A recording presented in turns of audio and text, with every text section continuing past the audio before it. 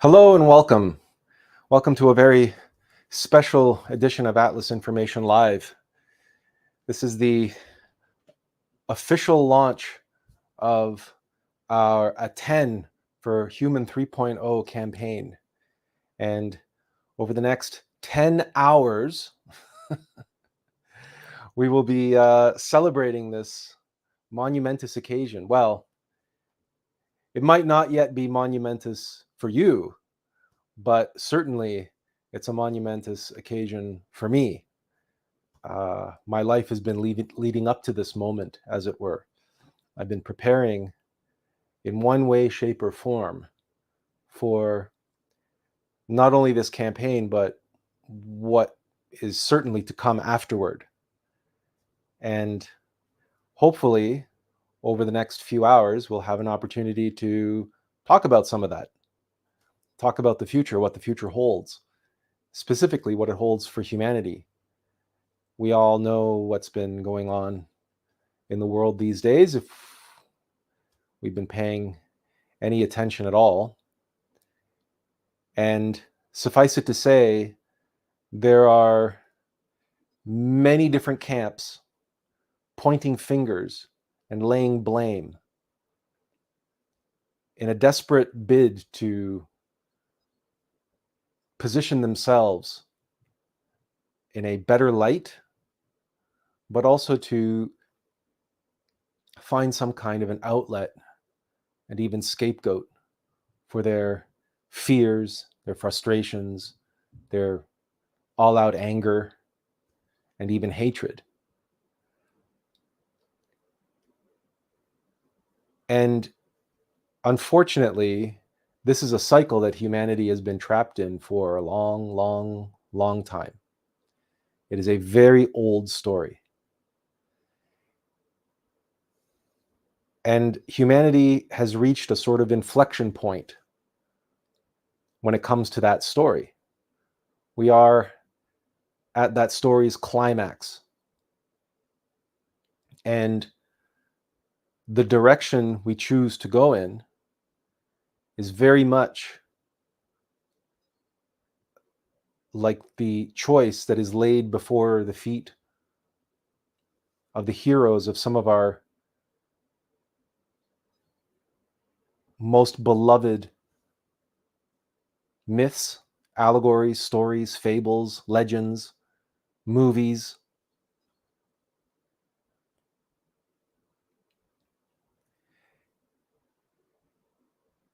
But I'm not sure humanity understands that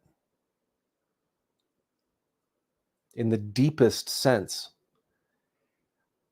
Many people, you might even say most people, the vast majority of people, can sense something, can feel something in the air. There is a change coming. We are at an inflection point. And everybody senses that, even on an instinctive level, not just intuitive level, but on a more primal level, instinctively. They can tell that many aspects of civilization are hanging by a thread, not least of which is the economy and the entire financial system, the financial well-being of the United States, for instance, which has been the de facto ruling member of the global civilization, certainly since the Second World War.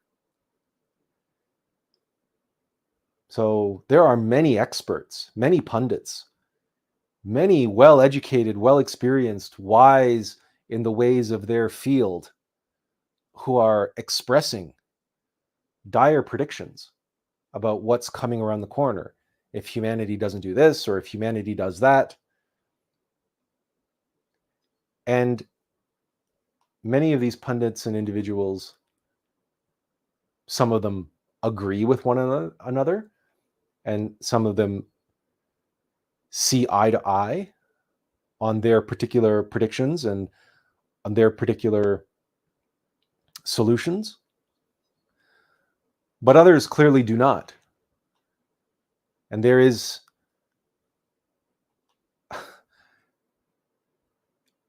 a high degree of discrepancy and opposition, intellectually, theoretically, politically, on a number of different areas.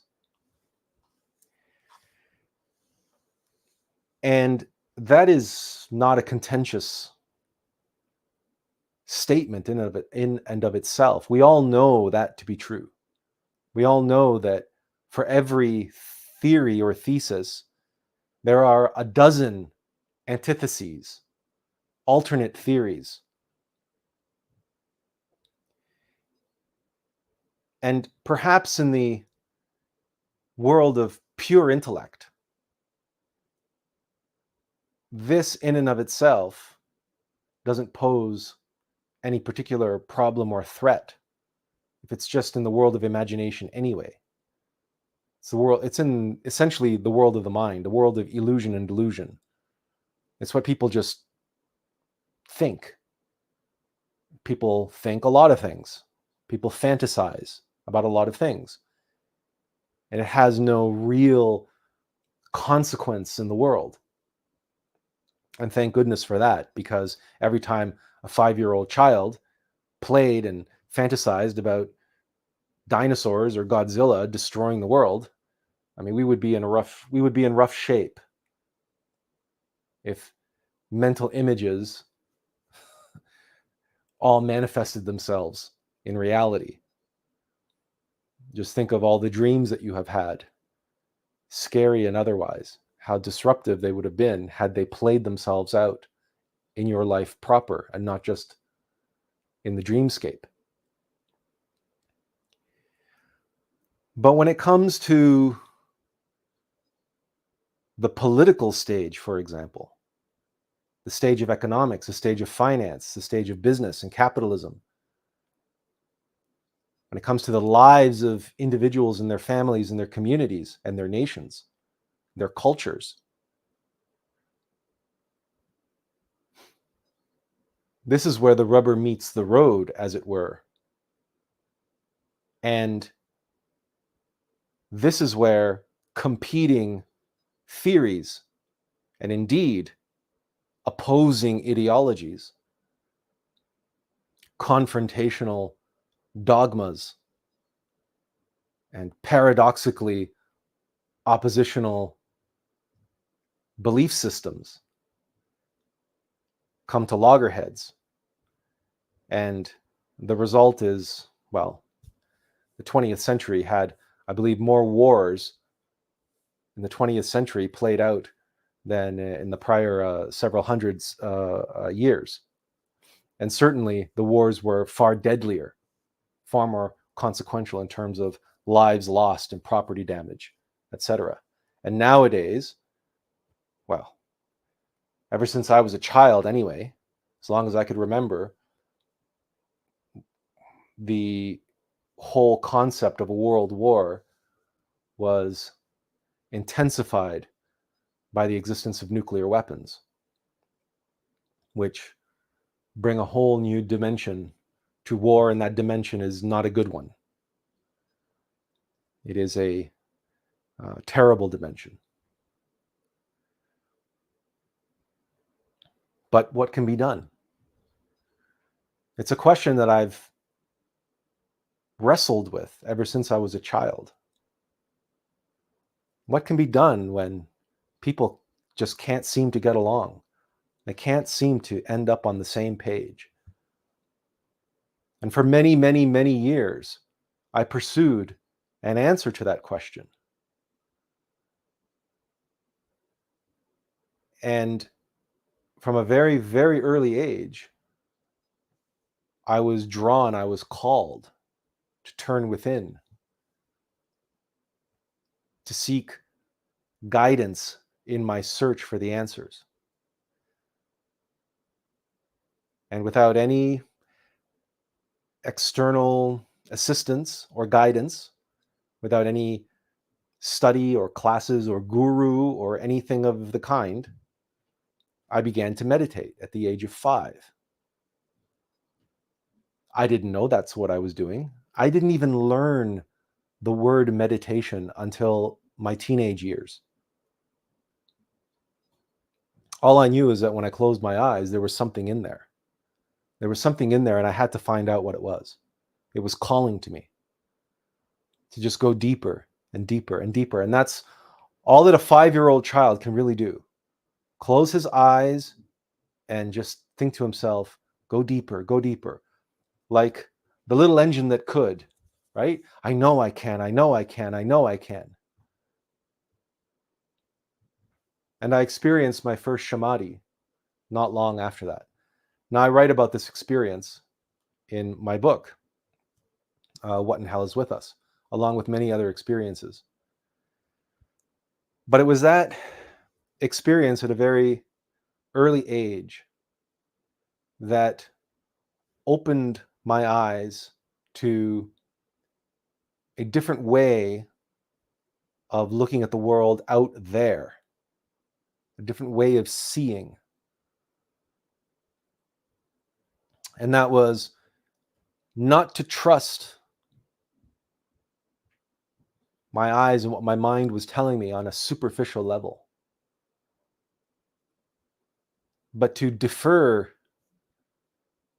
to that inner voice, that inner guide, to the very center of my being, to provide, let's say, an additional perspective.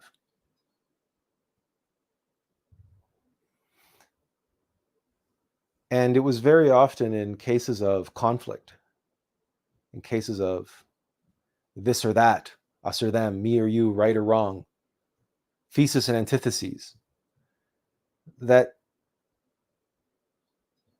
the mind obviously wanted to choose one or the other in that typical binary fashion that governs the mind and all of mechanical nature. Because that is the nature of mechanicity. It's even the nature of electricity. It has a positive charge or a negative charge. Well, and there's a neutral charge, but then nothing happens. A light switch is on or off, right? An engine is on or off. We even designed computers to think this way in terms of ones and zeros, switches that are on or off.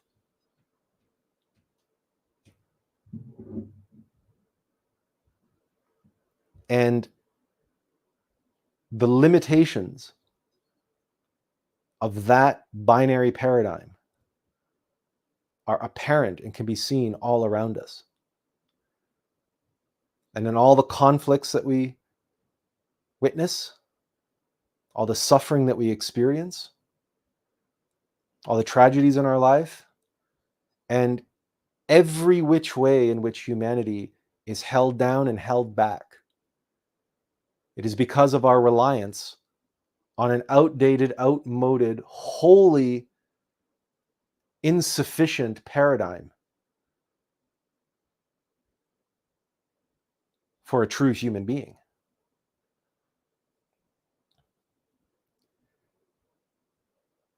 And because I was shown this in a very rudimentary way, in an experiential way, not an intellectual way. This is not something I understood. This is something that I experienced. This is what allowed me at a very early age to enter into elementary school and to be, of course, blessed with a very special elementary school, one in which there were no desks in rows.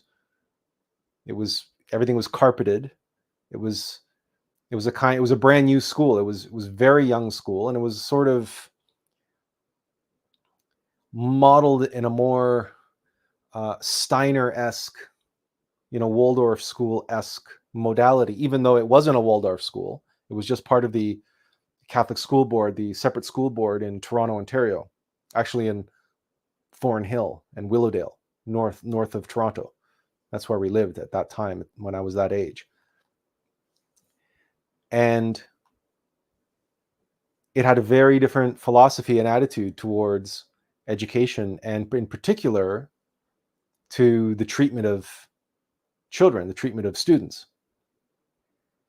And the authority figures, the teachers, were encouraged to not get in the way of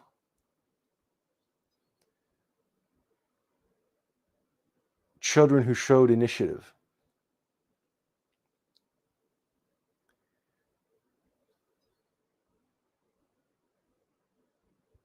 And because I had a very different approach than most, I was not bound to a binary methodology of thinking, this or that, right or wrong, left or right, etc. Yeah, I was able to do all that. I would recognize all of that. But because I was introduced in a very preliminary way, a very simple way, basic way, to a trinary modality, for the 4 years that I was in elementary school at that school, grades 1 to 4, in my class, there were no bullies. There were no outcasts. There were no cliques. Everybody was friends with everybody else. Everybody went to each other's birthday parties. And in general, everybody did better in class. I went around and would help people with their work and help them understand things that they didn't understand. And all of my report cards for those 4 years were, every teacher began the same way. It's like Attila's like having another teacher in the class. But you see, them being the authority figure did not get in the way of that. They were not threatened by that. They did not stand in the way of the progress that they saw, the potential that they saw in their students. When there was someone who somehow was able to help people work past their differences and work past their misunderstanding and their confusion.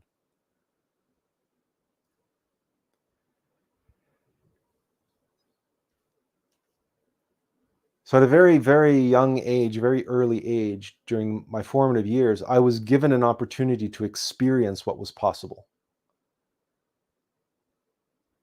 And what a trinary modality, when someone doesn't rely on their rational mechanical mind for all the answers, and on the authority figures, and on this binary duality, and picking a side, and that's the side that I go with, and that's it. But this third way,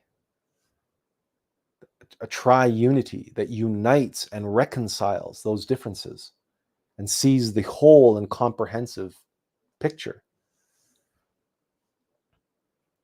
It's no wonder that the school board, selected me along with a number of other students to go into their gifted children's program, which I never got to go to, which I never actually got to go into because I moved to Guelph, Ontario. And I was put into a school that was the antithesis of my previous experience with school. I was thrown into a school which was essentially stepping into Pink Floyd's The Wall, where the authority figures, where all the rows, all the schools, let's put it this way, all the desks still had ink pots. I'm sure some of you have this experience and this memory, or some of you may have this experience where you went to school and the desks were literally 100 years old and they still had ink, the places to put the ink wells. And the authoritarian figures there, the principal and the teachers, they were advised, again, by the principal and the school board to take a wholly opposite philosophy and approach to the students than my previous school. That this is the way things had to be, and that's the way it was going to be. And at the same time, the principal used to shut the power off in the school during the day to save money. So we were all sitting in the cold, and it basically, not quite in the dark. We did have windows, trying to do our work without light and so on and so forth. So I was from that age, roughly around the age of 10, for 40 years. I experienced wandering in the desert. For 40 years, I literally wandered in the desert because I had been cast out of paradise.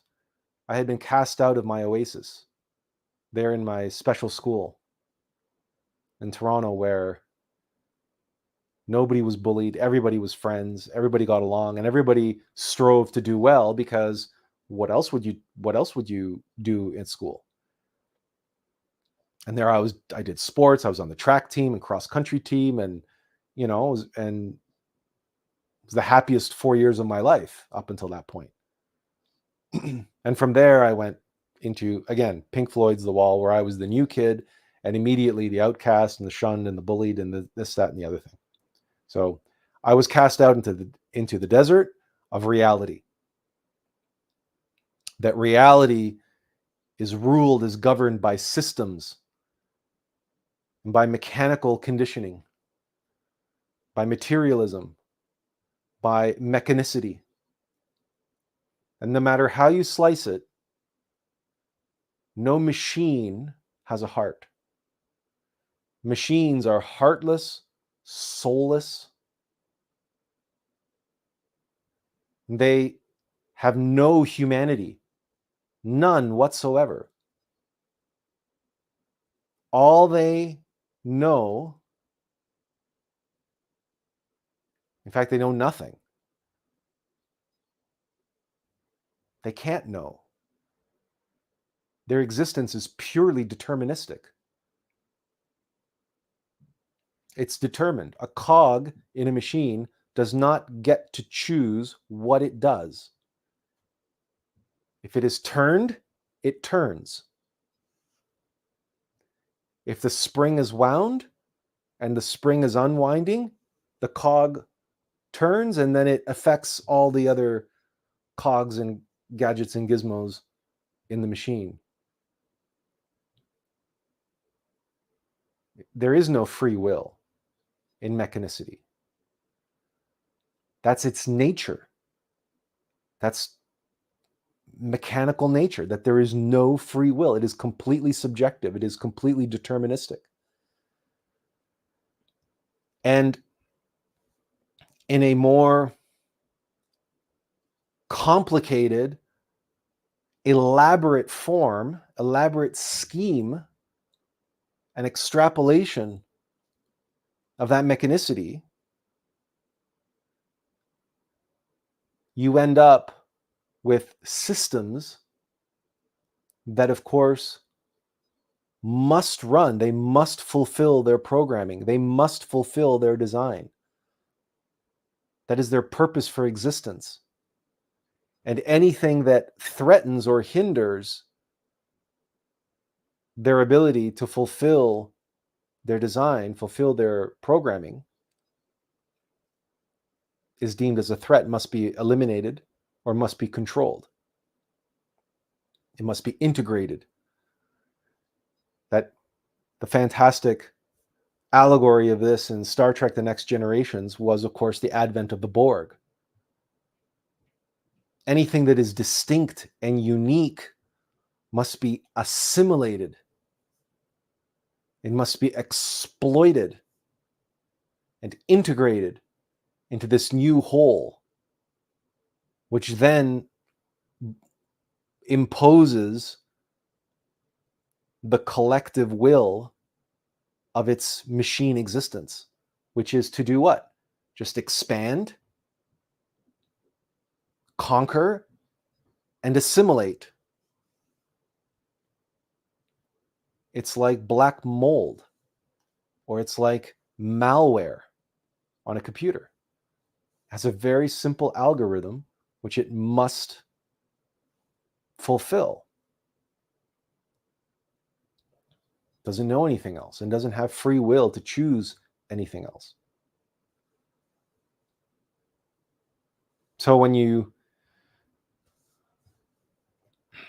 listen to philosophers or scientists or neurologists and all sorts of intellectuals theorizing and discussing and arguing over the existence of free will versus determinism and what the true nature of reality is, the reason why you will hear individuals fight and argue so intensely in favor of the belief that free will doesn't exist, that all there is determinism, is because they are completely assimilated into that mechanical paradigm. And their mechanical rational mind is incapable of processing the existence of anything outside of itself, or allowing for or accepting that such a probability even exists, because it has a wholly subjective intent, and that is to fulfill its programming, which is wholly deterministic and subjective. There is no free will present there.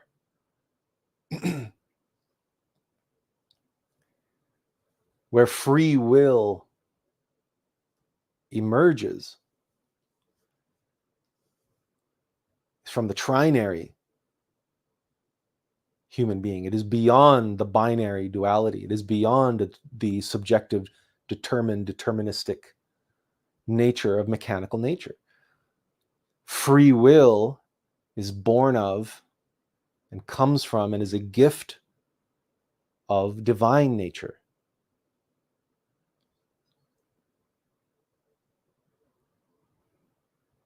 It is metaphysical, not physical.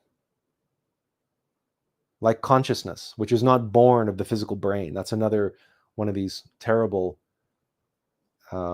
theories that materialist science has, that somehow consciousness can be born of complication and complexity of physical matter, which is absurd. And philosophically, one can look at that, and if one looks at it very simply and straightforward, using an application of conscious imagination. People call it a thought experiment. Well, even that is a terrible term because it takes place in conscious imagination, which is not part of our rational mechanical mind. You don't think through an experience. Thinking cannot produce an experience, but the experience of thinking. And that is a cyclical argument. You can't break out of thinking by thinking. Because the harder you think about breaking out of thinking, the more you get into the downward spiral of thinking, right? It's a cyclical argument. I can't swim my way out of the ocean. At some point, I have to walk, or I have to grab onto something. Like I have to, if I keep swimming, I will always remain in the water.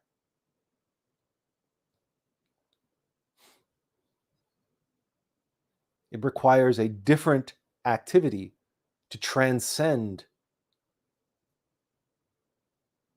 the mind. So you can't think your way out of the mind. And you can't use binary argument to escape binary duality.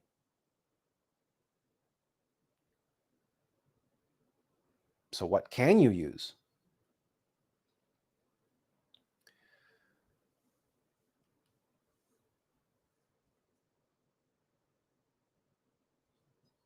And the answer is consciousness.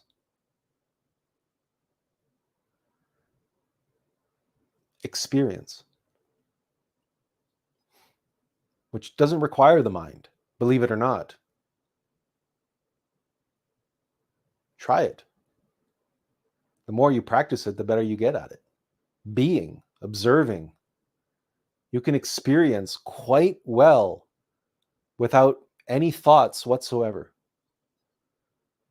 More than that, the more you practice being in that state, the more you are able to speak without thought. In other words, you are expressing something, but you're not thinking about what you're saying. You're just observing yourself saying them, which begs the question, where is it coming from?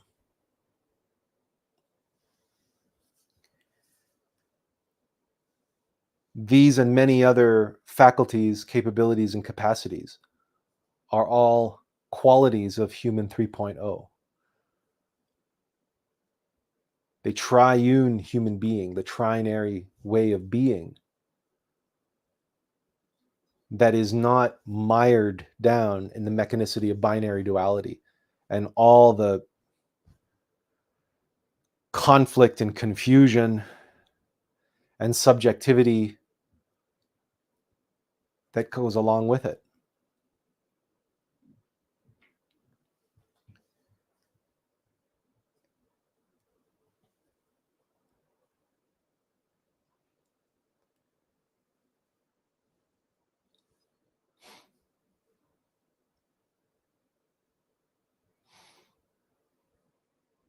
But it's one thing to, talk about it like this.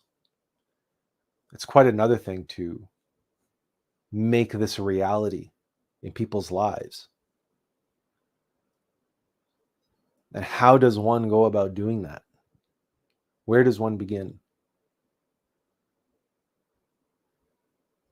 For roughly 10 years now, I've been writing blogs, and for 3.5 years, more than 3.5 years, I've had my YouTube channel and doing my live streams once a week and videos now and then, in addition to that. But I also took a good chunk of time last year to write the book, which I'm offering as a gift, a thank you gift for support for the campaign, Attend for Conscious Arts. And what all of that has been leading up to is this day, this moment, and this campaign, recognizing that I can't do this alone, and that in order to make Human 3.0 a reality, it must be made a priority. Now, individuals can choose to make it a priority in their life well enough. That's all well and good. But if the systems we are all in, if the systems persist in being bound to the binary paradigm, then all individuals seeking to acquire qualities and capabilities of a triune human being everyone who's trying to live from a trinary perspective, we are all going to come into conflict with a system that is binary in nature and fears and loathes the trinary perspective. Because mechanical nature is governed by one dominant algorithm, and that is the algorithm of fear. It is the program of self-preservation. Self-preservation and self-proliferation.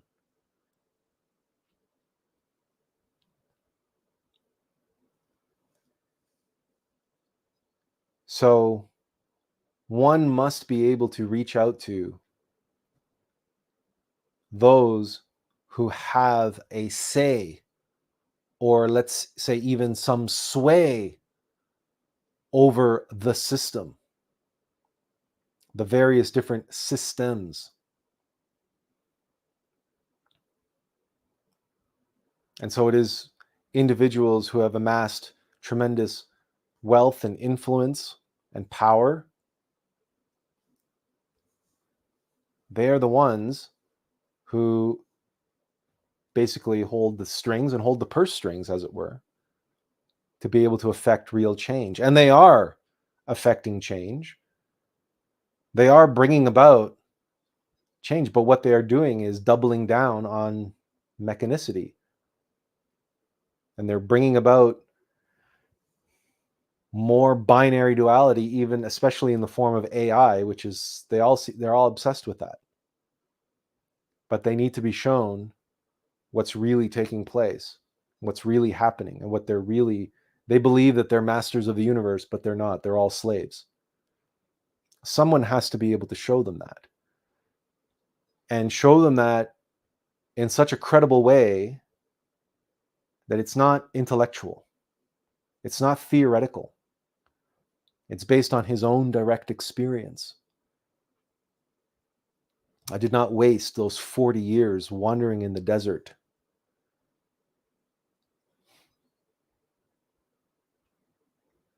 I was prepared for this role and to do what needs to be done. And I know these people who run the world, I know them better than they know themselves. And we can get into the weeds as to why that is.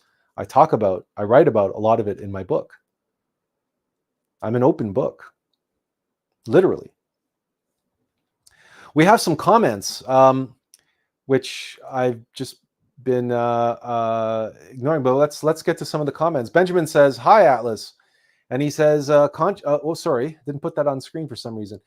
Benjamin says, "Hi, Atlas," and Benjamin also says, "Consciousness is the only thing that doesn't have an ism, like determinism, meaning several in the use of ism in theology. It came to mind." That's true. Consciousness isn't an ism. Tiffany says, "Good morning, Atlas. I'm glad I can join you throughout the day." And she also says, to touch back a bit, you mentioned 10 plus years of work you've been doing. I want to acknowledge that and personally say thank you. I can only fathom, and in a lot of ways can relate, what it takes, the amount of energy expended, not to mention the days and hours you've made your work life, and it shows." Well, thank you, Tiffany. It's honestly, it's been at times it's been difficult. Obviously, being in the desert, I've done live streams talking about being in the desert and all that entails.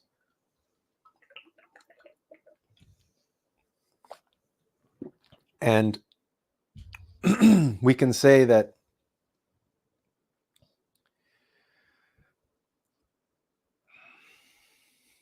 it has its moments of beauty and wonder and peace and joy, but also difficulty, stress and strain and struggle. But that's life. And that's all necessary. That's all required. The desert is what it is, and why it's always the allegory that is used is because the desert is the most inhospitable place that is still ruled by the sun. Now, people don't talk about the Arctic as much, although I'm sure that if you go to some of the Norse and Northern peoples' mythologies, they probably will talk about going out into the wilderness or going out onto the tundra or going out onto the ice and spending weeks or months alone out on the ice. It's the same allegory. And as you know, in the Arctic, the Inuit, they make these goggles with just these little slits in them so they can go out on the ice and be there when the sun is shining 24 hours a day without being blinded, because the reflection off the ice means that they're getting hit from both directions with the UV rays, and it's too intense, and you can very easily, very quickly go blind. So there's an intensity of the sun, of the solar light, right, of the Christic force, to look at it from a Christian perspective or an esoteric Christian perspective, a Christian mystical perspective. But you're in a lifeless wasteland, and there's this strange paradox at play there. You're alive, just barely, in a lifeless wasteland in the desert, or all alone out on the ice, but the sun is beating down on you. And it is in the interplay between these two elements that is born the triune human being that must reconcile that he's not alone. The sun is always with him, beating down on him with severity, burning his skin and almost making him go blind, and drawing all the moisture, all the water out of his body.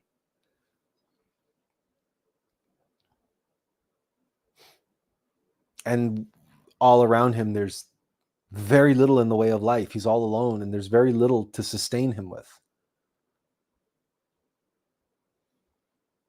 And out of that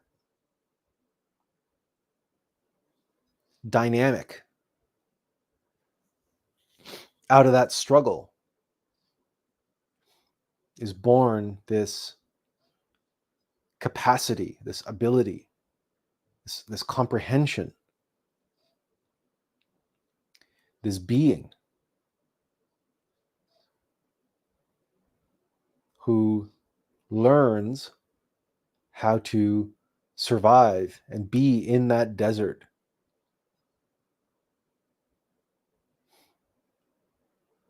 but not of it. Understanding that his true nature is not that of a desert dweller, that he's just visiting, and that this desert holds within it secrets and keys, and that the desert reveals its secrets to those who do not who walk the razor's edge between craving and aversion, between avoidance and indulgence. What the Buddha called the middle way. Right? The middle way is really the third way.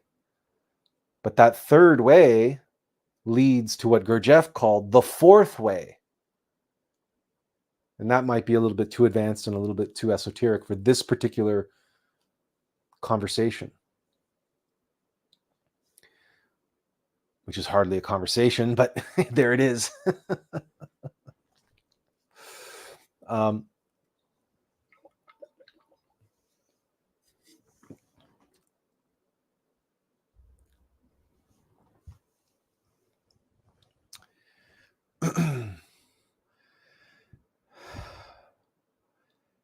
The thing about the person who wanders in the desert is they come back with those secrets. If they survive the desert, and if they don't get lost in the desert, and if they don't get seduced by the Bedouin, and if they don't become one with the desert, then they return from the desert with the secrets that the desert revealed to them. And then their task is to liberate the slaves and lead an exodus of the enslaved through the desert to the promised land.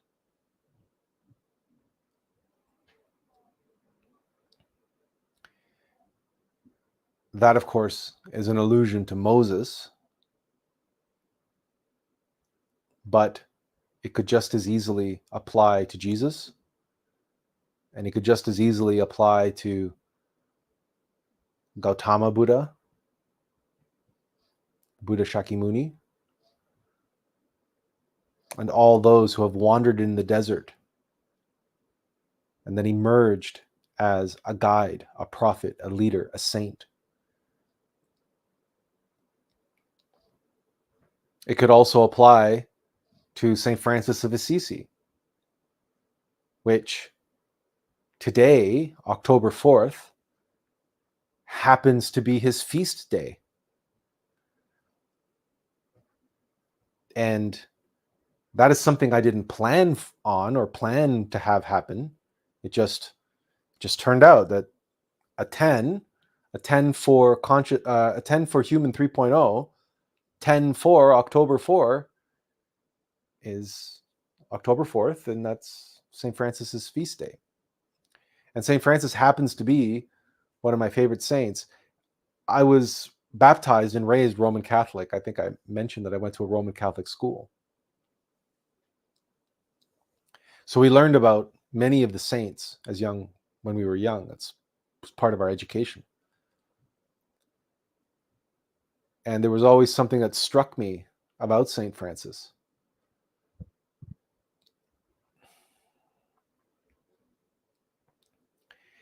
And it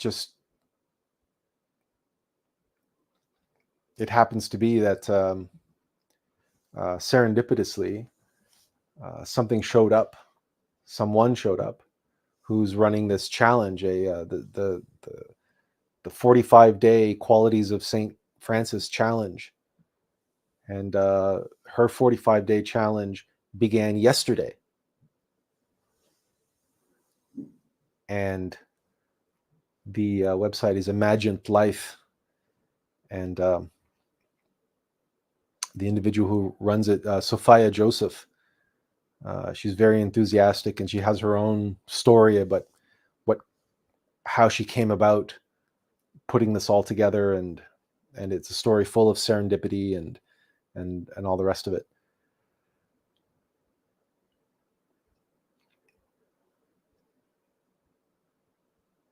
But you see, St. Francis too had to St. Francis walked away from his family fortune, right? And his wealthy family, and he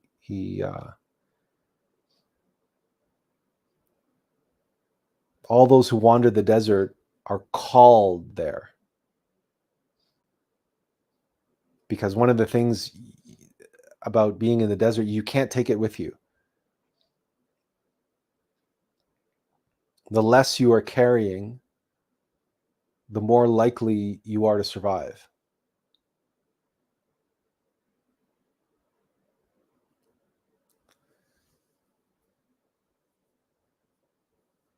And then we return from that desert transformed.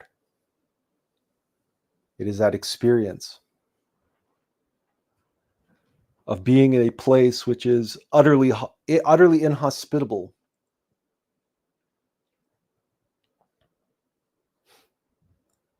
But we have to go through it in order to learn what it is that we need to share with others. And it can only be found through that experience in the desert. The comfort and security do not afford that type of life lesson, that type of wisdom. It's not born of living in the lap of luxury. And sadly, that is why the rich and the famous and the powerful and all of those who have accumulated tremendous amounts of wealth and live in the lap of luxury and live in material comfort and security, they know what they know, but they cannot know what they need to know. They have always relied on others who exhibited human 3.0 like qualities, except when it comes to certain individuals and their ability to wage war. Because sometimes,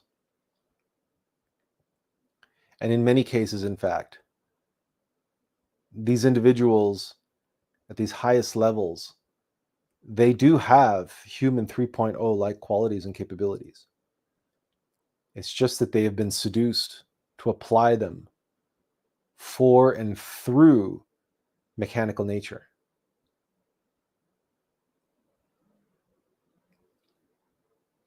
And that's why we have individuals like Alexander the Great or Adolf Hitler or Napoleon and countless others who have exhibited tremendous prowess as military strategicians or military leaders, political leaders, whatever the case may be, for conquest.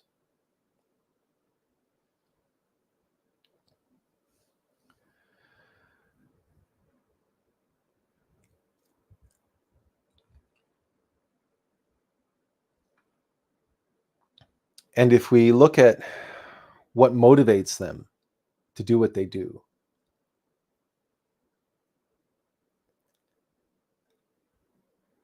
if we understand that and we know what's behind their actions and their desires to control everything and to control things the way they're going about trying to control things, we can appeal to them on the basis of fact, objective fact. And we can appeal to them on the basis of their human 3.0 qualities, which they do possess, many of them, not all of them, but many of them. Because it does require, it requires a little bit more than just luck to rise to certain levels. I mean, winning a lottery is one thing, but one does not rise to the level of, I don't know, head of BlackRock or, chairman of the World Economic Forum on the basis of sheer luck. And if you see some of these individuals, you can tell that they also did not rise to their position of power just through charm and political scheming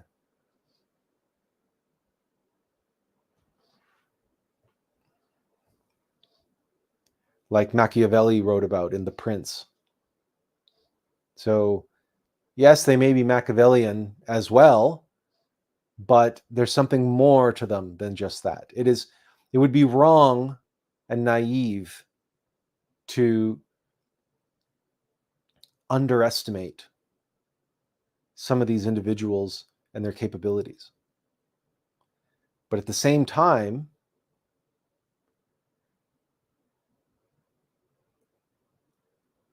we can recognize the true source of much of that strength. It's just that it's been corrupted, it's been twisted, and it's been duped by mechanicity, or, from a religious perspective, if you want to call it evil, which is really just the opposite of live. Remember what I said, if you're in the desert, you can be seduced by the desert. This is what Lawrence of Arabia is about. Esoterically, I know historically what it's about, what everybody thinks it's about, but esoterically, it is about a man, a British officer, who becomes completely seduced by the desert. And he becomes the military leader of the Arabs, the Bedouins of the desert. And he wins them over, and he rallies them to liberate the desert from, in that particular case, the Turks.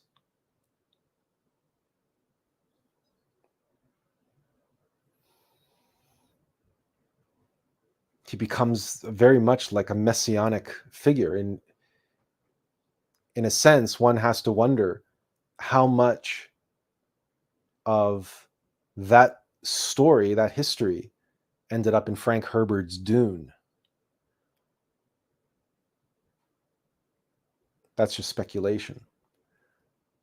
But there again, in science fiction, in Dune, we have, again, a similar story playing out,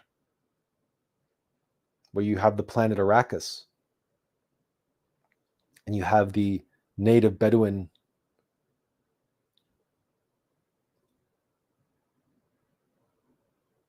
who live upon it. And then the spice and everything else, well, it gets very complicated after that. But the waters of life are extracted from the sandworms on Arrakis, in the desert.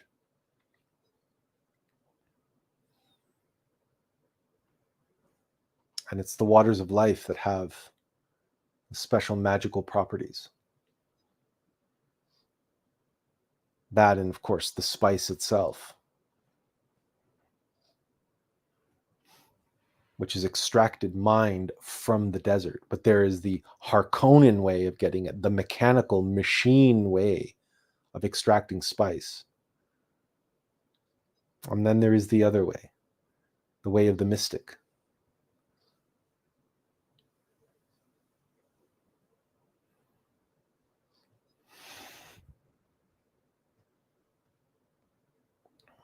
And really, when you look at the elite, who are very small in number, you look at the way they extract energy and power from the world, and they hoard it, they collect it.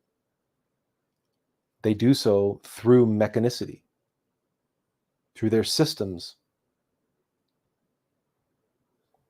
and through manipulation, through black magic, through psychological manipulation of humanity, which is all mechanical in nature, because the ego, all those algorithms of ego, right, craving and aversion, which are the two aspects of desire, and fear, and all the other ways that they use to coerce and manipulate humanity with their various systems. That's like the Harkonnen extracting the spice from Dune their way. But then there's Paul Atreides, and he takes a very different path into the desert. And he learns the secrets of the desert and the secrets of extracting the waters of life, the most precious commodity in any desert.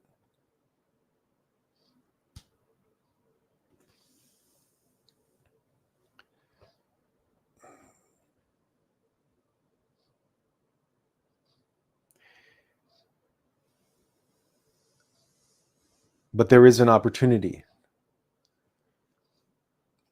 And that opportunity presents itself when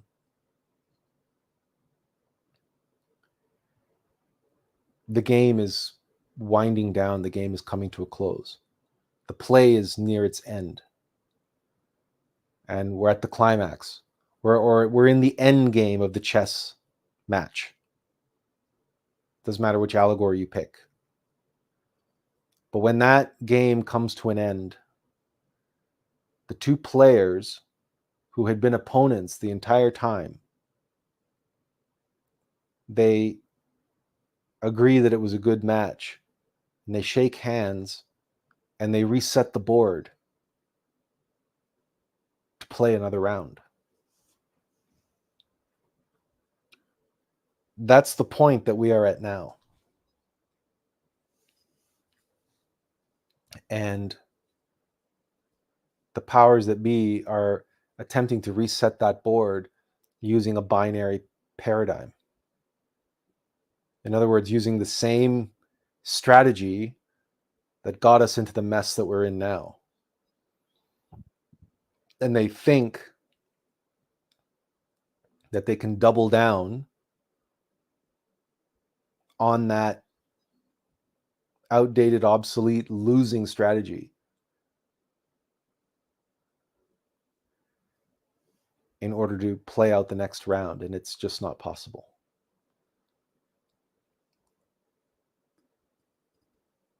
But are they aware of the third way? Do they know its potential, or do they fear its potential?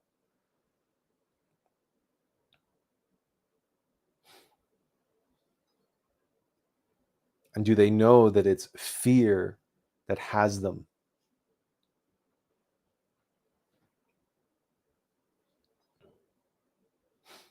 Because we know that they're trying to control, but do they know that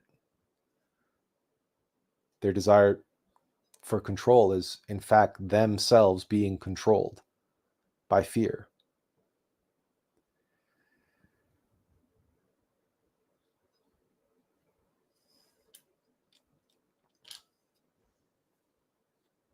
There must be some among them, some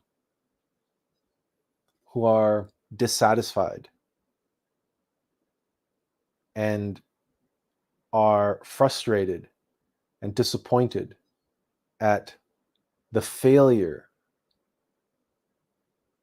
of promises of wealth and power and fame and fortune, how these things promised happiness and comfort and security, but delivered none of it. Maybe luxury, so comfort and security in the form of luxury, but spiritually, and that there is no fulfillment in anything that they have done or anything that they can do. There is only this constant nagging emptiness inside, and this obsession toward total and complete control, and a looming anxiety and worse, desires that hungers that cannot be fulfilled, and thirsts that cannot be quenched.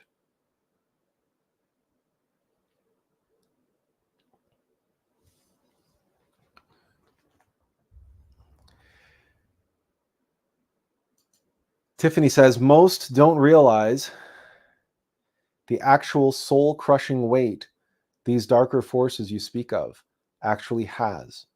Human 3.0 is a way to cloak ourselves, offers an astronomical way to heal, where the path forward is more possible, especially in a collective consciousness way.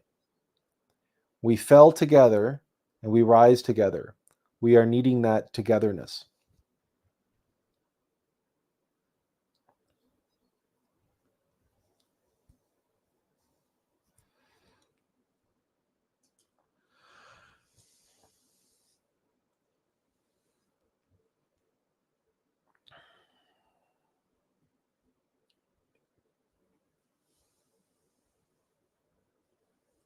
One of the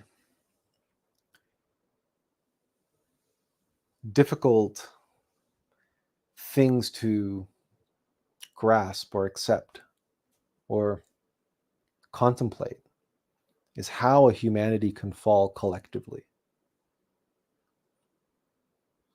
At least until one observes mob mentality, until someone observes the latest fad. And we've all seen fads come and go. We all know what they're like. We all know how people can be when it comes to fads and jumping on bandwagons and jumping off bandwagons and the latest and greatest, and it can become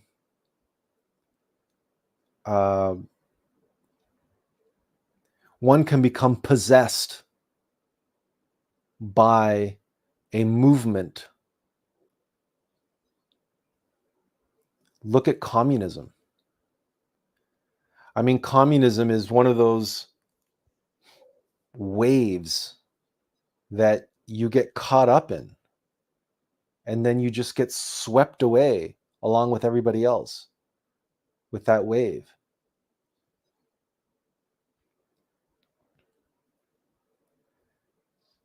Now,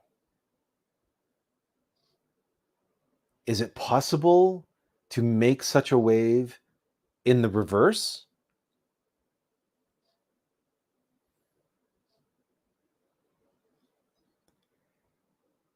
The answer, unfortunately, is no.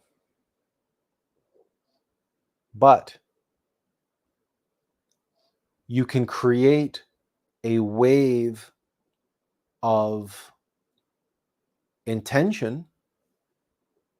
You can create a wave of hope, of ambition.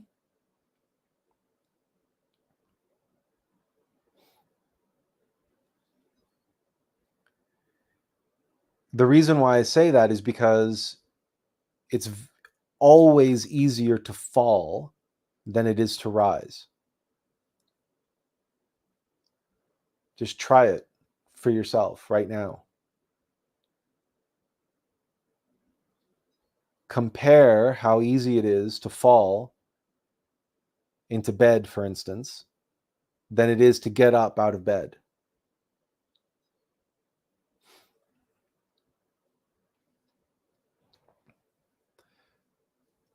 And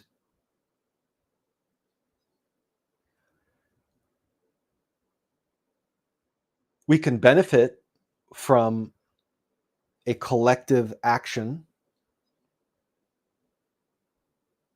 of rising.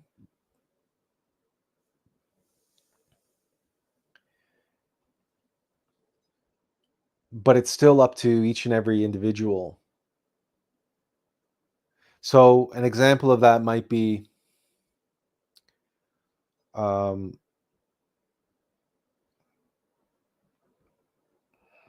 I can't remember the name of the island, but the film is called Hacksaw Ridge. It was directed by Mel Gibson, starring Andrew Garfield. And the Americans are trying to scale this cliff, and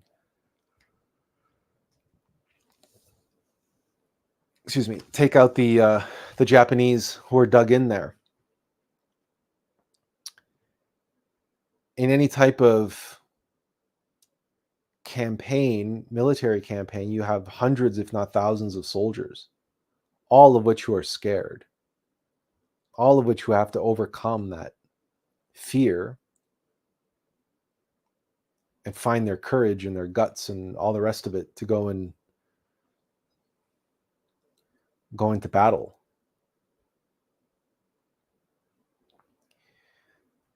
So you might say, well, there's an example of a collective rising. Well, yes, there's an aspect in there, but they're also going to wage war, which is violence and killing and, us versus them. It's all still locked up in binary duality. You see, human 3.0 is incapable of going to war. Not because he's incapable of fighting. A human 3.0 can fight if they have to. But if this world was populated by human 3.0, war would be a rumor. War would be something that we only wrote about in myths and legends. War would not be something that actualized on the earth, because we would have no need for conflict. We would have no need for identification and attachment to our differences, because whatever differences existed, that we know a human 3.0 knows that they're completely inconsequential. They simply don't matter. So this whole notion of identity politics and everything and all the conflict that goes along with it is completely nonsensical to someone coming from a human 3.0 perspective.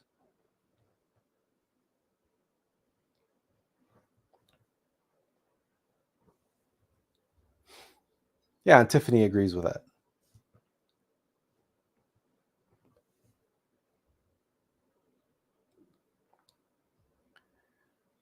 This is one of the primary reasons why other humanities have been very sheepish when it comes to revealing themselves to us and inviting us and making us a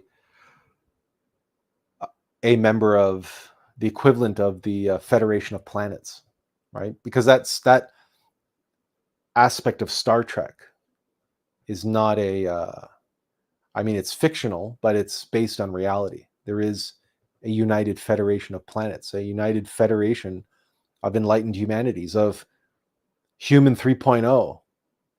Now, obviously, they're not human, because they're not human in the sense of, they're not Terrans, in other words, but they are humanities, and they are all 3.0. They are all enlightened. They are tri-unities. They are not binary in any way, shape, or form. They're not trapped in duality, and they're not trapped in mechanicity, which is why their spaceships seem to defy the laws of physics,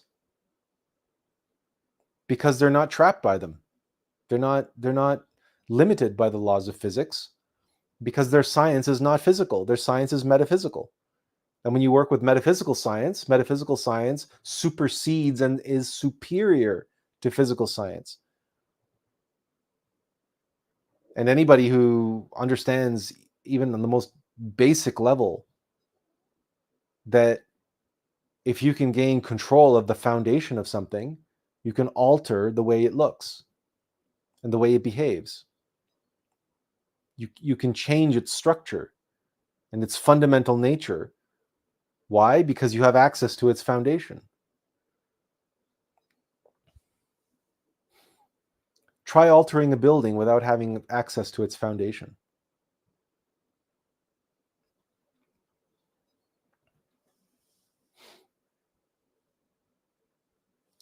So this, of course, is another aspect of why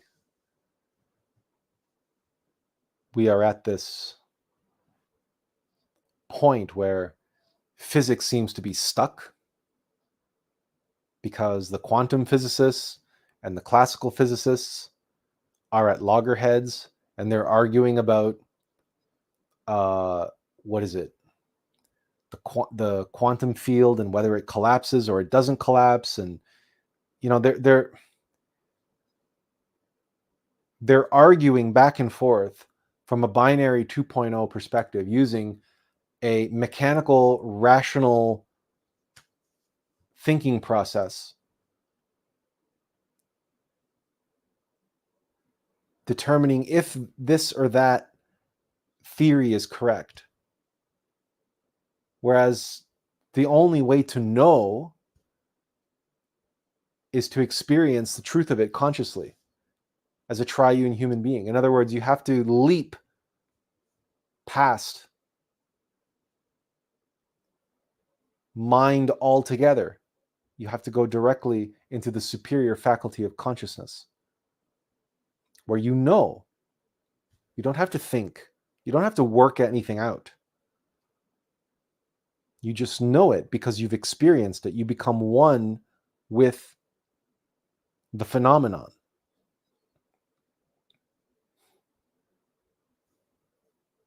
When you experience a phenomenon in that way, in an unmediated way, then you now know objectively what it is you're dealing with. Now, this is not easy to do. It takes practice, it takes time, it takes effort. But it also takes letting go, the ability to accept that the present modus operandi that we're stuck in, this human 2.0, is inferior. And that it's limited. And someone who can't accept that as a starting point is very, very unlikely to progress, because they can't let go of that which is holding them back.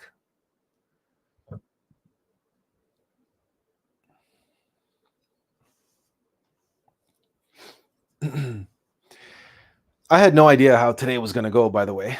I had no idea what direction I was going to go in. Mostly, it was right down to the last minute, getting prepared for today.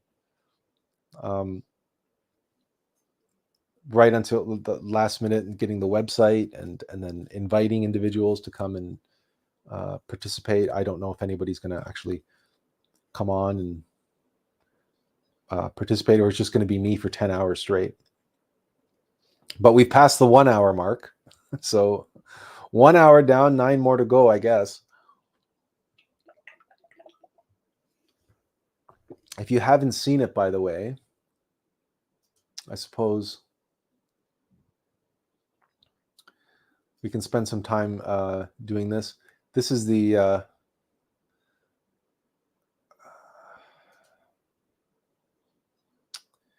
let's see.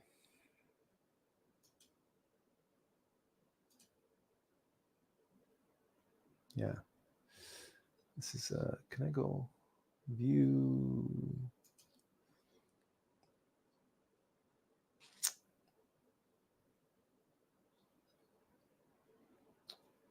There we go.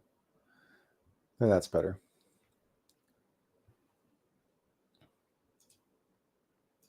So this is the, I'll just get it to the first slide. This is the website for Attlas Conscious Arts. I only completed this week.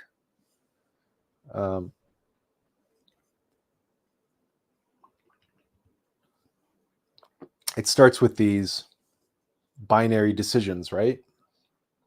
Would you do this? Would you do that? And then we have some explanation as to what's going on.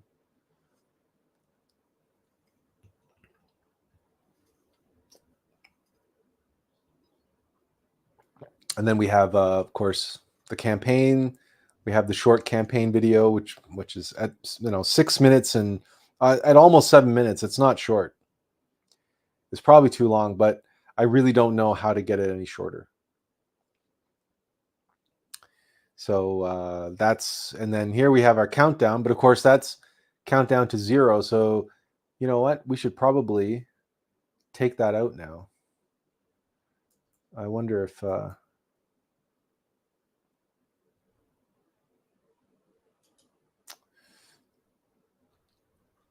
anyway, I'll take a moment to take that out. And then we have, oh, that's back to the video.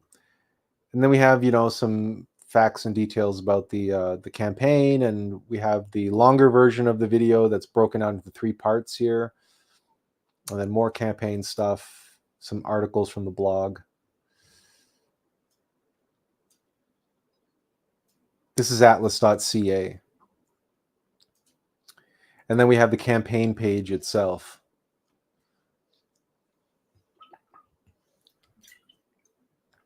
We have our thank you items, and well, anyway.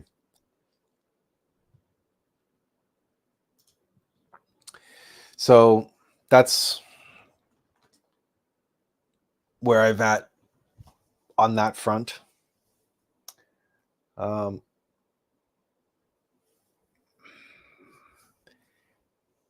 It's been it's been a lot of work trying to get this all put together, right? By myself, and the reality is that I can't move forward continuing this alone. I need to be able to bring some people in around me,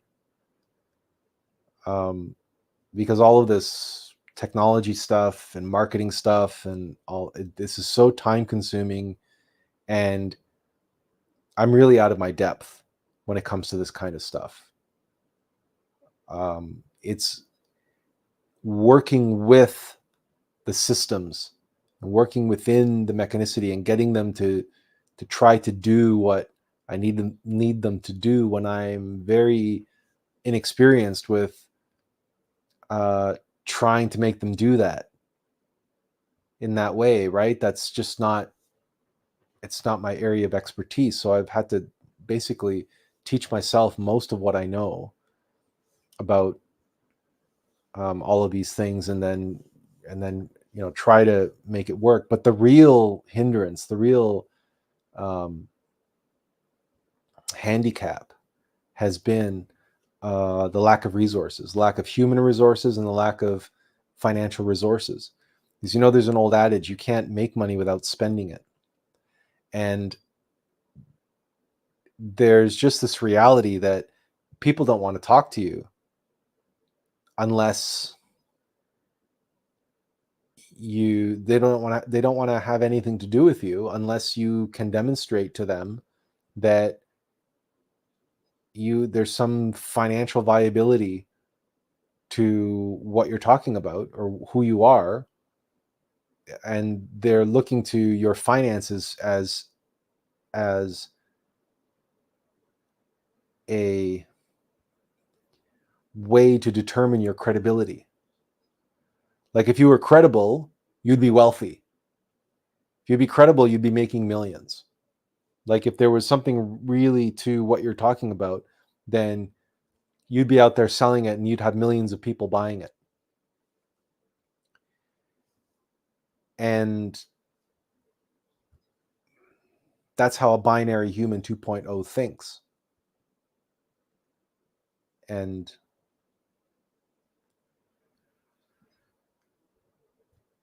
you can see from a certain point of view how they would have a point. Because if you have something that's materially valuable, then people will be clamoring for it. If you have something that appeals to their mechanical nature, then they'll be willing to pay for it. But there are other considerations to be made here. And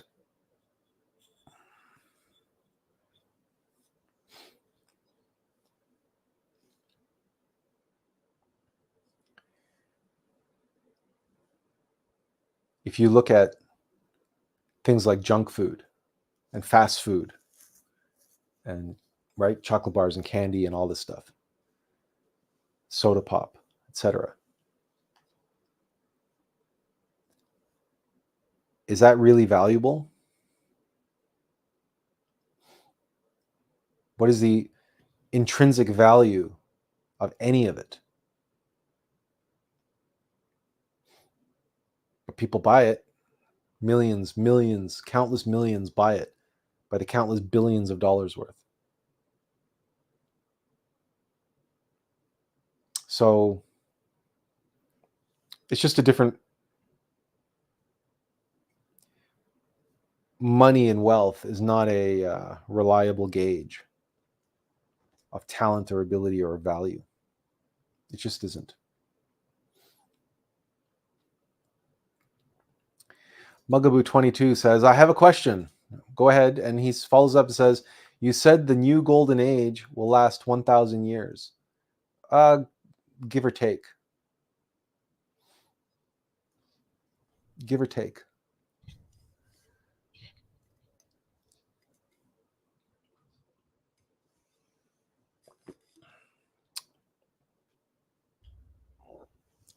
And he says, in the golden age, don't humans have longer lifespans?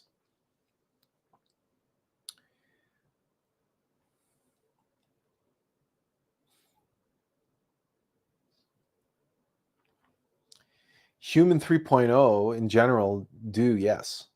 It's possible. It's possible. But all of that is relative to the humanity that we're speaking about. So it's possible, but longer lifespan relative to what? So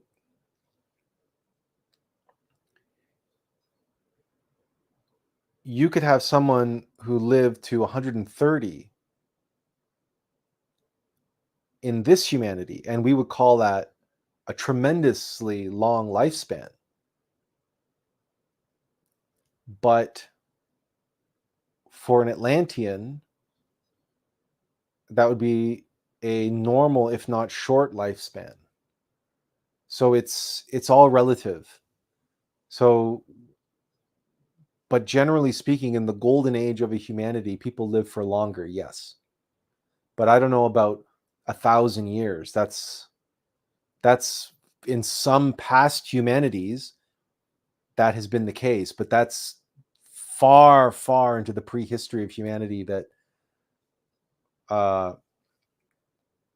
science has no idea about, right? And they would refuse to entertain anything like that. And Mugaboo says, in my culture, when we say 1,000 years, we mean a cycle. Maybe the cycle might be the 26,000 year cycle. Well, that's possible. I don't know. It depends on your culture. But it could be.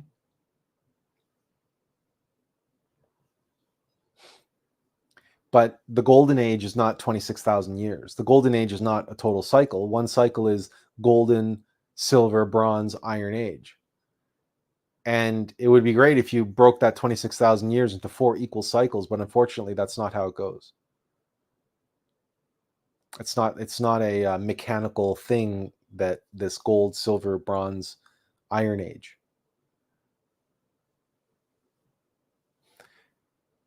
It's the golden age and the iron age are the two shortest. They're like, it's like a Pareto distribution. And the golden age and the iron age are in the tails. It's sort of like in a lifespan, right? Think about your childhood and adolescence, and then early adulthood, and then middle age, and then old age. And you map that out and look at that and say, okay, so in relative terms, how long is childhood and, the golden age of your prime, right? Your physical, mental prime. And then you have your early middle age, and then your late middle aged, and then you have your old age. And then you, like, the distance between 60 and 80, right, is 30 years. It's this, that's the same between, right, childhood and early middle age is 30 years.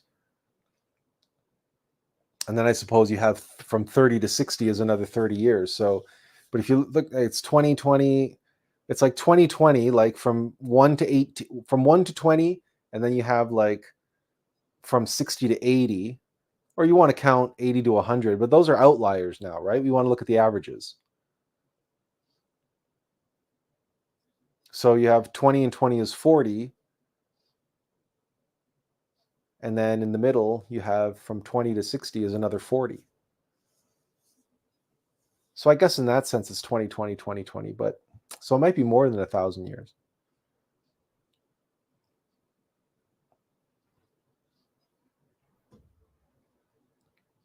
But then again, a humanity is not a human being. So we'll have to see. We'll have to see. We'll have to see. Benjamin says the 1,000 years of golden age seem to correspond to what the book of Revelation tells us. Christ and his saints will reign for 1,000 years while Satan is bound, after which Satan will be released. That's really where the 1,000-year number comes from. And Benjamin says, I'm working today, but I'll be here. Well, we're happy if you can pop on or pop off as you will. I mean, people are going to be doing that throughout the day. I honestly don't know how I'm going to hold this up, how I'm going to keep this up for 10 hours. I'm probably not going to be able to speak tomorrow, which is funny because I'm going to, I'll be on again on Sunday. So I might have no voice on Sunday.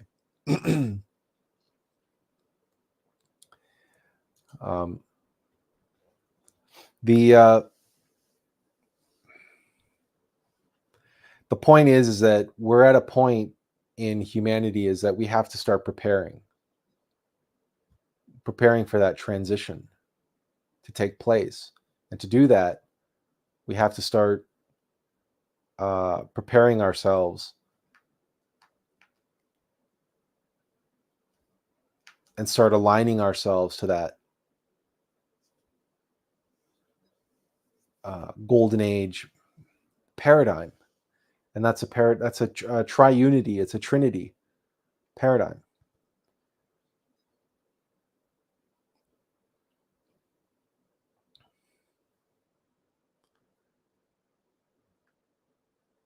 That's not to say that we're going to magically create the golden age like this, because becoming a human 3.0 is not easy. It takes hard work.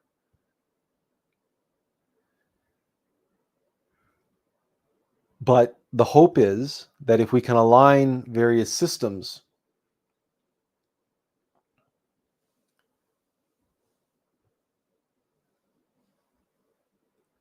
and have them retuned, redesigned, redeployed using a trinary paradigm, then maybe we can create an environment that is more conducive to individuals making that transformation within themselves.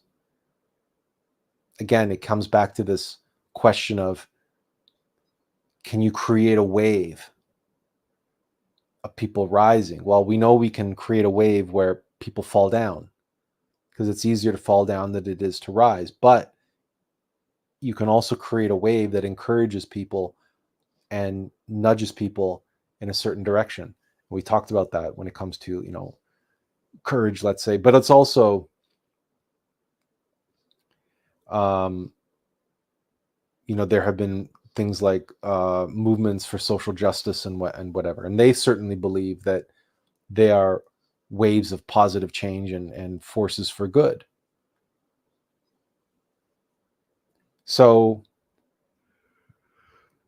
there's, to me, I see it as a comprehensive approach. It's like a top-down, bottom-up approach. You can't take a top-down approach alone.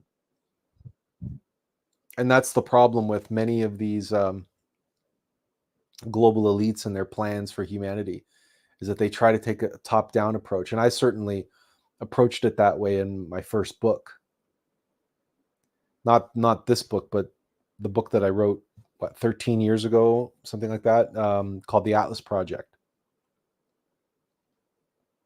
And in that book, I certainly, but even then, my top-down approach was a bottom-up approach, right?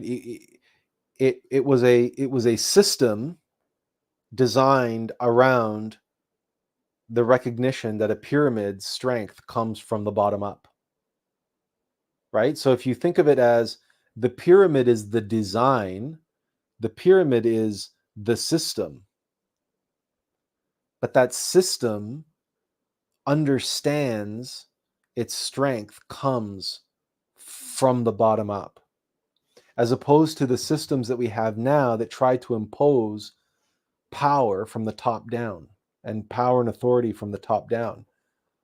And they exploit from the bottom up. They take advantage of, they use, but they don't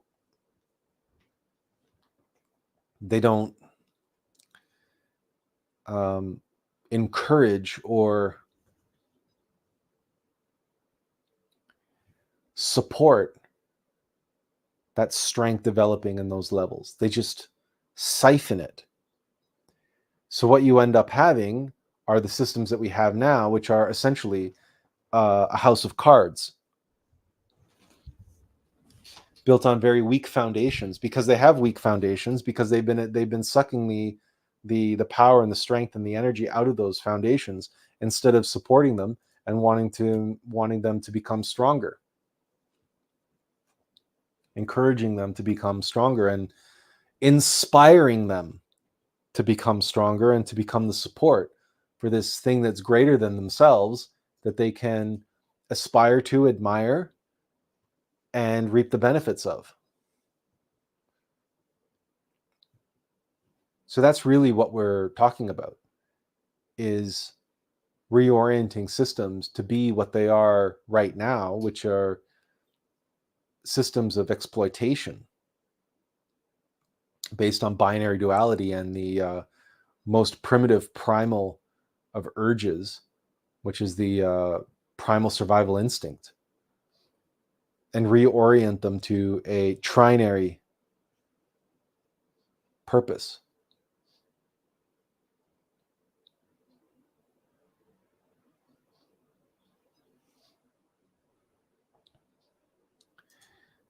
Tiffany says, do you have any easy donate button for the campaign by chance?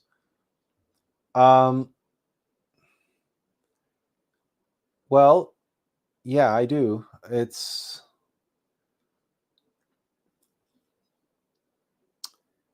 Hang on a second. Let me just show you.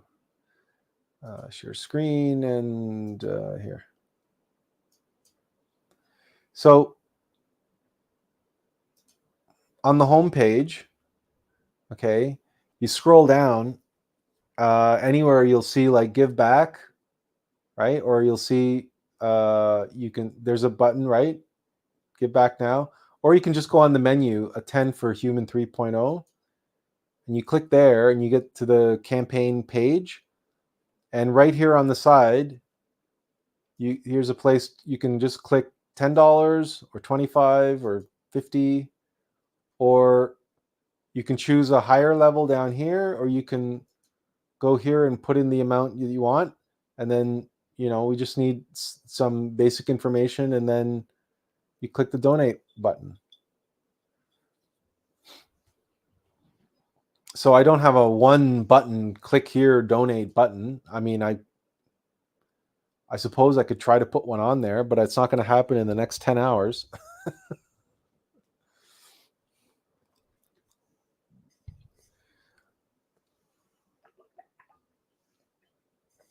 I kind of designed this to this page to look like a page from one of those crowdfunding sites like Kickstarter or whatever.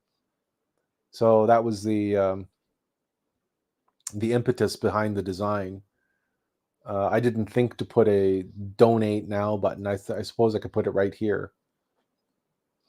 But yeah, hopefully that helps you out, Tiffany.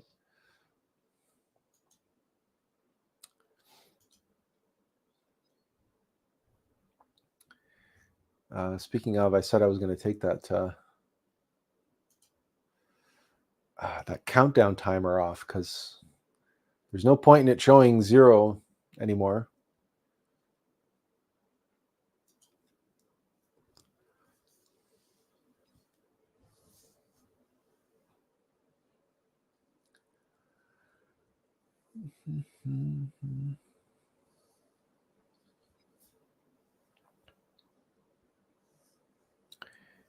So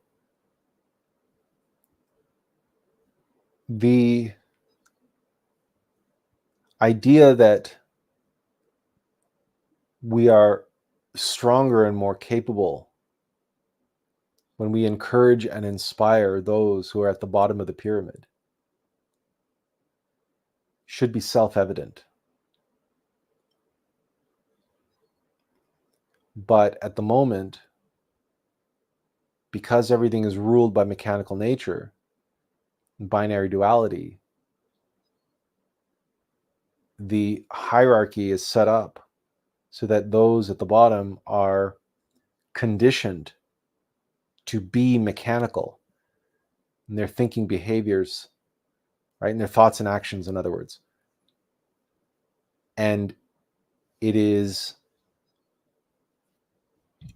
through that process that those at the top exploit and extract and hoard for themselves.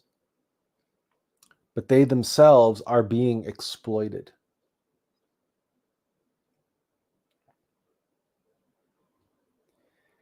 And this is the point of Atlas Conscious Arts, is to reveal this to those who need to see it and realize and comprehend that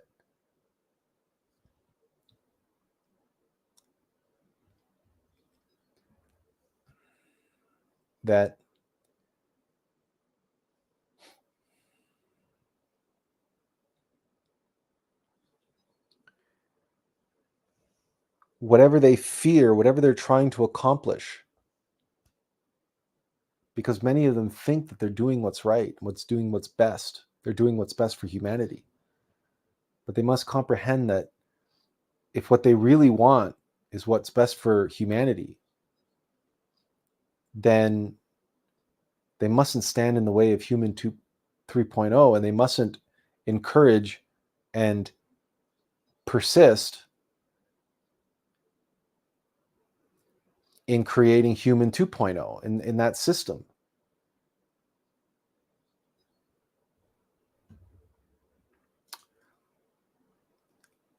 Yeah, Tiffany, I believe that's it. I believe that's the I believe that'll get you there.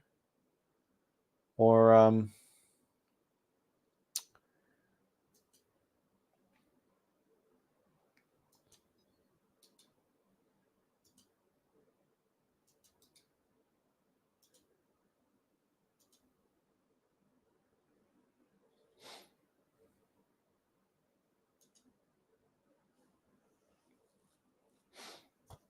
I just cut and paste it right out of my browser, just to be 100% sure. But yeah, I think it's exactly the same as what you put on the screen.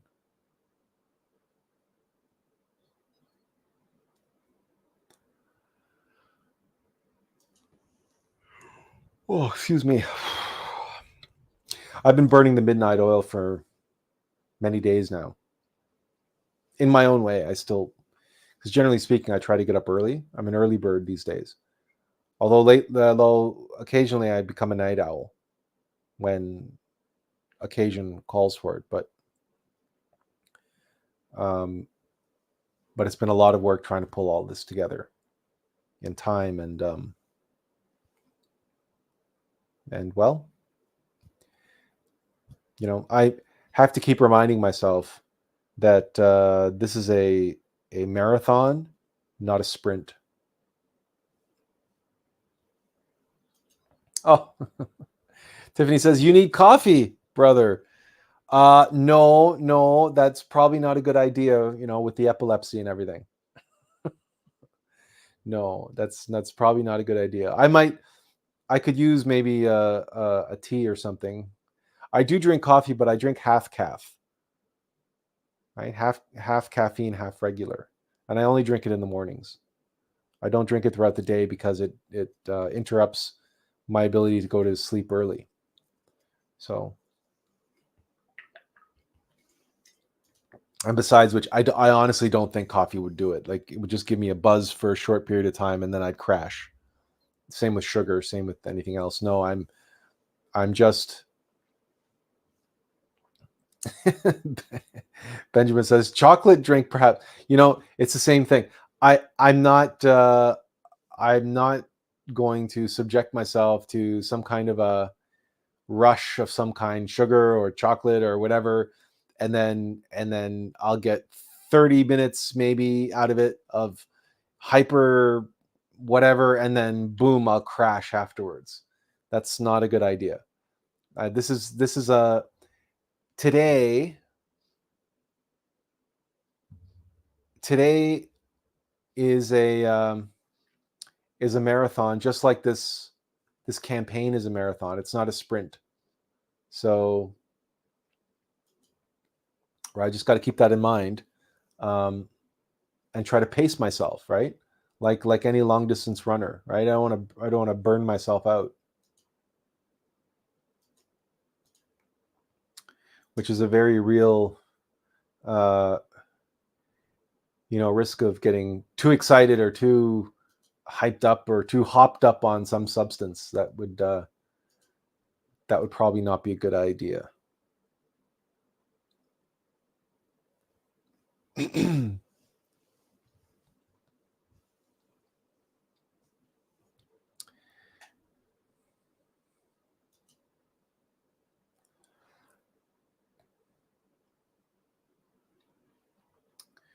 So let's see now if I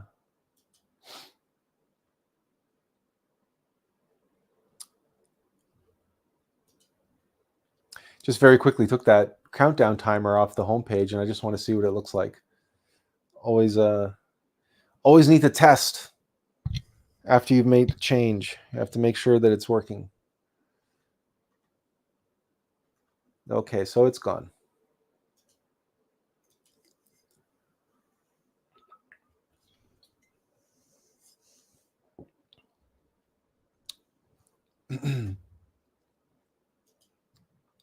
Tiffany says, so tell us what the Human 3.0 program, if it's a program, consists of. Is it something we study, something we do, classes or lectures? What happens in 3.0? A retreat we can go to. Man, I personally like a retreat. Well, you've been experiencing some of it, in the live streams when obviously we've been talking a fair deal about it.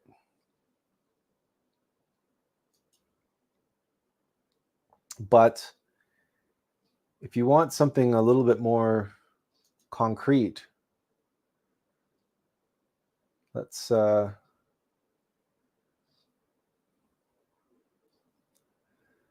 we're just going to start the whiteboard here. New whiteboard. Blank canvas. Okay. Oh, jeez.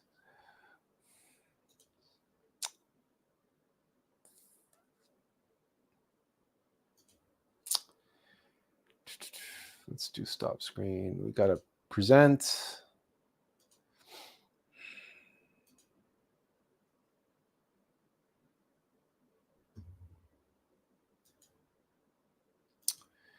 Share screen and entire screen. There we go. So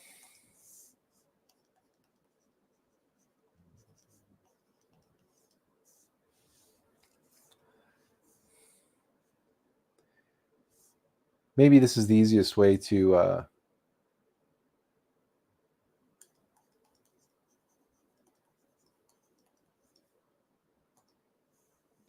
so as I was describing,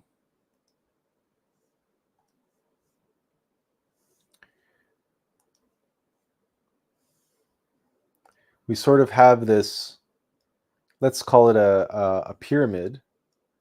And I wonder if I can send this to back. No. Yeah, okay.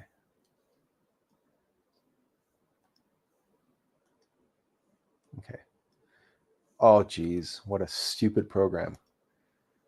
I can send it to back, but if I move it, then it pulls it to the front again. Anyway.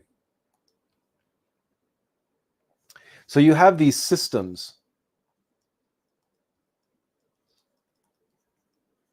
that are currently encouraging this because of what it can produce up here at the top for a very few. We call these few the elite. And this system is a materialist, material, and it's mechanical.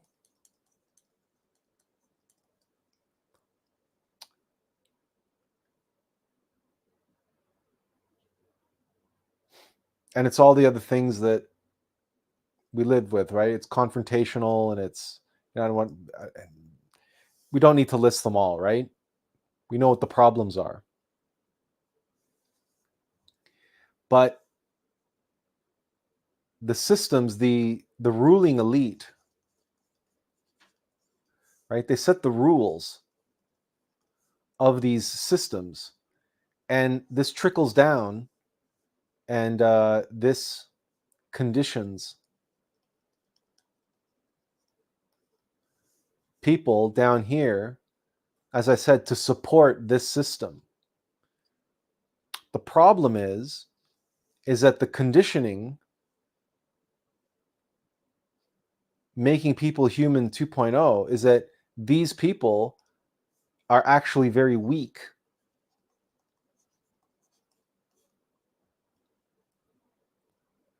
And so the structure of the whole thing, this whole thing becomes, it's only as strong as its weakest link. But if its foundation is weak, now why would its foundation be weak? Because its foundation is being conditioned to be wholly materialistic, mechanical, right? Atheistic or secular. And if it's not atheistic, then it's dogmatic, right? And religious, but religious in the sense of fanatical. And it's all based on beliefs and theories and all sorts of illusions and delusions. So the whole thing is resting on a house of cards. So that's, you know what? Let me, just to avoid some confusion, I was going to do human 2.0 at the bottom and human 3.0 at the top. But maybe this is because this is what we have to work with.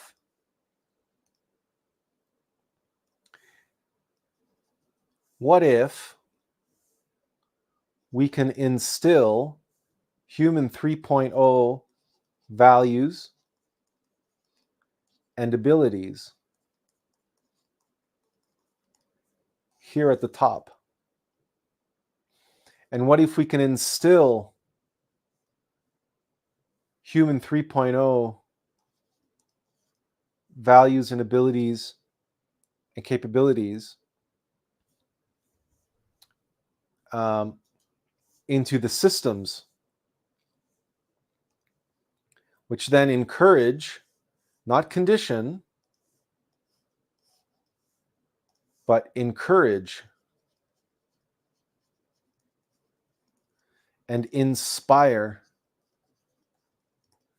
human 3.0, I'll just erase it, human 3.0 values and abilities down at the bottom.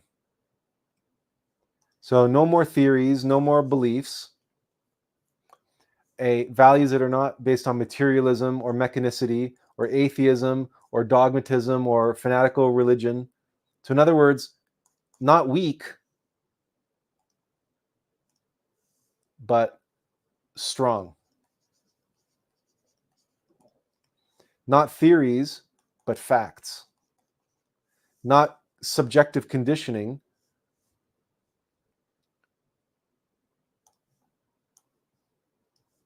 but objective reasoning.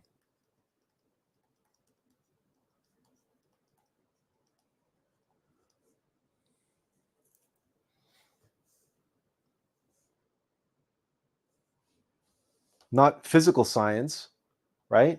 Metaphysical science.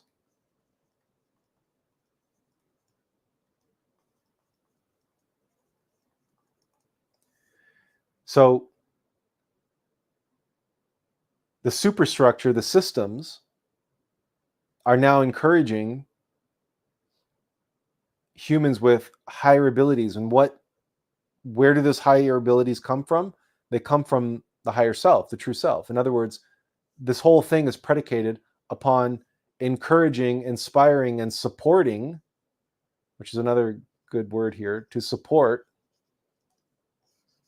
consciousness. And two things with as I described in the video, right? To expand consciousness. And when you expand consciousness, you can synthesize new knowledge. These are the two upward spirals, right? There's expansion, and then there's synthesis. Now, this new knowledge, these come in the form of innovation,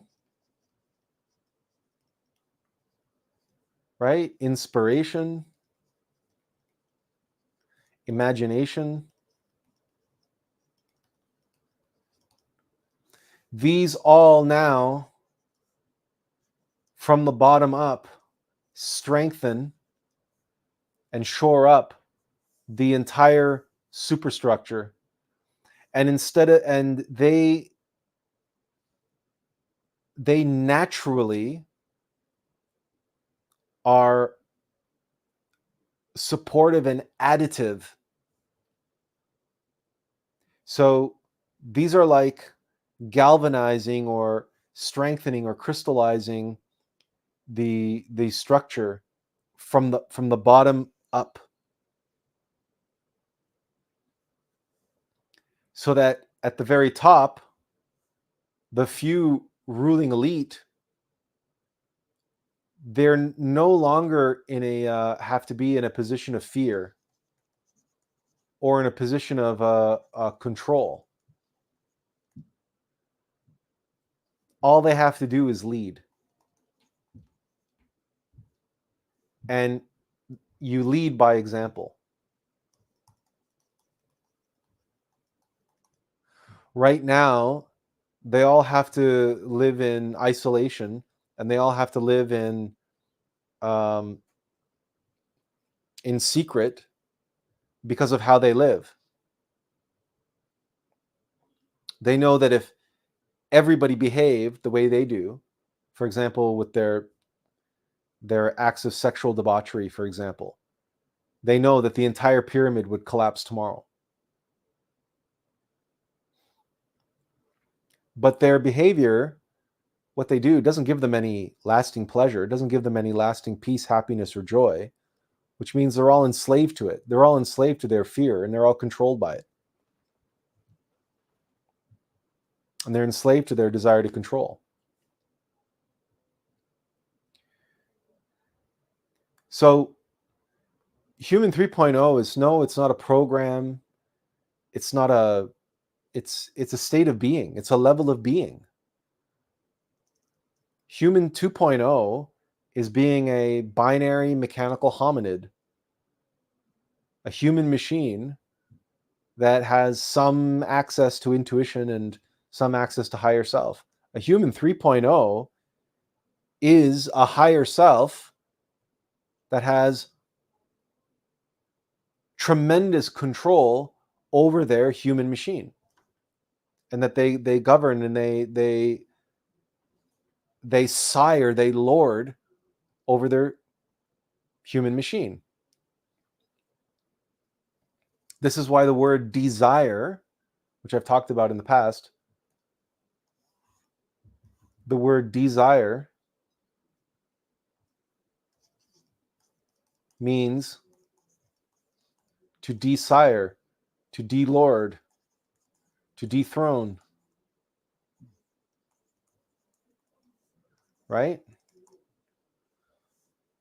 To dethrone who? The being, our true self. When we become caught up in desire, then all of these desires and cravings and aversions are what rule us. All these algorithms, these mechanical algorithms, deterministically affect our behavior. And we, ourself, are kicked off the throne. We are desired. So Human 3.0 is putting the being, the self, back on the throne.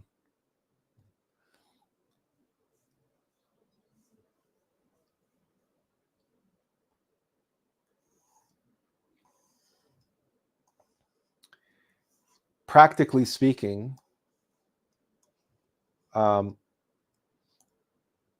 there will need to be something that, for lack of a better, I'm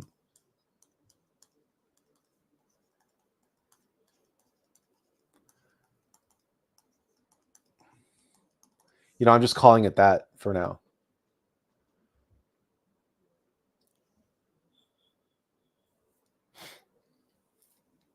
A place where people can come and if you want to call it a retreat, right, to study, to practice, but to be, to experience. And the goal is to be able to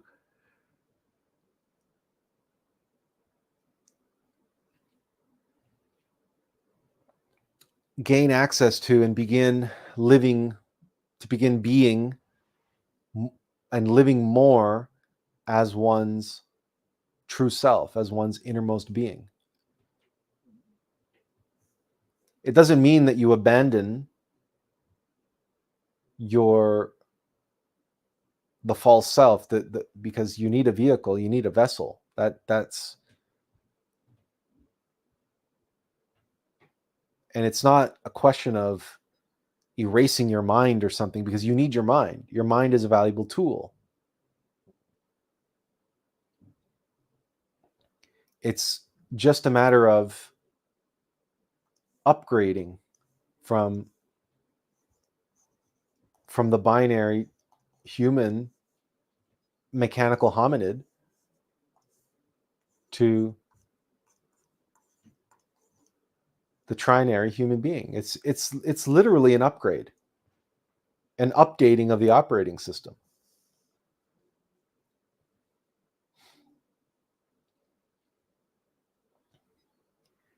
And it really is a function of observing ourselves at this level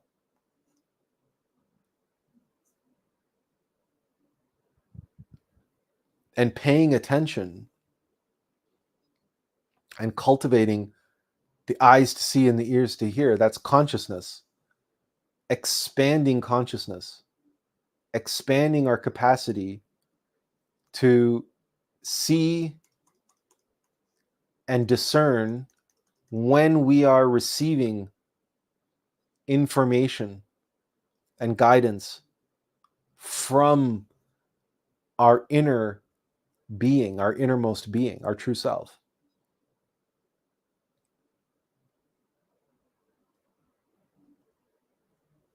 And making the shift from being identified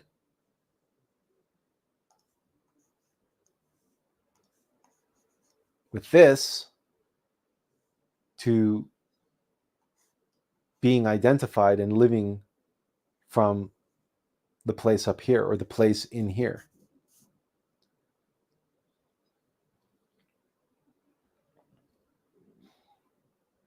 And to realize and recognize that what is preventing us from all of this right now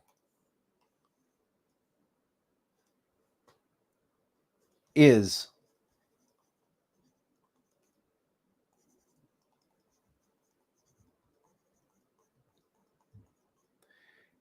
and the expression of binary mechanicity that we call ego. Plural. Not ego, but egos. The algorithms of mechanical nature, the algorithms of binary mechanicity. The more that they hypnotize us,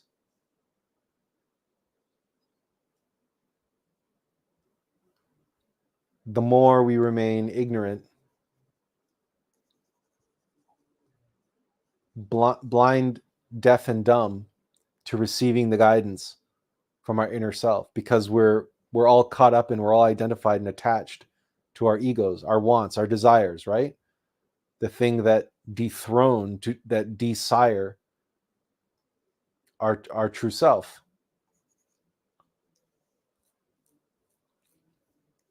So we have to lift the veil.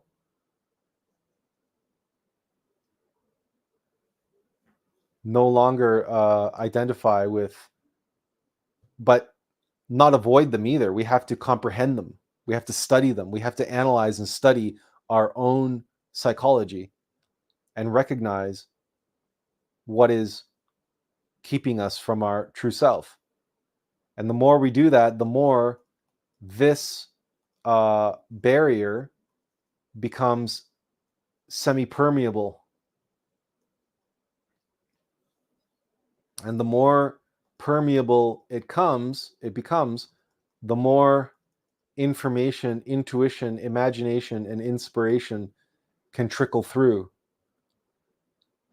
And then so this becomes like a positive feedback loop on the upward spiral. This is called expansion of consciousness, actually. When you begin to eliminate the obscurations or the things that are keeping you unconscious, the things that are keeping you trapped in the subconscious, well, you remove those, what's going to happen? The consciousness, your consciousness is going to expand. And then the more your consciousness expands, the more access to information you can receive from your higher self that come together, and they can synthesize in you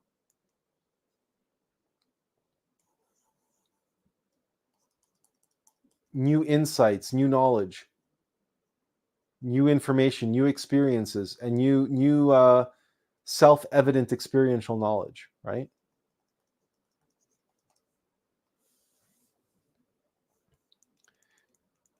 Well, we should really write that here. Self-evident experiential knowledge, what we seek. So it's a process, and that process we've described many times is the Alm of Life. And we talk about it in the video. Certainly we talk about it more in the longer video, 26-minute version. But it's a spiral pattern. It's the only way that anything can evolve and develop. It's the analogous ultimate methodology by which all things come to be or not to be. There's the upward spiral or the downward spiral. So if we expand consciousness, we can synthesize new knowledge, including new knowledge of self, new knowledge about our higher self, about who we are, what our purpose is, what ultimately is required for us to feel fulfillment, because fulfillment is self-actualization, self-realization, the actuation of our life's work, of our life's mission that I am in the middle of right now in this moment. You are witnessing an act of self-actualization as we speak. The launch of this campaign that has been 50 years in the making in this lifetime. It's a culmination of a life's work, and this is only the beginning. This is the launch of that, which means for 50 years I've been doing nothing but preparing for this moment.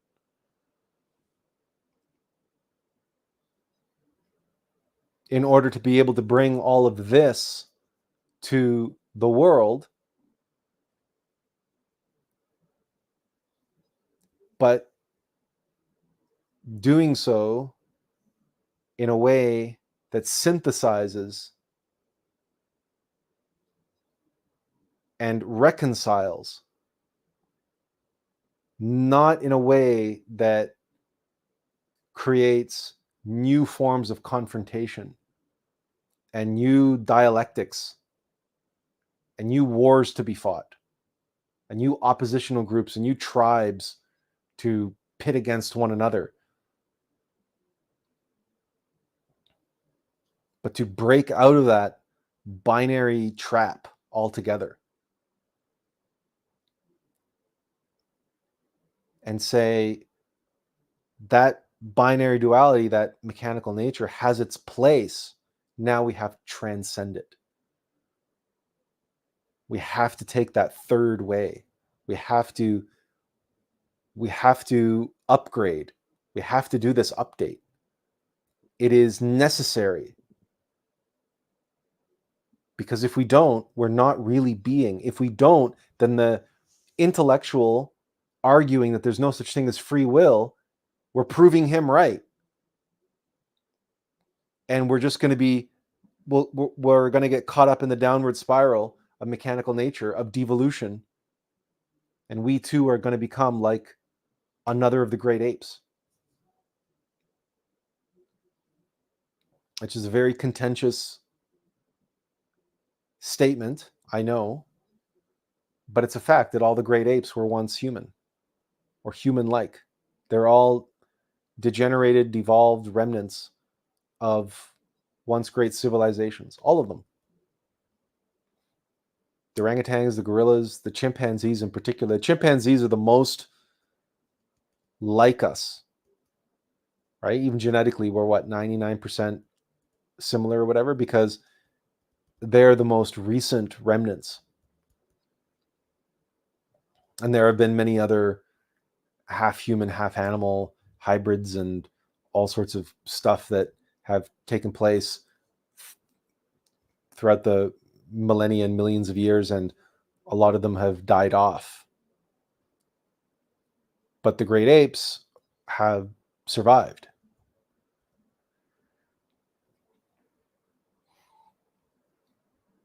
And that's the only way that mechanical nature can go after it's completed its evolutionary tract with the species. That species falls into devolution.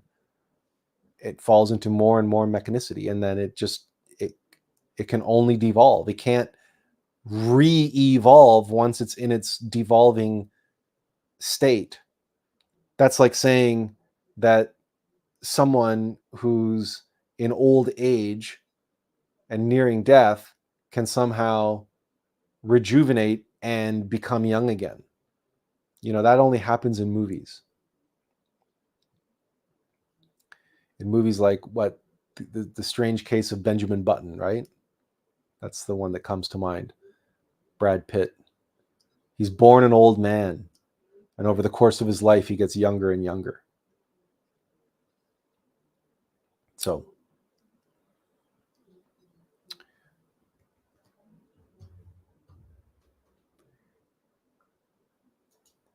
the obvious benefit to those at the top up here, the ruling elite, who right now are trying to impose all the mechanical human 2.0 stuff that, you know, we've scratched out here.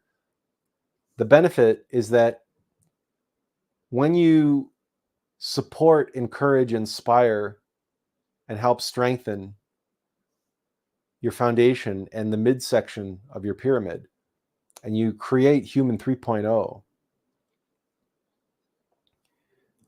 you end up with inventions, you end up with new technology, new sciences, new breakthroughs. Now, we're facing a lot of problems as a humanity, and people are looking to technology to solve those problems, including AI. But AI is never going to solve those problems. AI is just going to make them more complicated, because AI is based on binary duality. It's based on a binary legacy system. It doesn't matter how similar it appears to think, because our own brain is mechanical AI. Our own rational mind is mechanical, you know, our own mind is incapable of creating anything new. It only appears to us that it's capable of that because of how the creative process plays out within us. That our inspiration and imagination and artistic impulse is filtered through our mechanical mind. And our mechanical mind is a tool used by our inner artist to express himself through us. But we, naturally, being egotistical and being identified with the vehicle and the vessel and our rational mechanical mind, we make the terrible assumption that we're the artist, that I'm the creative one. Now, talk to anybody who's ever suffered from writer's block, and you know how ridiculous that is. But we also know that the human machine and the ego can create modern art, it can create junk garbage art, useless, completely empty of any value whatsoever, intrinsic or otherwise. Duct tape a banana to a canvas and call it art. Yeah, the mind is capable of doing that. AI is capable of creating that, and we see that all the time. It's called degenerative art, because all it's doing is it's mashing things up together and spitting them out in a novel way, but in an almost random way with no rhyme or reason to it. And if you put rhyme or reason to it, then it's just going to spit something out that's derivative and, you know, whatever it is. It's not real art. But most of what's being created today is not real art either, because the art for art's sake movement was a degeneration of that term, and is a complete misunderstanding. It is a binary, mechanical, AI type understanding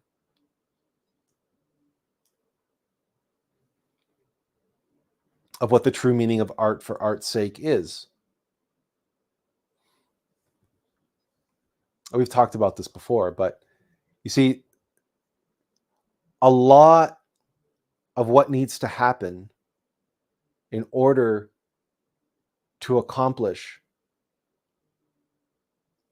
the upgrade that needs to take place is the recognition of the illusion, the delusion, and the grift that has been taking place inside humanity for a very long time now.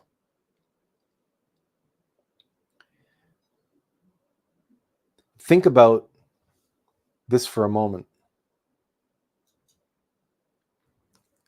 Think about the face of a clock.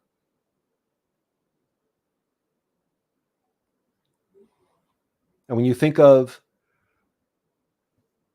an analog clock,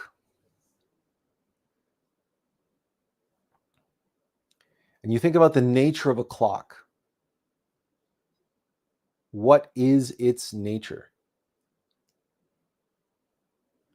You say, well, it has numbers, it has hands, it tells the time, right?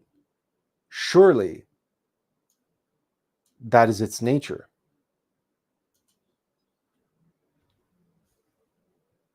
But then you look inside the clock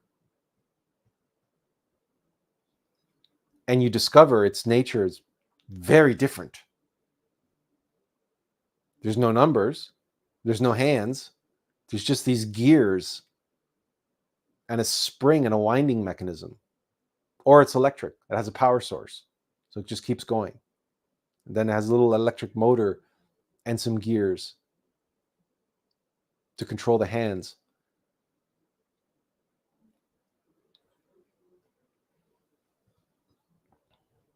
And when you contemplate that, and you start going deeper and deeper into any aspect of mechanical nature, any aspect of material reality, and you keep digging further and further and further and further into it, eventually you get to nothing. And that everything that you see and touch, right, and taste and smell and experience in physical reality is ultimately an illusion.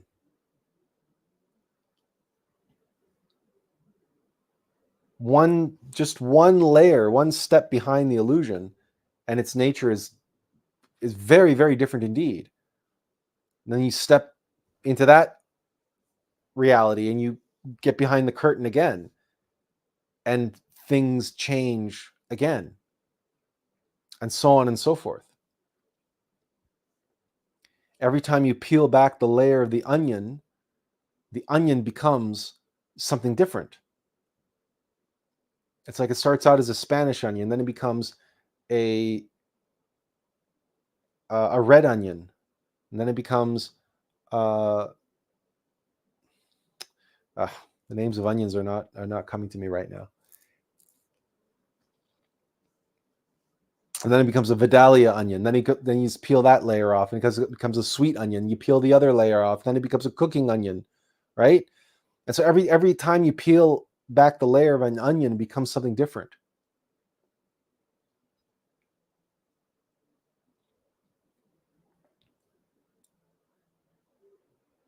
Mechanical nature, then, it's like its whole modus operandi, its whole nature is deception. It's a facade. And it's one facade after another, after another, after another, after another.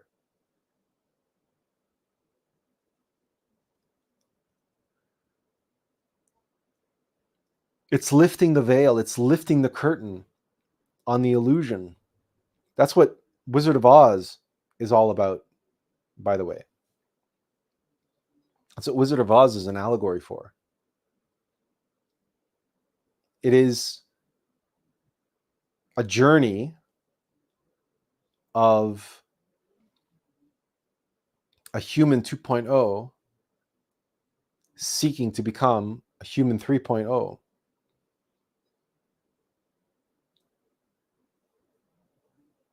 It's highly allegorized, but we have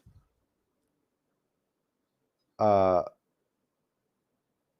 animal self, the lion, who's very cowardly. He lacks courage. He's ruled by fear.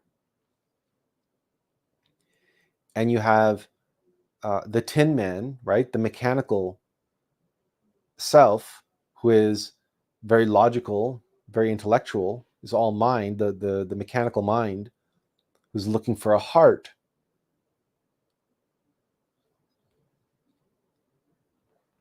And you have Dorothy, the young girl, who's psyche, the psychology, our psyche, our soul, who gets swept up in the tornado and from Kansas, and she goes, her and her little dog and Toto, and she's like, "Oh, Toto, I don't think we're in Kansas anymore." And the significance of Toto is, like, the name, if I remember correctly, which I don't. I'm gonna have to look it up. Toto, I can't remember what Toto, the significance of Toto is. So Toto,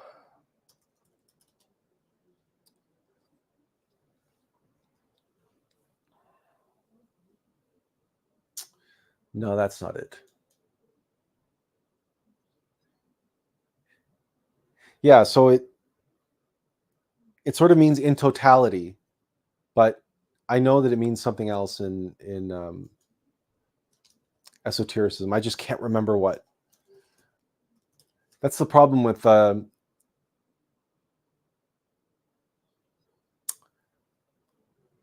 it's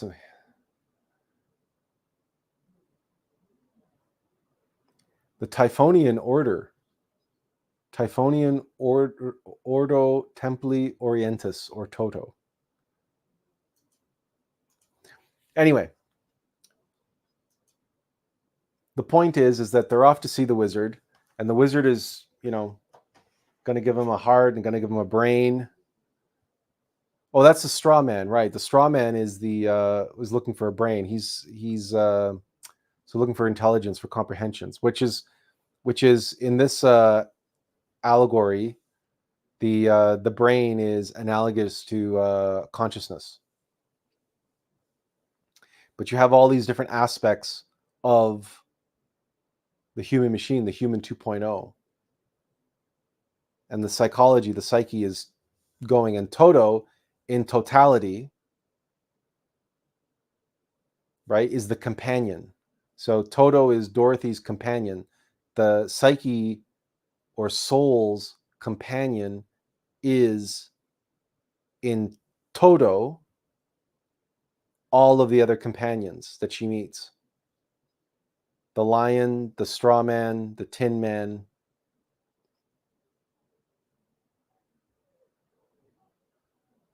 Yeah.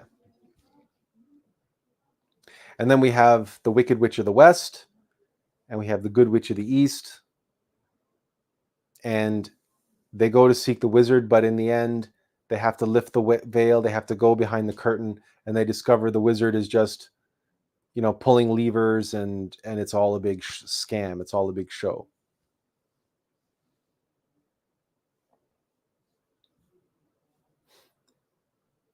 But it's in the journey that the human 2.0 discovers and gains all of the faculties that they were looking for, that they were lacking at the beginning of the journey.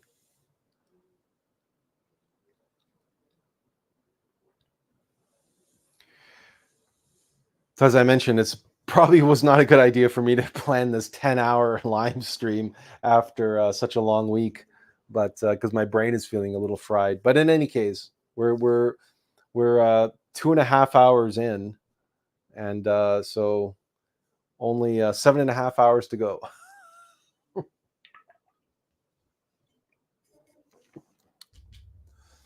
Speaking of, why don't we take an opportunity?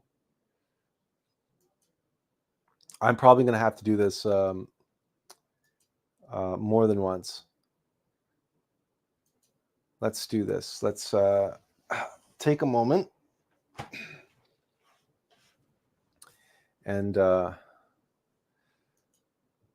I'm going to set this up so that we can do this.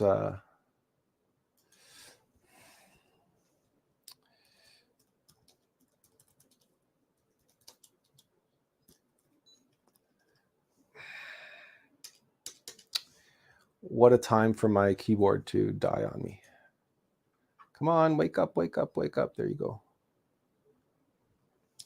I have a very old keyboard, but I become so used to its keystrokes and writing on it that I don't want to replace it, because all these keyboards that they can't compare with how, I don't know, it's like the quality of everything has gone down such downhill. But the problem with this keyboard is it's so old that I know that some of the circuits are starting to get crossed, and so every now and then it'll glitch out on me, and then it'll disconnect and has to reconnect, and so on and so forth.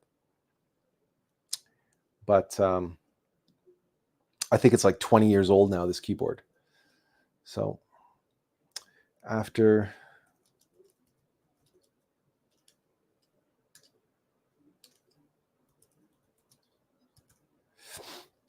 what do you think we'll say here?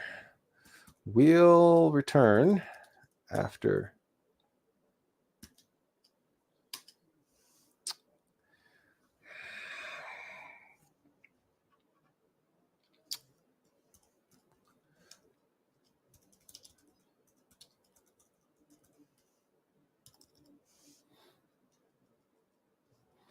okay, so let's call it a scroller.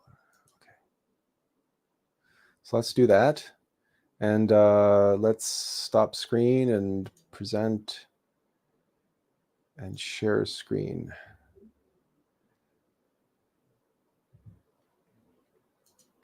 No, we can't do that. You know, every time if I try to share a video, we've been through this before. If I try to share a video just by sharing the screen, you guys can't hear the sound. So I have to open up the video in a video player and play it that way. And then we should be okay.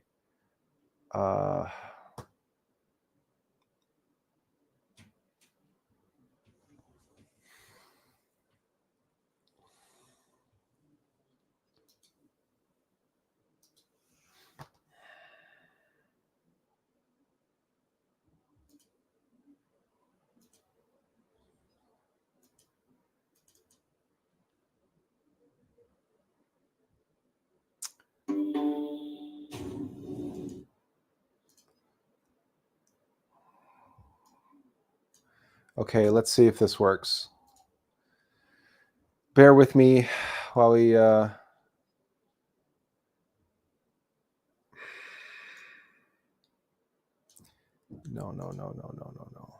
Present screen window. There. Okay, let's see if this works.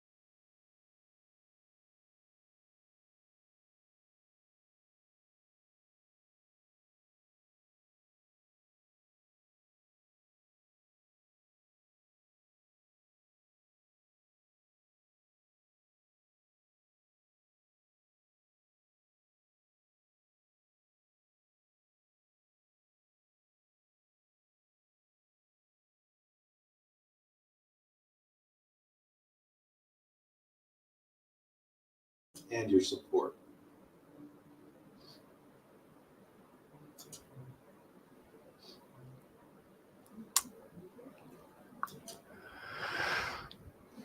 Well, we're back.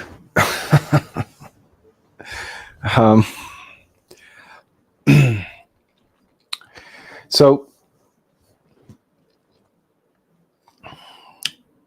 one of the very specific ways that we hope to be able to enact change is, as if you had watched the video we just played, we mentioned how we want to initially focus on the media, entertainment, and IT industries.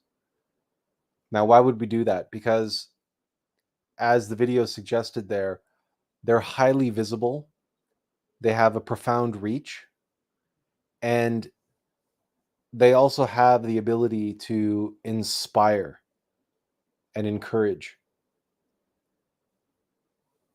And it's also a much more visible and readily identifiable way to recognize the power of human 3.0 faculties. So, as an example of this, let's consider in the past few years the decimation of modern mythology at the hands of DEI and ESG mandates, or what people call the woke culture wars. And as these completely arbitrary mechanical mandates have been coming down and forced upon corporate Hollywood, and as the gaming industry has been taken over by mega corporations, which likewise have been coerced by groups like BlackRock and Vanguard to force ESG and DEI mandates. DEI is diversity, equity, and inclusion. You've had this corporate, which is heartless, soulless machinations of these corporations being forced upon creative industries. The result is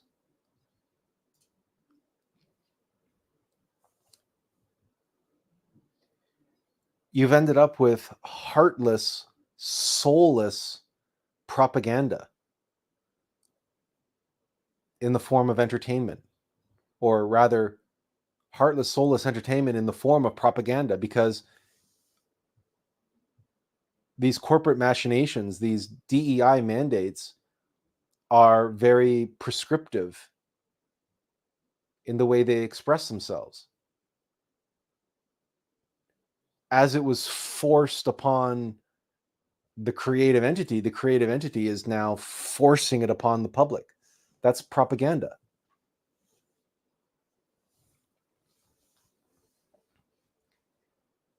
And this has completely decimated the film industry to the point where Gen Zs don't even go to movies anymore. They have no interest in movies anymore. There's nothing in the medium that's even capable of inspiring them these days.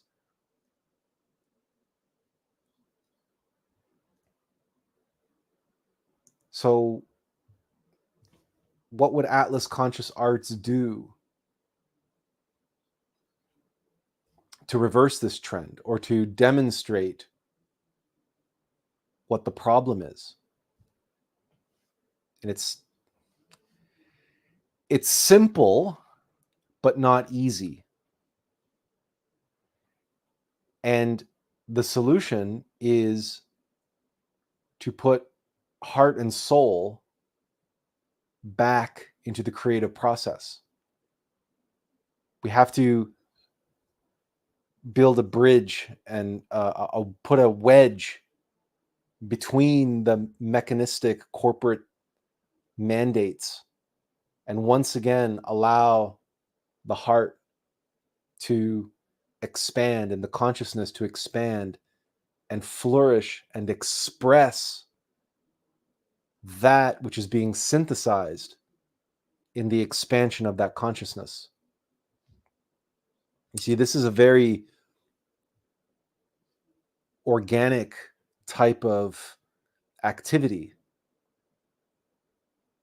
And if you clamp it in irons, if you shackle it down, if you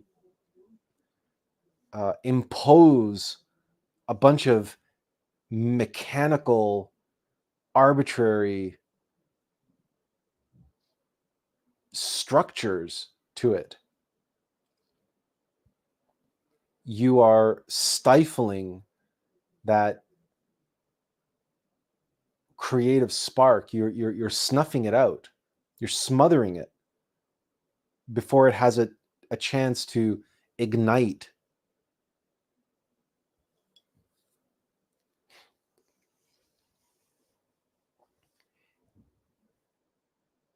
The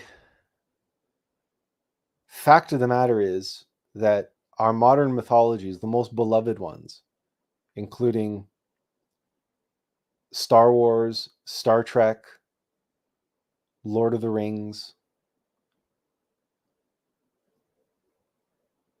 these are all very esoteric creations. They have embedded within them, such timeless and universal symbols, allegories, and themes that resonate with us on the deepest and highest levels. That's what makes these properties as beloved as they are. People can argue all they want. It's the characters, it's the story, it's the this, it's the that. They can point to all kinds of superficial aspects or story aspects or technical aspects, visual effects, music. Music has its own esoteric aspect to it. So the music that's behind these films is very much inspired and is very much a part of why they are so beloved. Because if they had formulaic, paint by numbers soundtracks and scores, the films wouldn't have had the same impact as they did. But it turns out that some of the greatest composers of the day, of our time, were chosen, were led to these projects. Like Howard Shore's brilliant score for The Lord of the Rings, and John Williams' score for Star Wars is just iconic. It's the only really other word. What is the other word that we can use to describe it?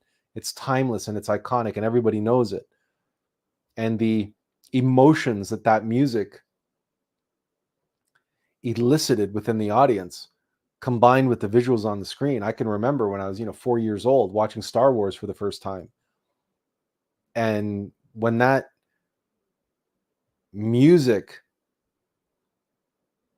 struck, and the opening title was Star Wars, and the opening crawl with that music playing, I was completely transported to a different dimension. I was now in a state of hyper reality, a hyper dimension, where I was going to be receiving pure allegory, pure mythology. It's much the same in Lord of the Rings and Howard Shore's music there, and Star Trek. It's the same thing. So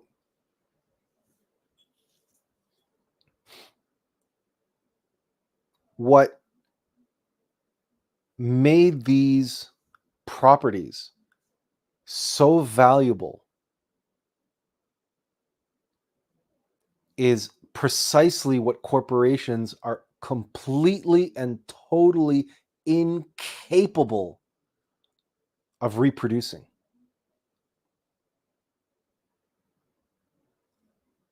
Because corporations can only reproduce, they cannot produce. They can only process. And anything that they touch is a degeneration. It's because it's mechanical. It is bound to the laws of entropy. So if they buy a franchise like the Walt Disney Corporation did, if they buy Star Wars like Disney did, all they can do is run it into the ground, unless they find souls to work on that property who are inspired from within and are given the imaginative prowess, the insight and the inspiration and the imagination to continue that mythology and take it to the heights that it had already once reached under George Lucas. But corporations that are bound to these ESG and DEI mandates are hiring people not based on merit, not based on their insight or imagination or creativity or inspiration, but based on their gender or ethnicity or their sexual orientation or some other completely and totally arbitrary, inconsequential factor that has nothing to do with whether or not they're a good artist or creative person or divinely inspired or having any appreciation, let alone comprehension, for the property that they've been hired to work on. So, garbage in, garbage out. If you have people who are hired not on merit, not on their abilities or capabilities, but on entitlement, then you're going to get a product of what you hired. That's people can't produce anything else other than what they are or what they're capable of. And so if who they are and what they're capable of is what it is, then that's what's going to get produced. And you can see that in the absolute abysmal quality and totally lacking of the heart and soul of Star Wars in the later, especially the Disney Plus shows. Here and there, they had some moments of promise or some brighter moments, but in general, it's just been a disaster. And the viewers just aren't there. Why? Because they're not inspired. They're not moved by Disney Star Wars. When was the last time anything that a corporation did moved you?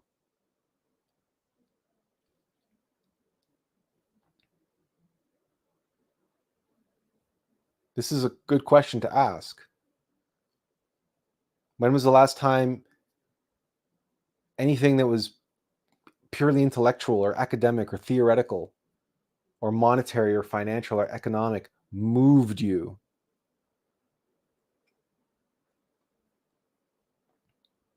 When was the last time you were inspired by anything? Certainly anything that anybody did here on Earth. Piece of popular music, of modern popular music. When I was growing up in the 70s and 80s, every other song on the radio had the potential to move you to tears or move you to some monumental, courageous, heroic effort or affect you in some other deep and meaningful way. I don't mean viscerally, it moved you to the beat. I mean, it moved you in the deepest levels of your soul.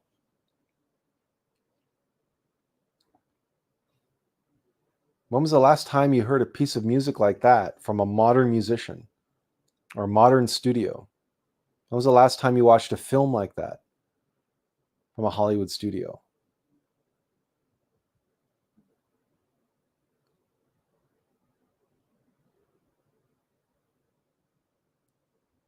When was the last time you played a video game like that?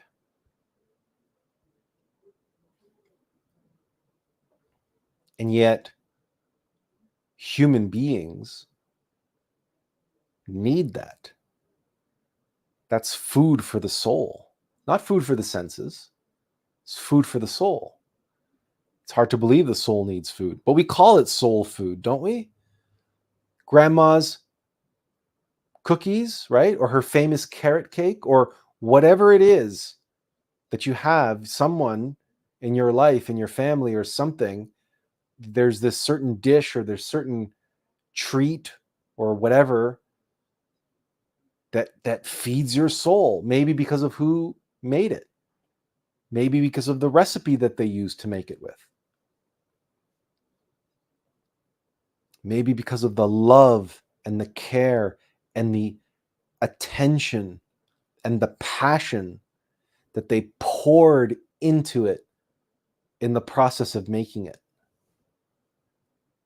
Yes, that's soul food, because when you consume their creation, whether it's actual food or it's a work of art, a piece of music, a performance of some kind,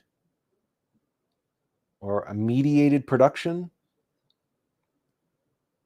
when you experience and digest consciously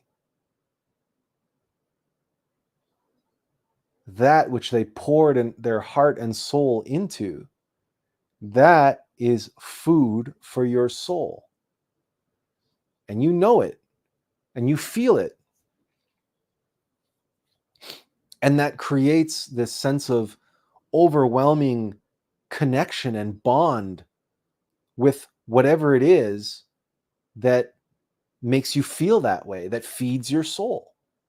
The band, the chef, right? Your grandma, or the filmmaker, the actors, the writers, the performers, and the list goes on. The artists, in other words, the craftspeople.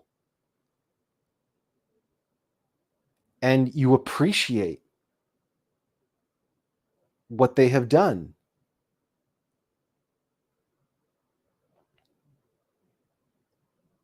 And if you're in a theater, even if it's just a movie theater, what do? You show your appreciation. You clap, you stand up, you cheer.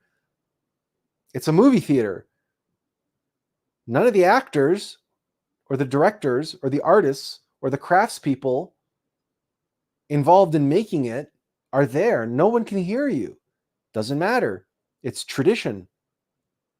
You've just been touched. You've just been moved by artists who poured their life and their soul, their time and their effort, their energy, their passion into creating a work of art that has moved you. And so you want to express your appreciation for that because of how rare it is. And in the theater, that's where the tradition comes from, of course. We clap and we express our gratitude, particularly if through a performance we have had a cathartic experience. A cathartic experience is what Plato described as living vicariously through the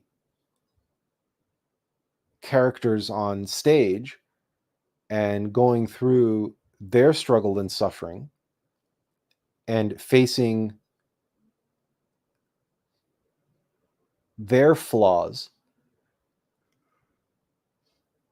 and going through living vicariously and vicariously experiencing how they have to struggle and suffer from their flaws,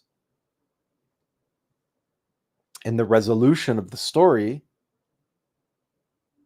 and the moment of realization for the characters where they went wrong and so on and so forth. In other words, the moment of enlightenment or the moment of illumination.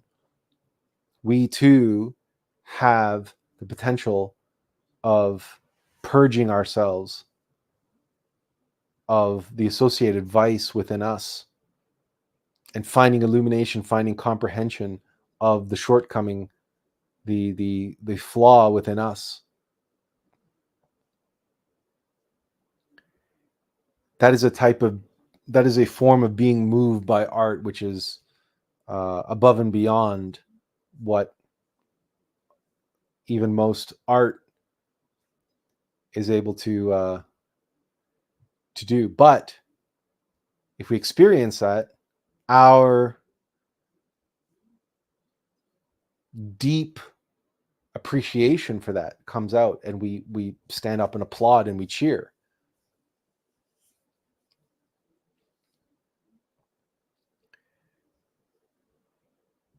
You know, this is really lacking.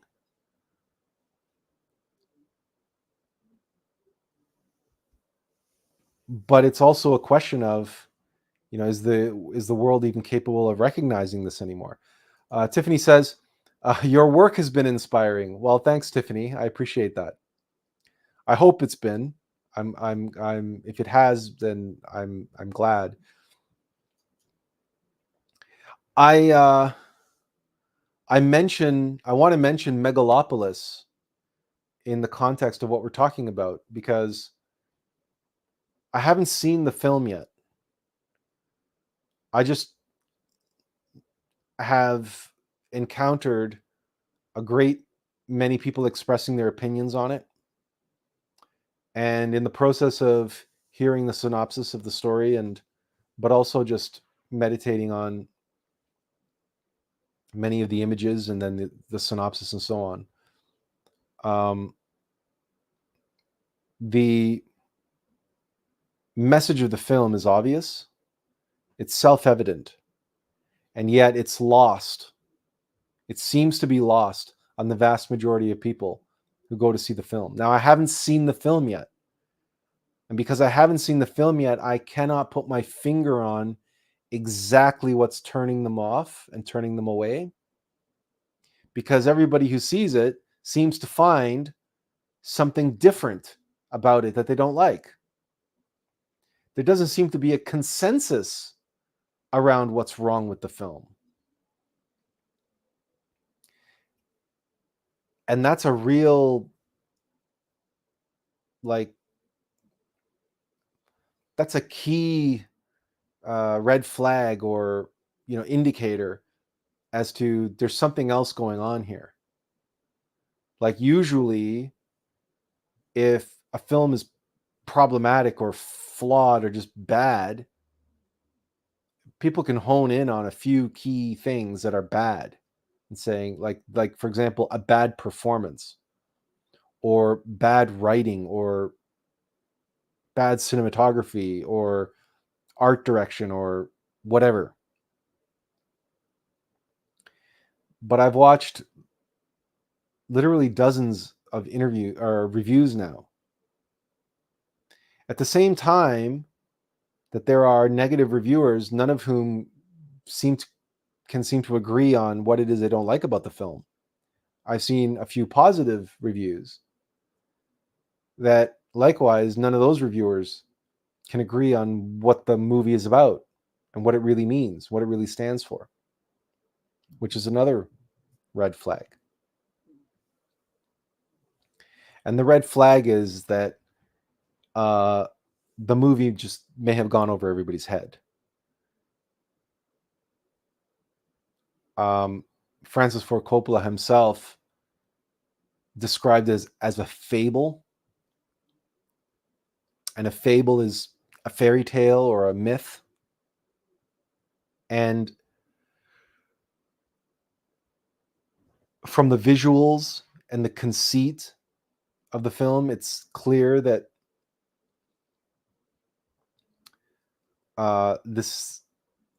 it's not meant to be hyper realistic, but there's a level of surrealism to it. And it may just be that Western audiences have been so conditioned to expect reality, or something as close to reality as they can get in a movie theater, that they're just rejecting outright this fairy tale. And some people have suggested that as a possibility. However, my feeling is that what they're rejecting is its true meaning. And I hope to be able to see it tomorrow. And then I'll be able to talk more about it on Sunday, on our regular live stream.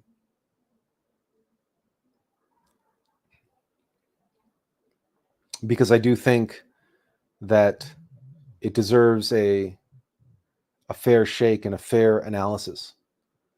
But that in-depth analysis will have to wait until after I've had an opportunity to see it. For now, all I can say is that I know that the film is telling us that Human 2.0 has failed. Civilization built on Human 2.0 has failed. But also, whatever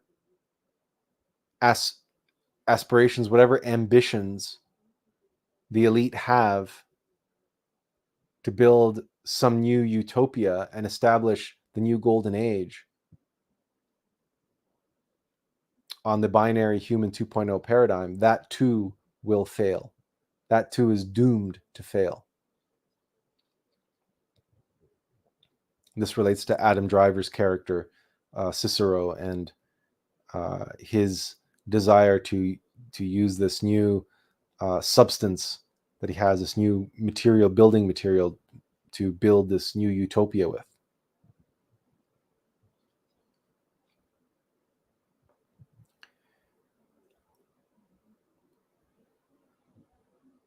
But a substance that is derived, a building material that is derived and is extracted from the existing paradigm.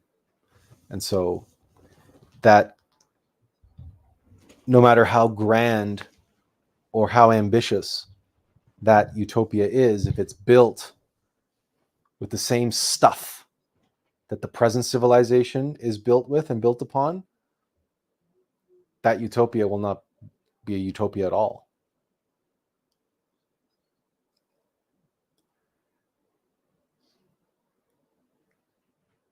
I can see that message has been lost on 99% of the people who've seen the film.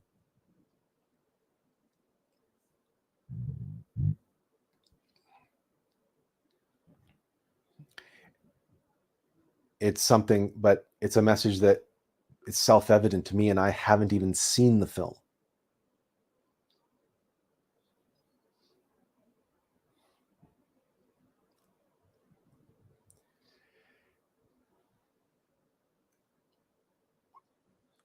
But this is the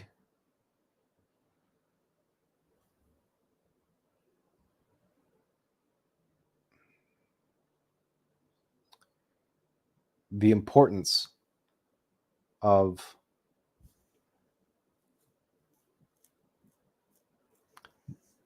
not relying and not believing what our mechanical mind tells us about our experiences, because we have an unreliable narrator in our own head.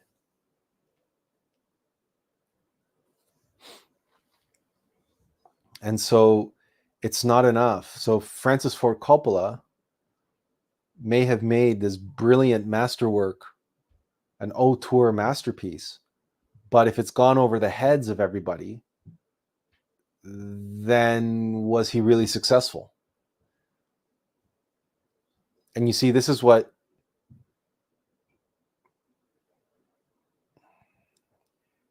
the Hollywood producers and the Hollywood machine are afraid of, and why they're terrified of going with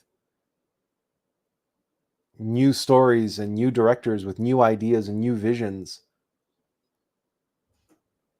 because they're terrified that it's going to go over people's heads and nobody's going to get it, and then nobody's going to go see it because it's not familiar to them. That's why they keep remaking and rehashing the same old stuff, and why there are so many sequels and reboots and all the rest of it, and then remakes, and then live action remakes of classic Disney cartoons, and all the rest, all of the nonsense that they've been churning out over the past few years, particularly. And it's fallen flat with audiences.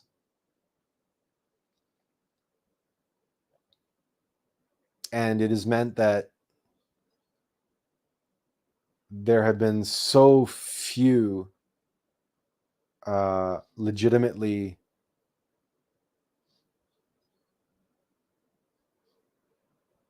new and inspirational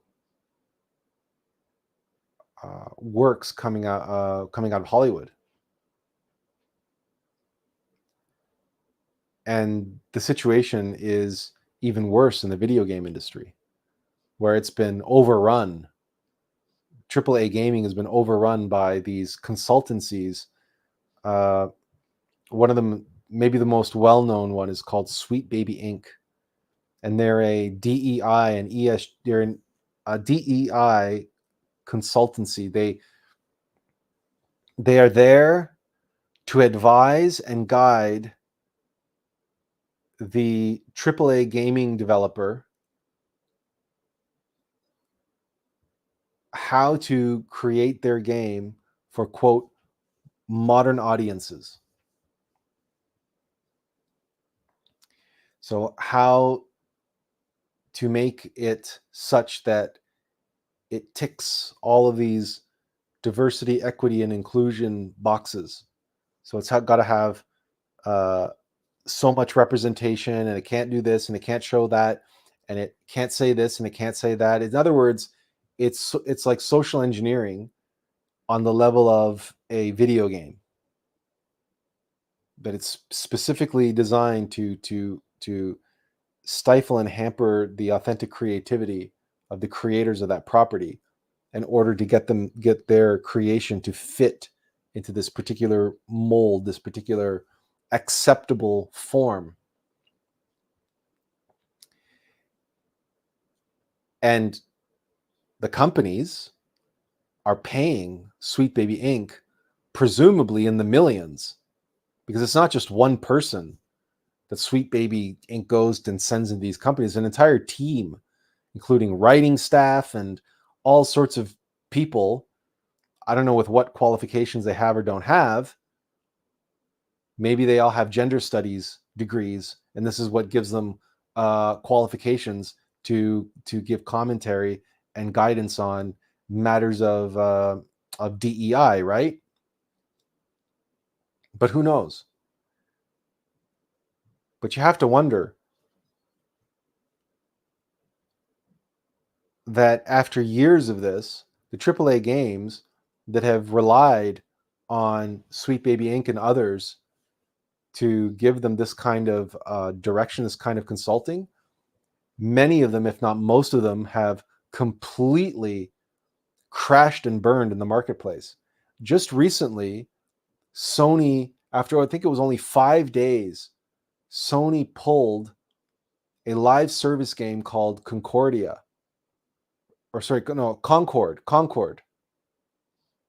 It was a live service first-person arena shooter game in the vein of Overwatch. And after 5 days, the concurrent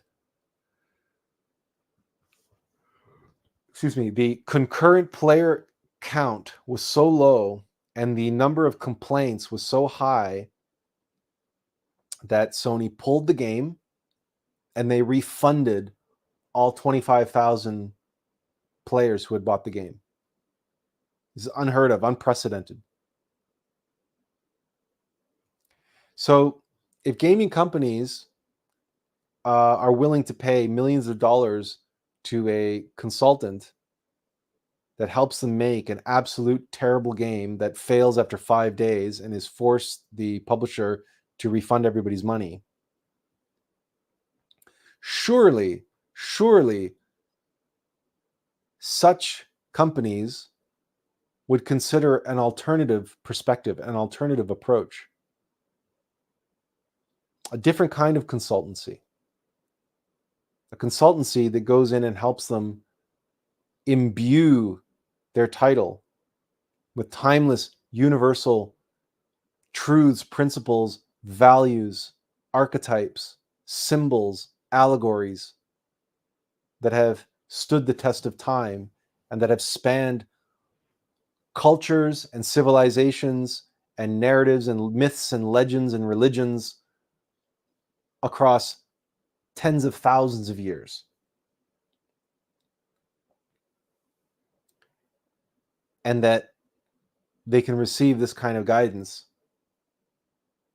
for a fraction of the cost that they were paying for their mechanical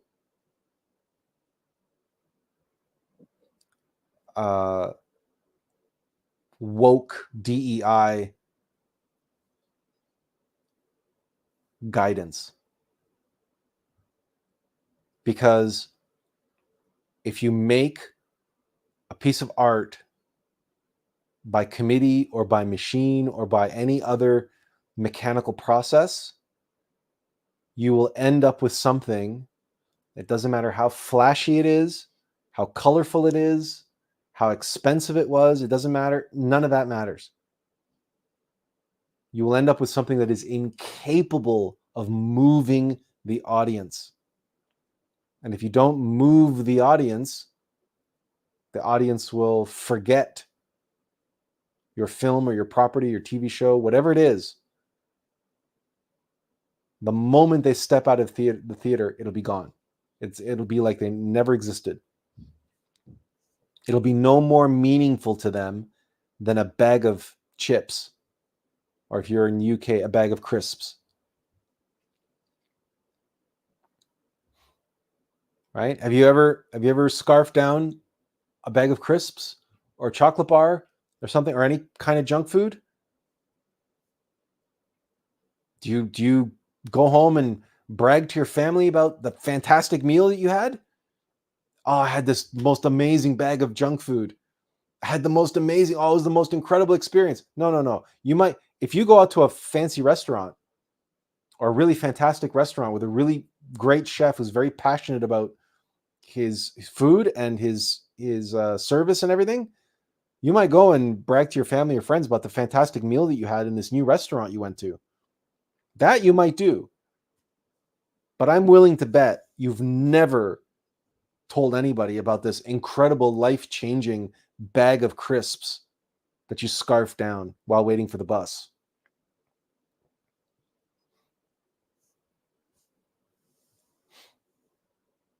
And it's like that with so much of what we consume these days. It's just garbage. It's just junk. And that's true for what's on these streaming services, and it's true for what's in the theater, and it's true for what's on our smartphones in terms of games, and what's on the screens on our computers in terms of games. It's a lot of garbage. It's a lot of junk food. It has no nutrition. There's nothing to feed our soul. It's completely devoid of anything of value. It's just pure. It's just, to go back to Megalopolis for a minute, which of course Megalopolis is based on Rome and the fall of Rome.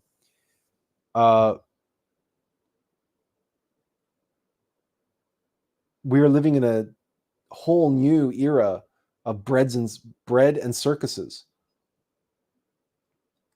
Only it's coming at us all through screens, through the internet.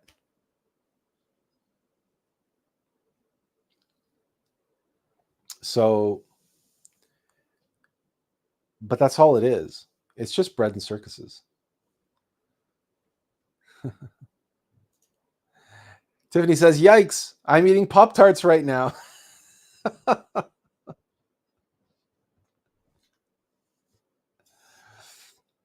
And you'll probably forget having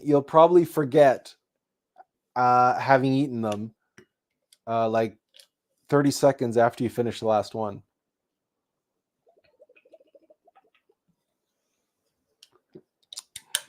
But hey,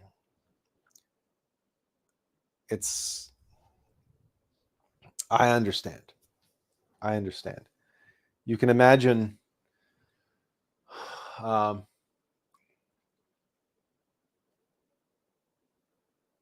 me facing the prospect of this whole campaign and, you know, the future and everything. I've waited for years and years, like decades, and you can imagine the trepidation, the anticipation, but also the fear bubbling up. And rest assured, my cravings for comfort food, not soul food, but comfort food, have been fairly strong, especially in this past week, as we've been creeping up toward the inevitable launch date today.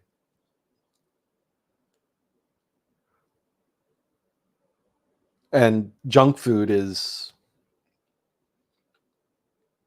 I don't exactly know why this is. I'm sure it has a lot to do with the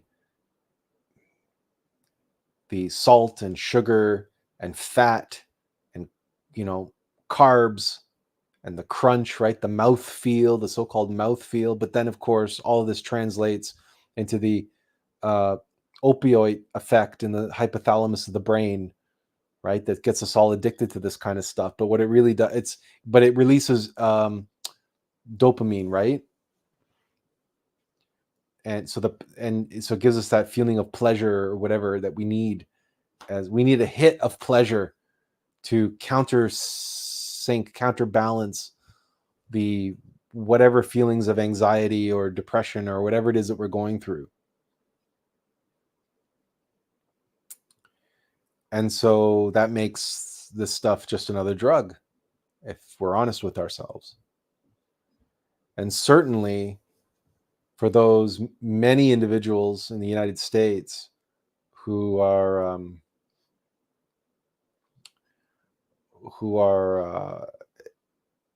excessively overweight, and they're excessively overweight not because they have a glandular problem, but because they are bona fide addicted to a lifestyle and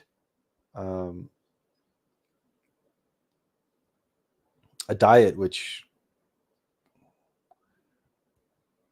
is essentially their drug. So whatever they're suffering from, they're self-medicating. And sugar and salt and these crunchy, munchy, snacky foods, or the gummies or whatever it is, are designed. They're engineered by food scientists to maximize different stimulations in the brain and physiological stimulations in the body in order to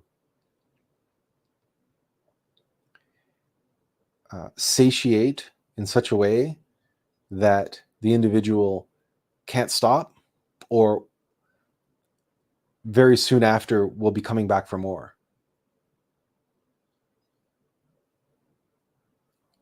And I know, like anybody, like everybody, I've been on the receiving end of that. I've witnessed myself in times of depression and in times of anxiety, and I've seen myself eating an entire, like, 2-pint bucket of ice cream in one sitting.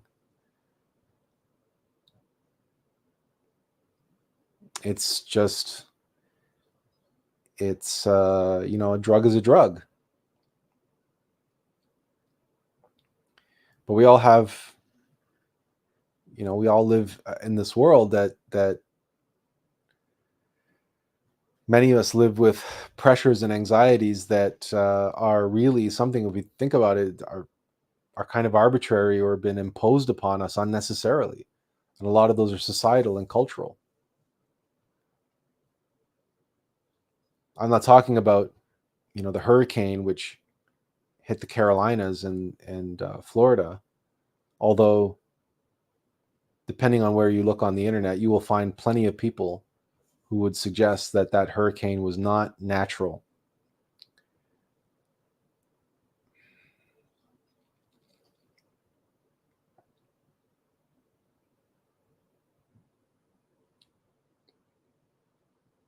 And it also came up how Kamala announced that the victims of the hurricane, those families would receive something like $750, something like that. And many people are none too pleased with that after the United States pledged another $8 billion to Ukraine. Or was it Ukraine or Israel? I know it was Ukraine. So it's we live in an interesting time, in an interesting world of interesting priorities.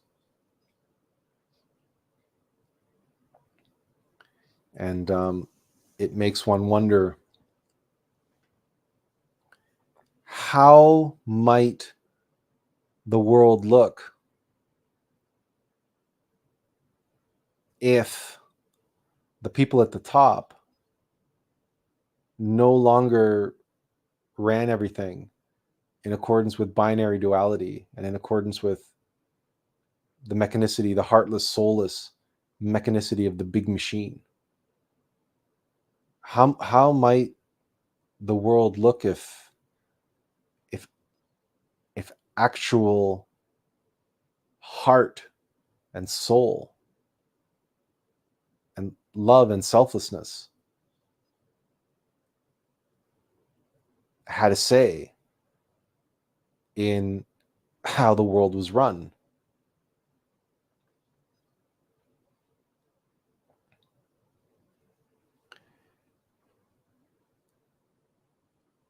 It's an interesting exercise to try to meditate on that.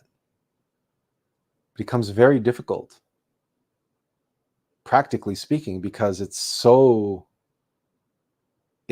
antithetical to how things are. And it's been a very long time, and it's been few and far between that people have experienced that kind of an arrangement, that kind of governance, that kind of leadership. Because in truth, we don't have true leaders anymore, or they're very, very few and far between. What we have are administrators, people who oversee the big machine, and that big machine has, let's face it, developed a kind of mind of its own. It sort of does what it does, and it does so indiscriminately and without any care whatsoever.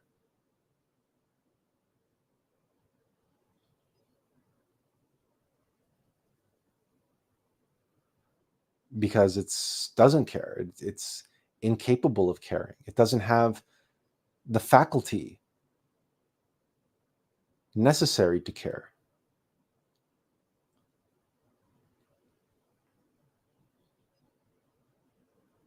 except for itself.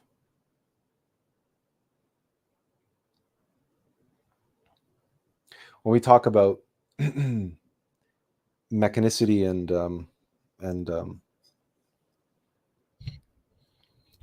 consciousness, about human 2.0 and human 3.0,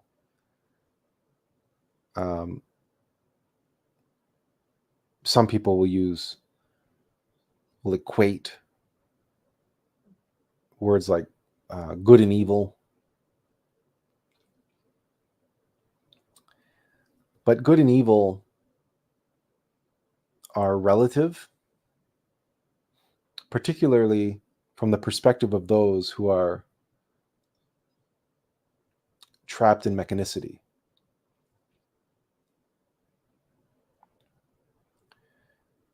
You see, to somebody who is trapped in mechanicity, that's all they've ever known. And that is the paradigm that they've used to acquire and amass whatever worldly wealth, power, influence that they have. They will see anything that's antithetical to that paradigm as evil, because the paradigm has produced so much, quote, good in their life.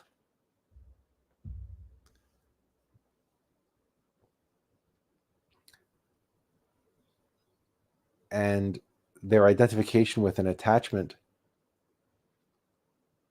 to what mechanicity produced in their life means that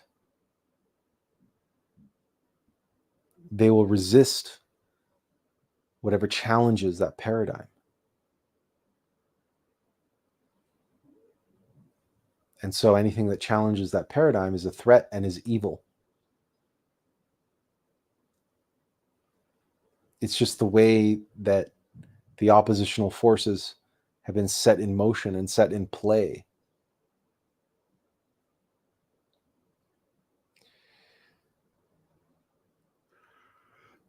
The animal, the creature that's hoarding for the winter,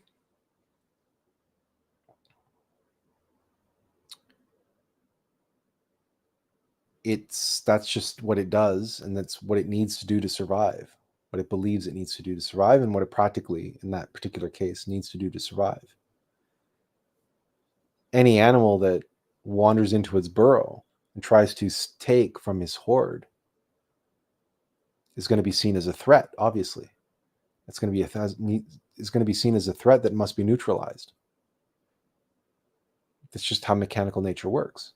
Well, when you apply that same exact paradigm to global elite at the top, that they're hoarding power, influence, wealth,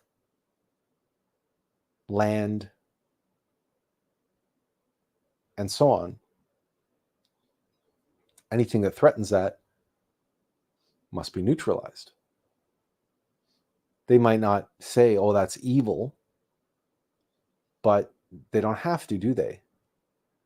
What difference does it make? This is one of the lessons that we were taught by movies like The Matrix and movies like The Terminator, is that machines, they don't need to feel anything to be, quote, evil. They don't need to be evil or think of themselves as evil in order to act evil. They just need the absence of a soul. They just need an absence of consciousness, an absence of what makes us human. And if they're an absence of a conscience, and absent a conscience, they're going to act in ways that are self-serving, that serve to fulfill their subjective programming and nothing else. And it's just matter of fact. They do it without prejudice.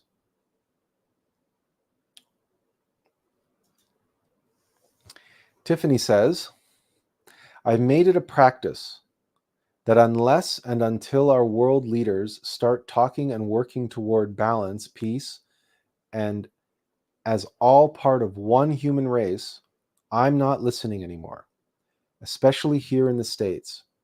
I check in to stay abreast, but it's no longer a welcome dialogue unless they want to start talking about something other than planetary power. Generally speaking, I'm with you on this one, Tiffany.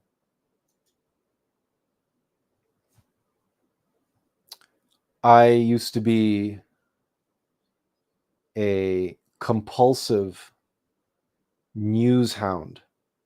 I was a news junkie. I shouldn't really say that. I wasn't as bad as some people, but it was the last thing that I did every single night was to watch a 1 hour long news broadcast, usually the CBC, which is the Canadian Broadcasting Corporation. Back when it was hosted by Peter Mansbridge. And before that, Knowlton Nash. I'm that old that I can remember the CBC National hosted by Knowlton Nash. And then was taken over by Peter Mansbridge. And then he hosted it until the end. They replaced Peter Mansbridge with like 3 or 4 different anchors. And as soon as they did that, the CBC News went completely woke, and it became impossible to watch. It was utterly insufferable to watch that show. It was completely one-sided. It was completely subjective and biased. There was no authentic journalism anymore. It was completely just propaganda after that, and I had to stop watching. And once I stopped watching that, I mean, CNN and Fox News was no alternative.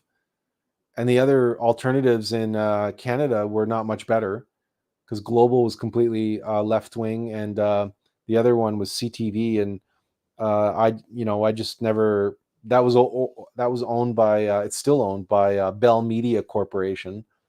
And that was biased for a whole bunch of different reasons. So I too checked out. And like you, I have other outlets that I turn to for, they come into my email box that I can read the headlines and get a general feeling for what's going on in the world. But I no longer inundate myself with it. And I certainly don't rely on the television outlets and the news outlets with their so-called video footage of what's happening in the world, which may or may not be authentic and may or may not be indicative of what's actually going on. Because in the past week, if there's a war zone, and in the past week there have been 3 explosions, rest assured that in the 90-second news story about that war, all 3 explosions are going to show up in that 90 seconds. Meanwhile, the 3 explosions took an entire week for those 3 explosions to take place, and they're spread out over a 100-mile radius, those 3 explosions, right? One happened here, one happened there, one happened there. But when you see that news story, it's going to be presented like every 30 seconds there's one of these explosions going off, right? Because it's always sensationalized, it's always overblown, it's always exploited to the max.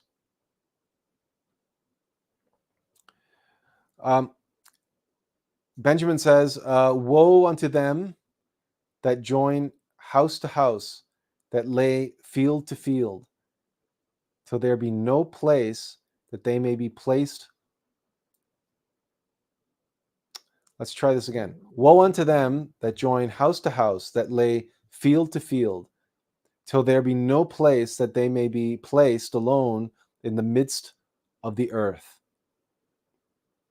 It says, woe to the greedy monopolists. And Tiffany says, laughs and says, the video footage, my brother, I have to generously assume all that shite is as fake as you know what. Well, I don't know if you remember a movie back in the late 80s. Maybe it was in the 80s or early 90s. It was called Wag the Dog. It was with Robert De Niro and Dustin Hoffman. And the whole movie was about these politicians, whatever. They turned to a Hollywood producer to produce a war for them.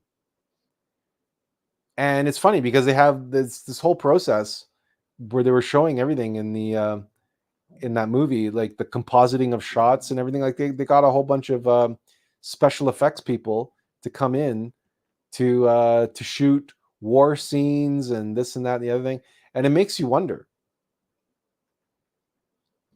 exactly what you mentioned here. And of course, we all know, like, since 9/11, we haven't been able to trust what's on TV, or certainly what they've been telling us about what we were seeing on TV.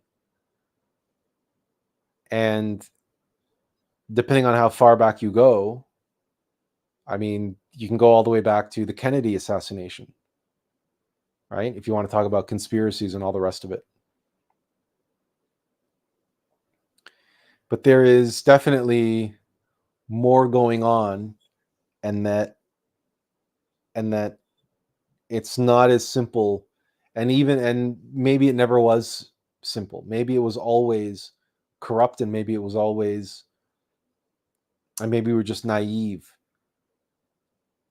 right? When we listen to Walter Cronkite, I'm young enough that I remember Walter Cronkite on the CBC evening news. When I say I'm not young, I'm old enough.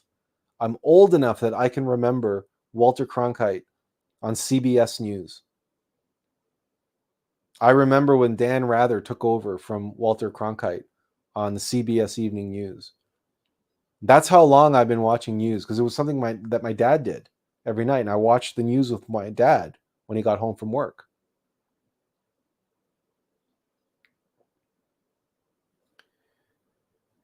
And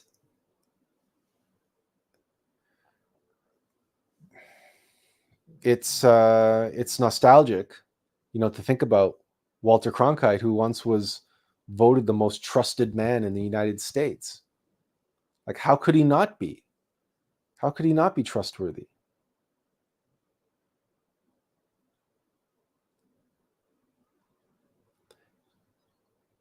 And nowadays, I don't know, are there personalities on television, on reading the news, who seem trustworthy to you? These are difficult things to discern when we're, stuck in human 2.0, because we're just using the same mechanical machine rational faculties that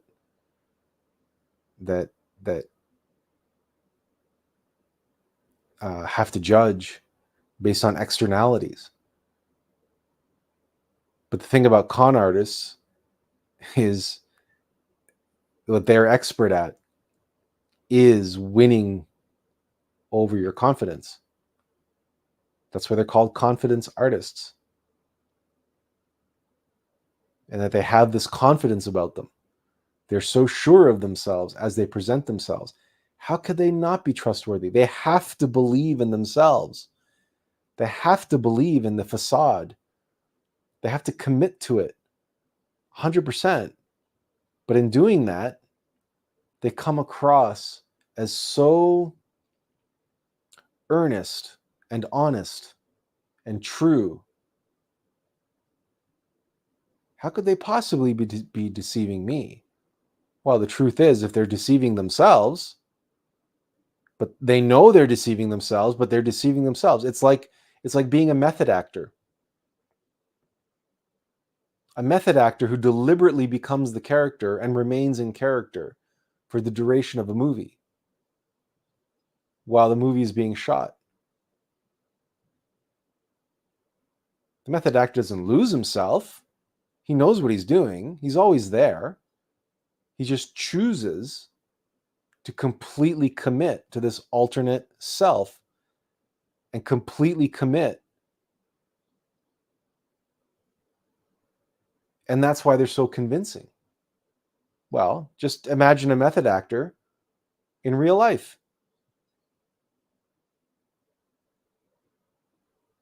Just as convincing. And all he has to do is completely commit to the con.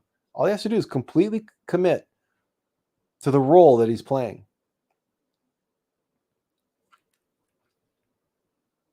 to win the confidence of whoever it is that he's trying to trick.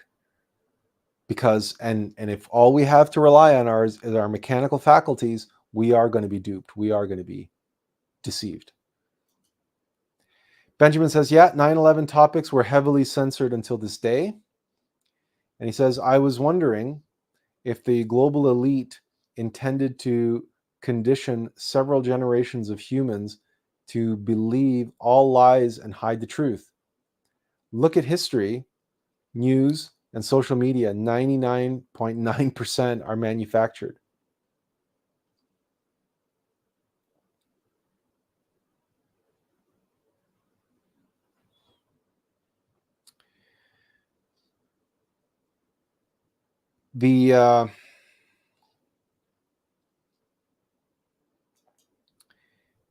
There's a lot has been said recently in certain circles about history.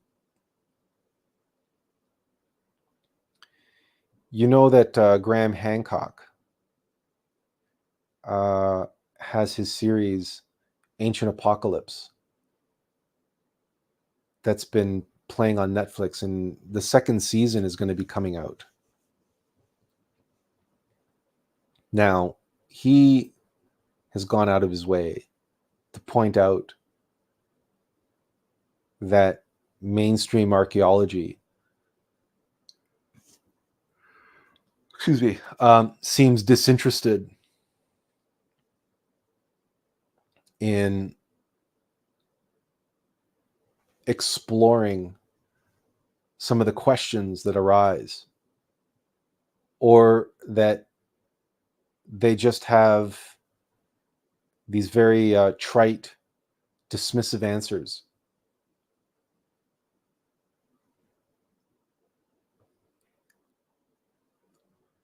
Now, that can lead you to a number of different conclusions as to what's going on there. Is history being manipulated? Is history being covered up? And why would it be covered up? What do they fear? And so on. But then there's also the phenomenon of history is written by the victors. This is also a real phenomenon, but it generally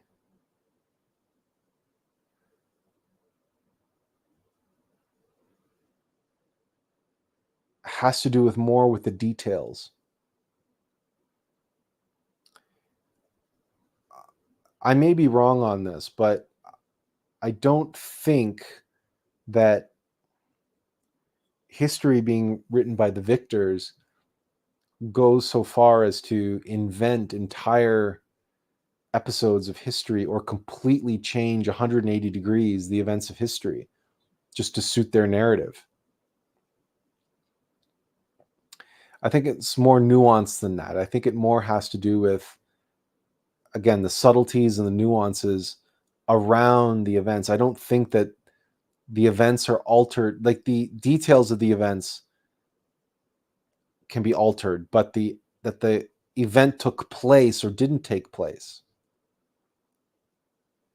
I have a feeling that in general,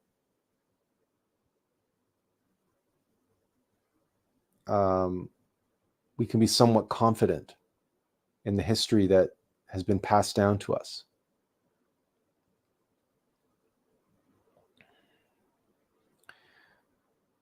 But then there's, I don't know what you would call them, truthers, conspiracy theorists, whatever you would call them, who allege things like the mud flood, things like the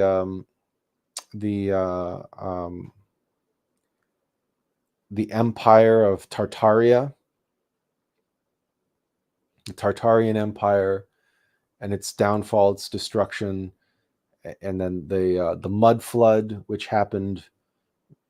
Different people say it happened at different times, and that there are these huge, enormous cover-ups of entire swaths of human history and relatively recent human history, and that the history that has been passed down to us is almost all a complete fabrication in an attempt to cover up,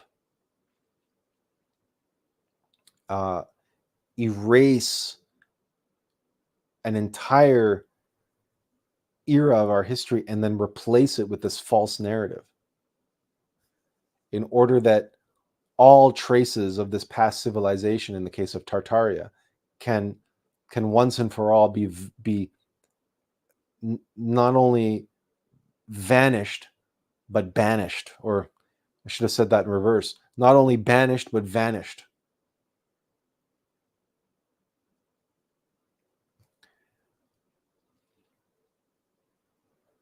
That's a very tall order.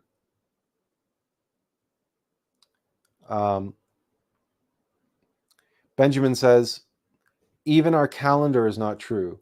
September means 7, October means 8, November means 9, and December means 10. And yet they are our 9th, 10th, and 11th month. We used to have 13 months in a year. There's a lot about our calendars that have been altered, and I'm no expert, and because I'm so terrible with names, I can never remember names and dates and whatnot. So I'm not really the one to get into the weeds on that. But there's a fellow on the internet named Archaics, Jason from Archaics, and his whole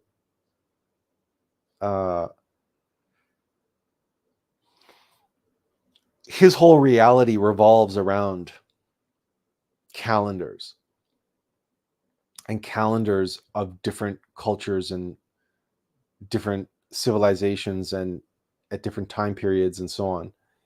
And now, I'm not saying everything that he says is the gospel truth, certainly not. But he certainly has unveiled some very, very interesting patterns involving the calendars and the translation of calendars and the adaptation and alteration of calendars from era to era, from culture to culture, nation to nation. And so if you're interested in that topic, he goes into great depths in several of his videos on various different topics related to calendars, the alterations of calendars. But his interest is focusing on this theory he has about the Phoenix cycle and the long count calendars, and also, like, he has a very specific theory about the structure and nature of reality that he claims is self-evident and flows naturally from all of the, quote, data that he has looked at. And a lot of this data that he looks at is this calendric data.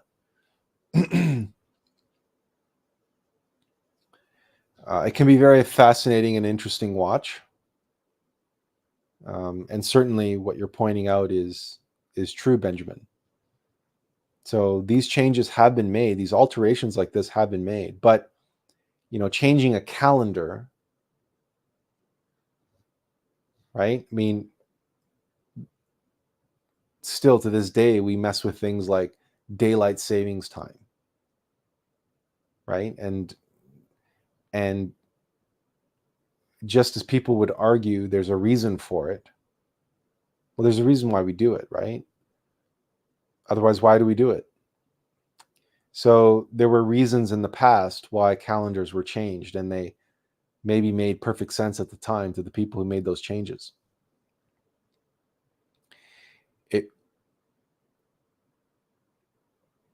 I don't know if anybody's, desperately trying to cover up that fact.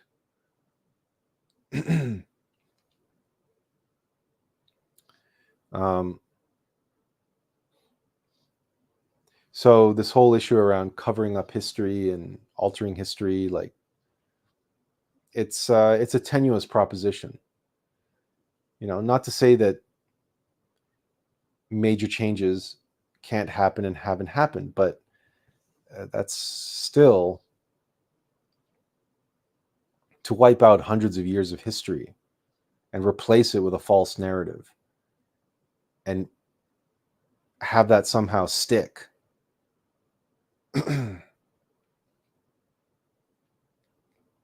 That's a tall order for people to be able to pull off.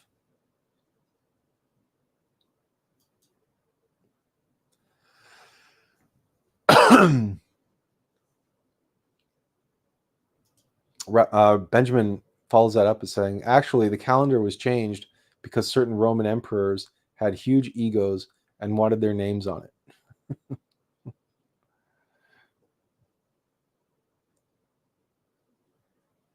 Yeah, so there's all sorts of reasons, but those reasons are not necessarily conspiratorial, right? Because a Roman emperor with a big ego is not going to win over hundreds of historians and other people that would be required to be able to like wipe out history and change history. But mind you, when you consider that the internet is a relatively new phenomena, and hundreds of years ago, even the printing press was a new phenomenon. So go back thousands of years ago, and now you're dealing with a world that had no mass communication capability as we know it today. So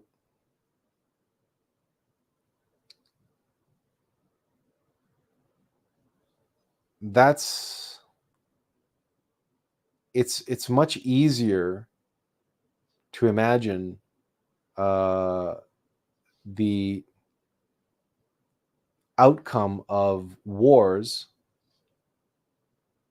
being completely fabricated or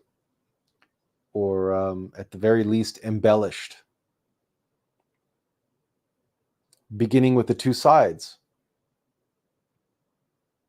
who fought one another in the war. Like, let's say some skirmish takes place between the two sides. Well, that skirmish, if it wasn't a siege, because a siege is, you can't call a siege a skirmish. So a siege is something that's difficult to hide, and it's difficult to avoid people seeing and hearing, especially those who live in the city that's under siege. But if it was a battle that took place out on the open field somewhere, well, it's not like the populace, came out to watch the battle. But there would have been individuals observing the battle, and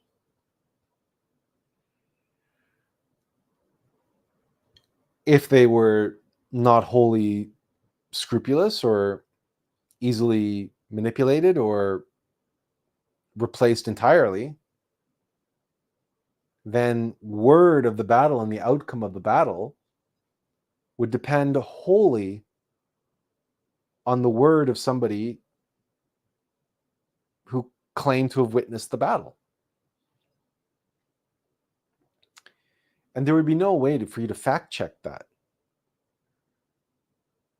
Unless perhaps you went and counted the number of soldiers returning from the battlefield, and noticed that the numbers returning did not reflect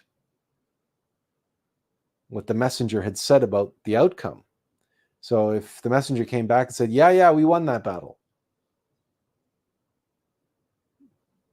but the remaining soldiers returning from battle are all war-torn and withered and, barely walking, and there's like barely a few dozen of them left, well then what kind of victory could that have been?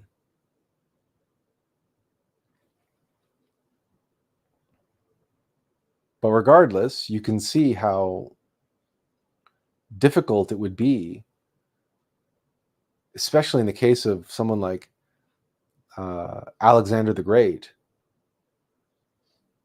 who was campaigning thousands, tens of thousands of miles away from Macedonia.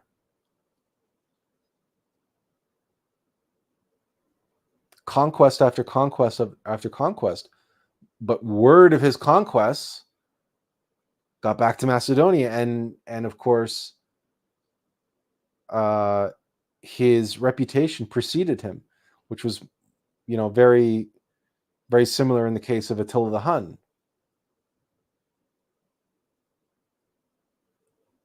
So,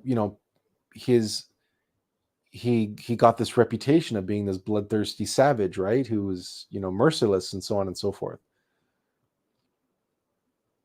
which is actually not accurate. But again, we have to assume that if propaganda and deception and hearsay and misrepresentation exists in our present day as a feature and has political and social, cultural, and economic benefits, that a form of that existed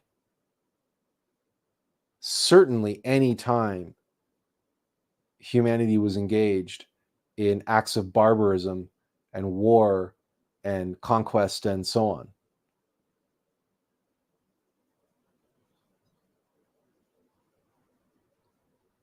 Because let's face it, winning the hearts and minds of a nation to go to war, they make it look easy. But I think after a few generations of husbands and sons being sent off to war and not coming home, I think after a while of this, the people get very tiresome of that and get very weary of it and very leery of it. So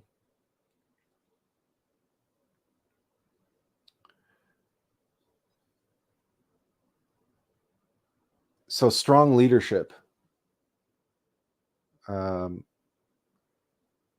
is also a feature of the ancient world. And that's why these great men are remembered not just for their conquest, but for how they were able to rally the people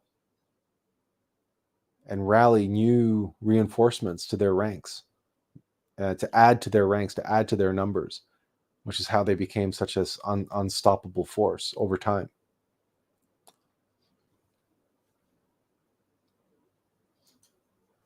Tiffany says, I get confused with the study of the different ages, Kali Yuga being fairly young to us at this time, and all the aspects of what that entails.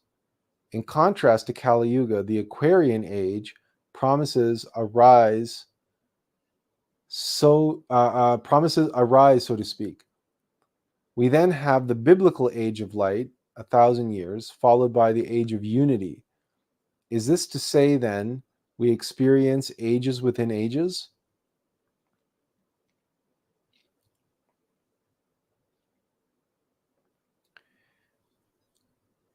What people refer to as ages changes in different times at different places and in different vernacular and in different traditions. So you can't, not everybody's age means the same thing or refers to the same thing. As you were pointing out, age of Aquarius is not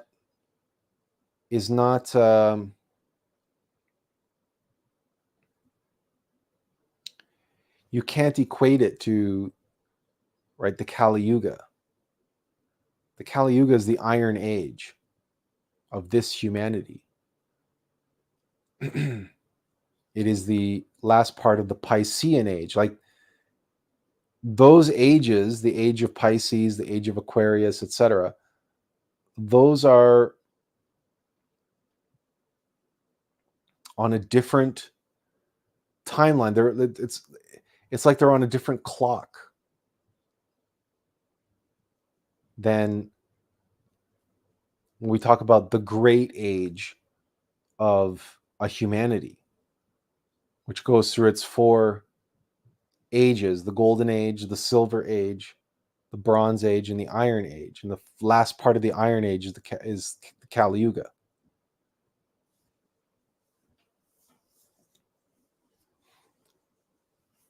The Golden Age of the next humanity is the 1,000 years of light.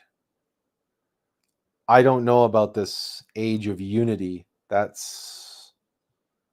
don't know where that comes from.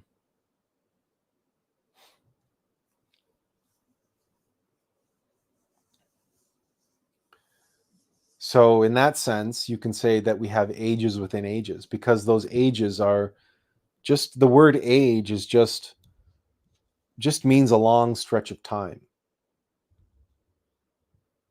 That's all it means. But there's no specific number attached. So it's not like a decade or a century or a millennia. Those have, right? We know that a millennia is 1,000 years. So an age doesn't have, because an age doesn't have that specific time stamp associated with it, as you point out, it can mean anything. And so we have lots of ages overlapping one another and referring to different time scales, different clocks, different calendars.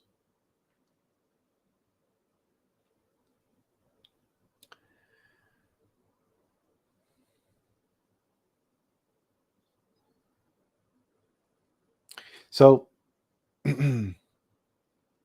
another example comes to mind with regard to what is the work that Atlas Alex and Atlas Conscious Arts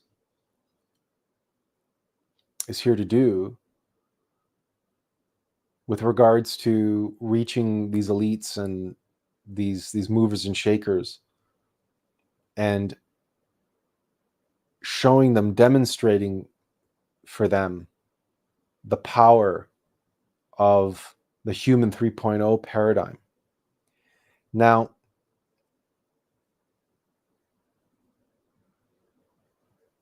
recently, Boeing has been in the news because Boeing merged with McDonnell Douglas, and McDonnell Douglas, soon after the merger, replaced all of the senior executives at Boeing were replaced with McDonnell Douglas senior executives, which came in the McDonnell Douglas way of doing things. They all came up through the finance part of the company. Whereas traditionally, Boeing's senior management, especially the CEO, were always engineers, and they were always brought up through the engineering or operational side of the business. So when Boeing was taken over by McDonnell Douglas, that changed, and Boeing's new CEO was a finance guy, not an engineer.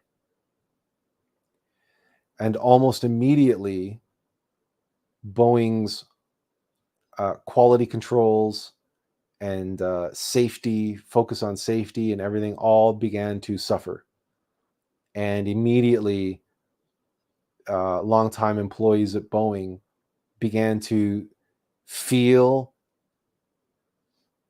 a palpable shift in the company's culture. And then they began to see very stark examples of how that shift in culture was leading to what would have been considered violations under the previous regime, under previous management of Boeing. Violations of protocol, violations of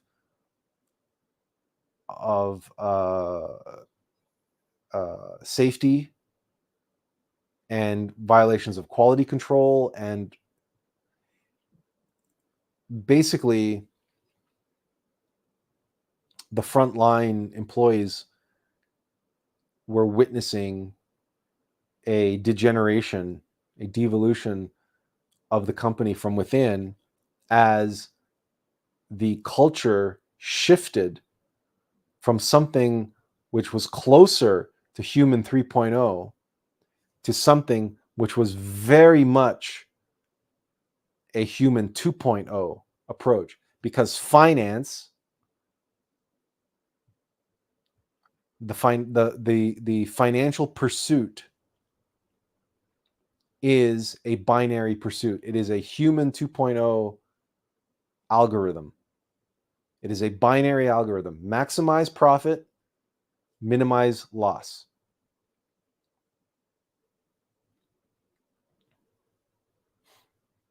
It's profit and loss. That's what it is.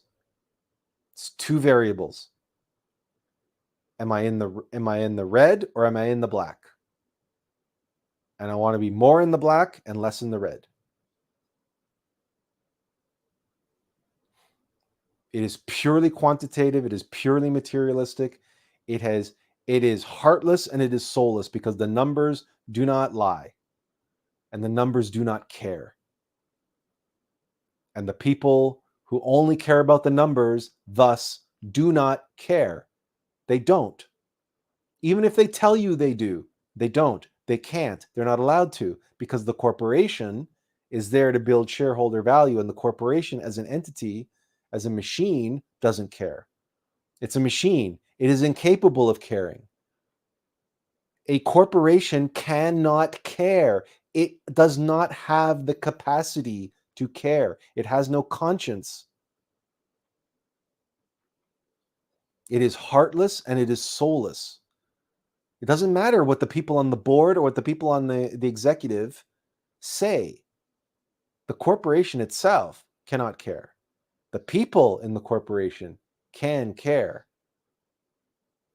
And the corporation can have a culture of caring, but that culture belongs to the people, belongs to the management and the people, not the entity, not the corporation itself. That system, that machine, right?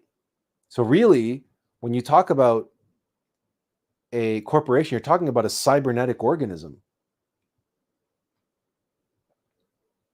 So when Boeing was taken over by McDonnell Douglas, and its executive and its culture of caring, of excellence, of comprehensive. So engineers, what do they care about? First and foremost, engineers that I know care about one thing. It's got to work. It has to work. They're very practical. What does it need? What does it need to be? Engineers care about that. What should it be? What does it have to be?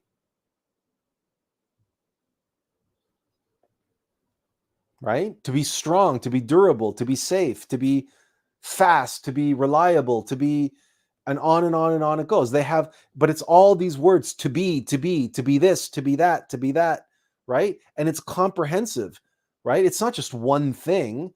Engineers who only want something to be one thing, I just want it to be fast. Well, then that's how you end up with some automobile companies that are known for making very fast cars, but that are completely unreliable, right? Then you have other companies that have been known for safety, and they put everything into safety, and they were obsessive about it's got to be safe, it's got to be safe, it's got to be safe. And then other things suffered, right? The styling, and the performance, and so on and so forth. So you can have different weights and biases on the different things that they care about, but still, an engineer, generally speaking, and if you have a team of engineers, they're going to care about the finished product and delivering something of value, and that is safe and reliable and durable and strong, and that it functions, that it performs as needed. People become engineers because they're passionate about this. They're passionate about the world working and helping to make the world work.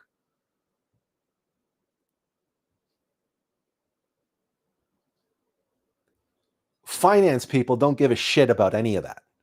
Finance people, they want the bottom line. How do we make our numbers, or how do we beat our projections? How do we build shareholder value? How do we become more valuable on paper? You put those people in charge of an aircraft company,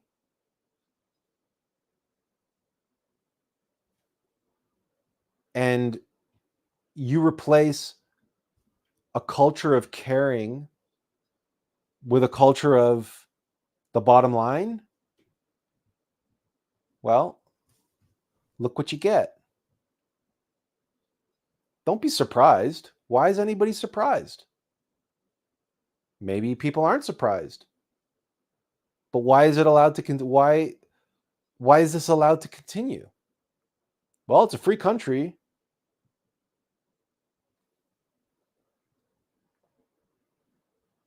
It's not rocket science, right? Human 3.0 is not rocket science. It's having the world run by true human beings with a heart and a soul and a conscience. It's not rocket science. So why is it so damn hard?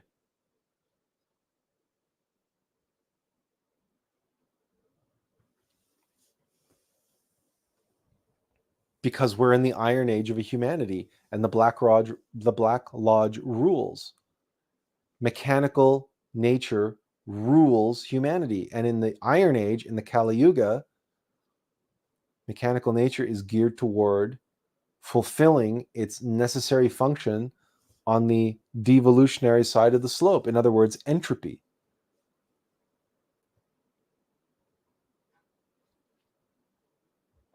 That's why everything is breaking down.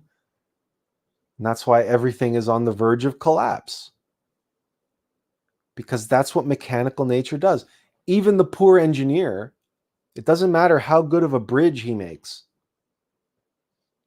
Eventually, that bridge will collapse. Now, if he's a Roman engineer and he's working with stone without mortar,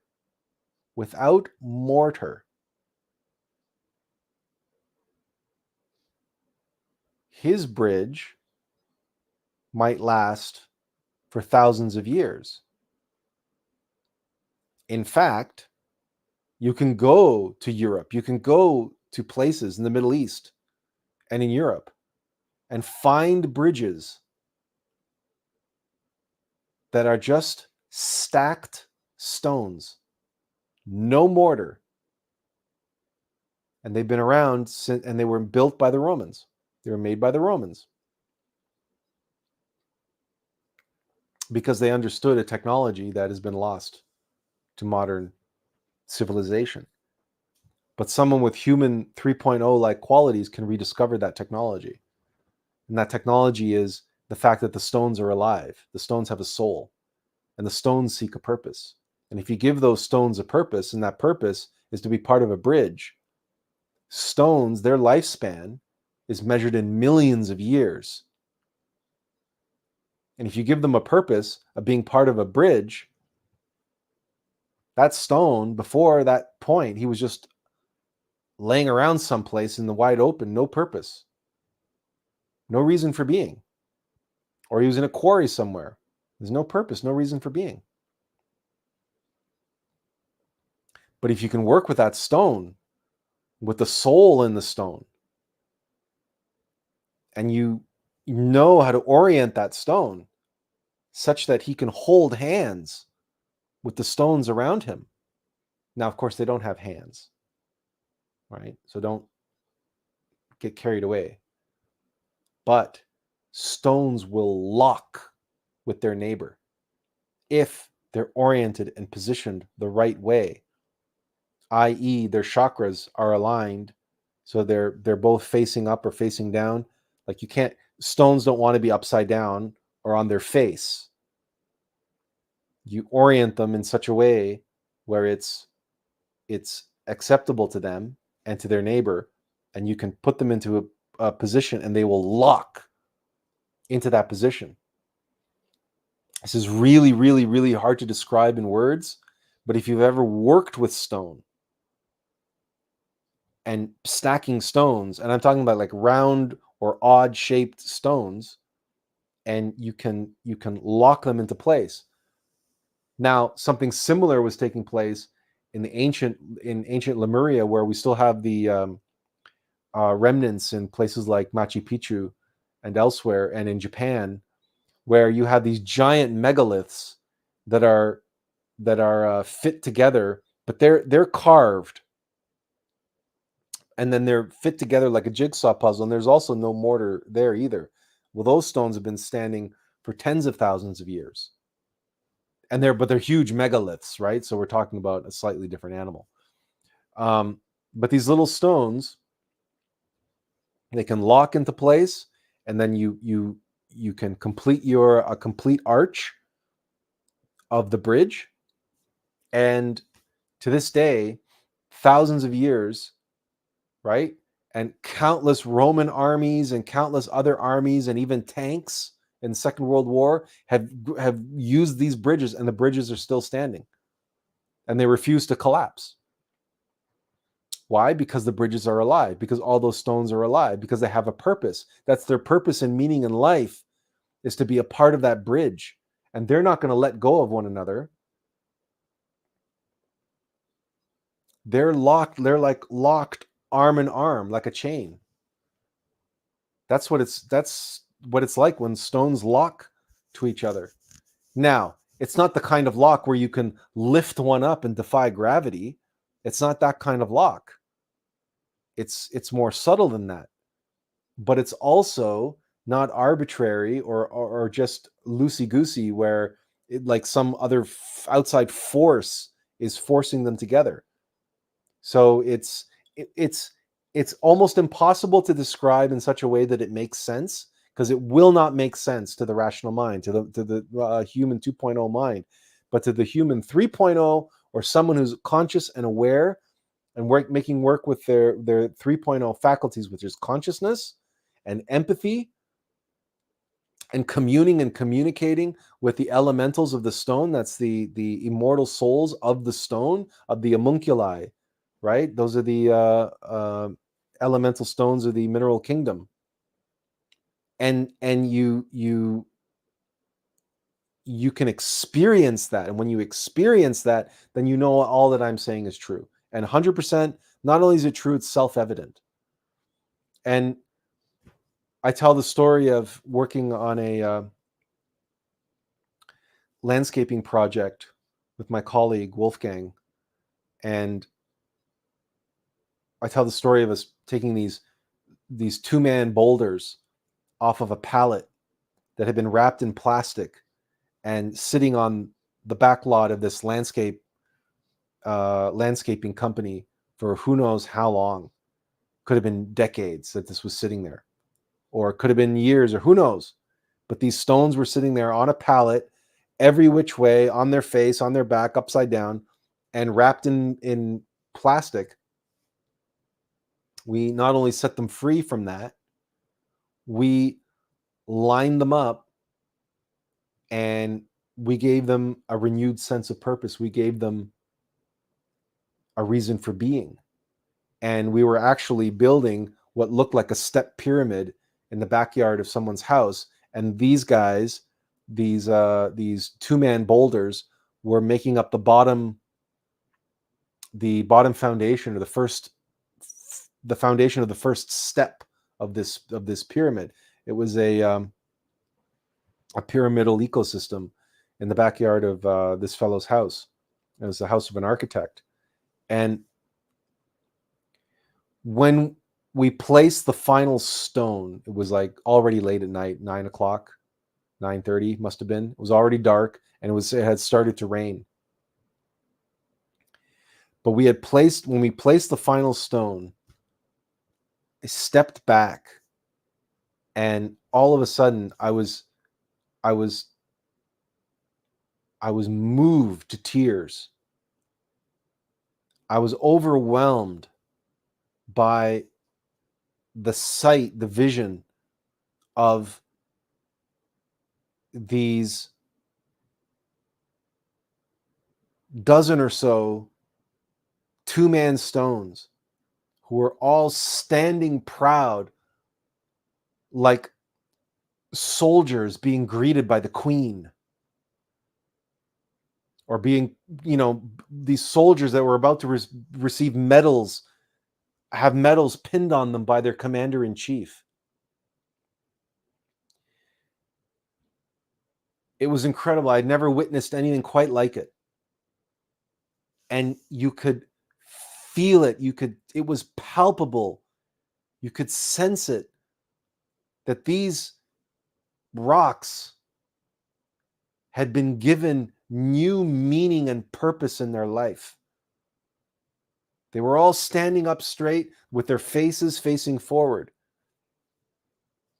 You might not think of rocks that way, that rocks have faces, and rocks have the top of their head and the bottom of their root chakra, but they have chakras. They extend from their Muladhara chakra all the way to their crown chakra.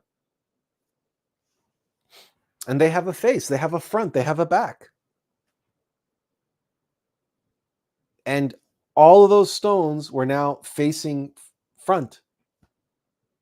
And they were all in a perfect alignment, standing in a row. They were like a row of soldiers, and they were just standing up straight and tall, beaming with pride, beaming with a sense of purpose, a sense of meaning, a sense of yes, a sense of belonging, a sense of community, a sense of self-actualization. What more could any being long for than to be what they're capable of being, and to give of themselves through that capability?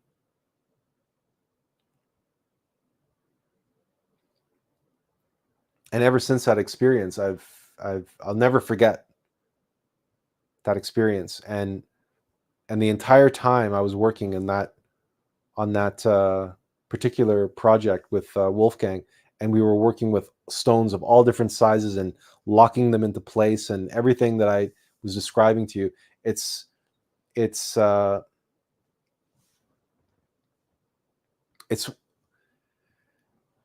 reason why we have phenomenon in the world that modern day engineers and craftspeople cannot understand and cannot tell you how they were made.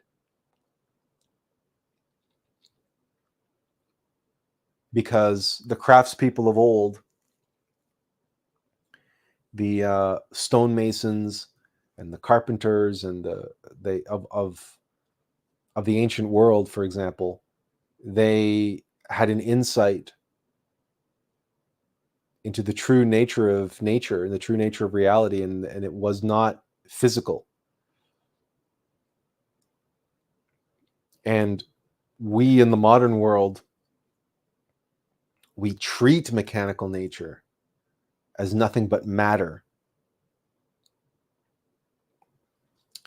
And as a result, we get what we deserve. And in the ancient world, they saw and they knew that mechanical nature was just an outer form, a shell, a vessel for divine nature. And that's why you can go to places like Japan and you can see wooden shrines and temples that have been standing for over 1,000 years and have survived countless earthquakes and tsunami and typhoons, like countless typhoons, and they're still standing perfect. And there's not a single warped beam or warped piece of wood anywhere.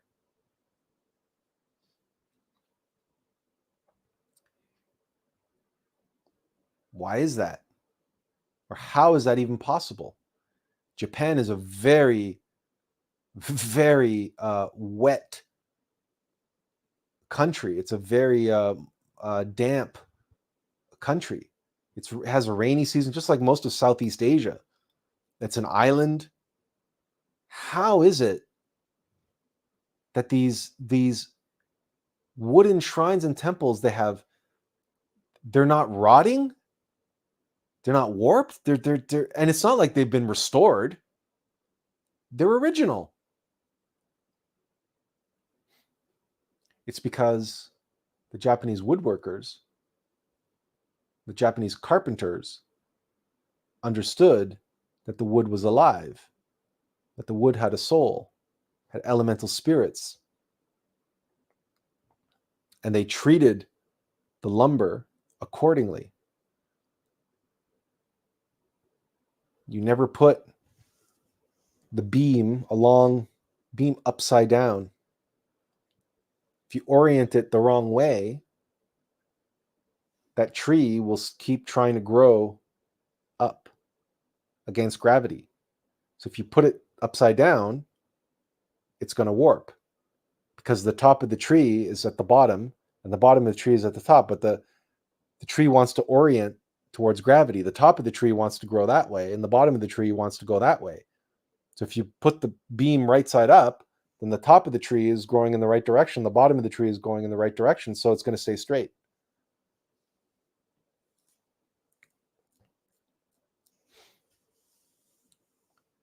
So there's more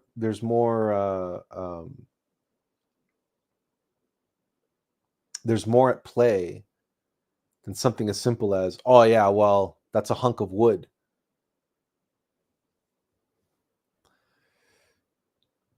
Tiffany asks, are there specific attributes that you see in alignment with the human 3.0? It's funny you mentioned this, or funny you asked this, because earlier I mentioned that there's a group called Imagined Life that is they're running their 45-day St. Francis challenge, and in this challenge that it's based on the prayer of St. Francis. And if you're familiar with the prayer of St. Francis, there are a bunch of qualities basically listed in that prayer. So, for example, the prayer is, I can't share this because I don't have the screen, but it says, Lord, make me an instrument of your peace, right? Where there's hatred, let me sow love. Where there is injury, pardon. Where there is doubt, faith. Despair, hope. Darkness, light. Sadness, joy. So you can go down the list and just take the latter halves of, so you end up with peace, love, pardon, faith, hope, light, joy, understanding, and consolation, and so forth. And it is fine to take as this kind of additive prescriptive approach and say, well, what are the qualities of, human 2.0? Is, you would say, well, merciful, right? For example, or understanding, or empathetic, or whatever the case may be, loving and courageous. You can take any of the virtues, honor, valor, compassion, and that's all well and good. And we can come up with probably a very long laundry list. And if we want to expand upon that and say, what are the kinds of behaviors or what kind of responses in certain conditions, we might even end up with the hundreds of tenets from the Temple of Luxor. And it's like, they're almost like commandments, but they're literally hundreds of them. And they're all etched on the interior of the Temple of Luxor. Because that's what happens when you really put yourself to that kind of endeavor. It's like making a clean spot. You can't stop. Like, you know how it is? You make a clean spot and then you step back and you go, oh no, now I've done it. There's a clean spot now. Now everything else looks dirty. So now I got to keep going. And you can't stop. You can't stop until everything is clean, right? When you take this kind of additive approach, that's where you end up, because what are the limits of love? What are the limits of expressions of love? So where is the upper limit of qualities? How many qualities is enough? How many qualities capture the comprehensive view of human 3.0? So Jesus comes along and says, you know what? I'm going to simplify things for you. I'm going to give you one commandment. This is the greatest of all commandments. Love your Lord thy God with all your heart and all your soul, and take no false gods before him. And secondly, love your neighbor as yourself. Do unto your neighbor as you would have done unto you. Now, if you follow the first commandment, love your Lord thy God with all your heart and all your soul, and take no false gods before him, that means you're not worshiping any egos. You're not worshiping any mechanicity. These false gods that pretend to be God. These eyes, right? Lust, fear, greed, gluttony, laziness, anger, etc. These are the things inside of us that pretend to be who we are, that desire our innermost essence of God, right? These are the false gods that we worship when we give into temptation and indulgence.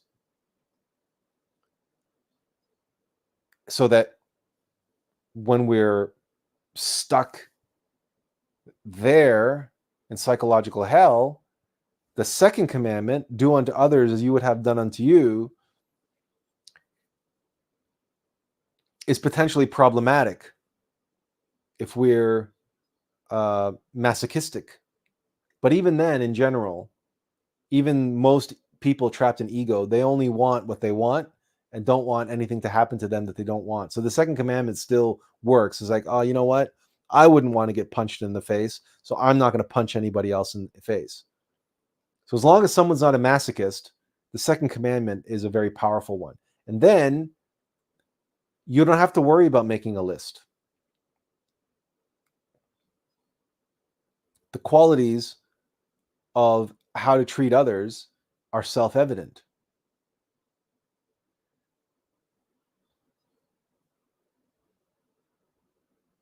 Benjamin is throwing up some suggestions here. So he says, Like the fruit of the Holy Spirit is mentioned by St. Paul in his letter to the Galatians 5:22 as the virtues of love, joy, peace, patience, kindness, goodness, faithfulness, gentleness, and self-control.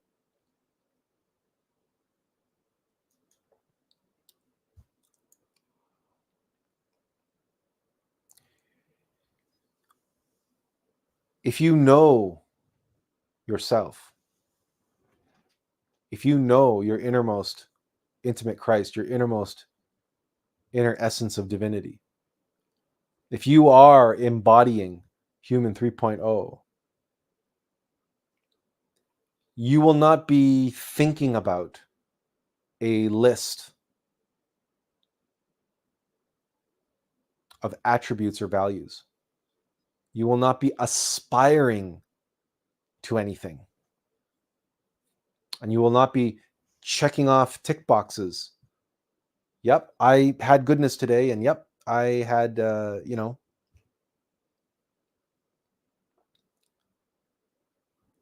this is the power of self-evident experiential knowledge, which is what we seek. To know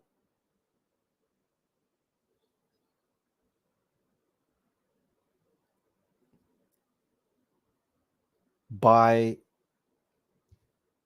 experiencing and by allowing ourselves to be conduits for that divine nature. And then the qualities of human 3.0 are emergent and they become self-evident through our experience of them. There's no prescriptive aspect to it. The car goes where the driver points.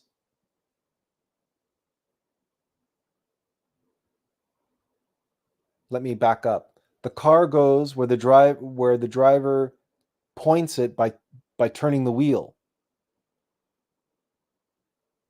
The car doesn't prescribe a direction to the driver. And when you think of a car and the directions that it can go in, you don't say, well, what are all the directions that the car can go in? Well, just observe it and find out.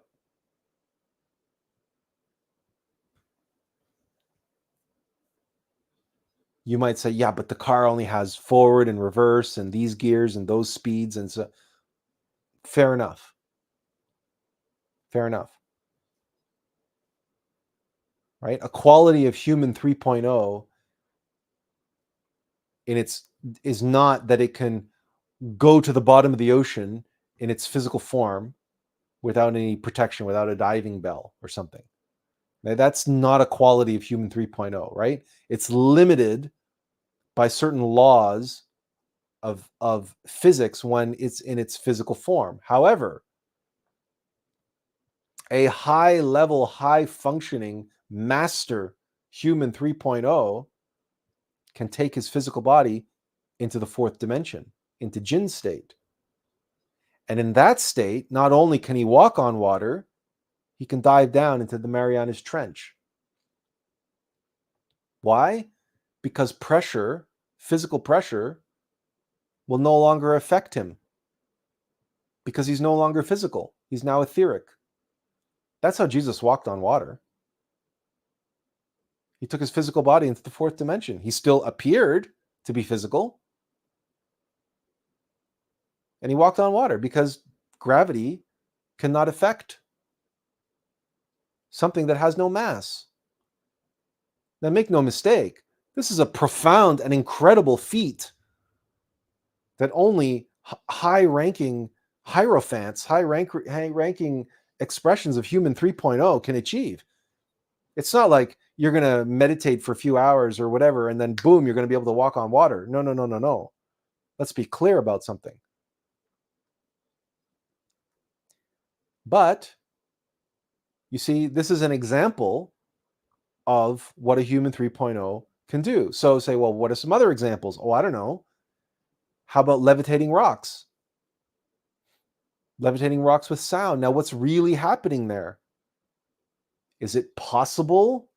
Is it possible that you can sing or make a sound, play music, or make a sound in such a way that you dematerialize the megalith, that the entire megalith goes into the fourth dimension,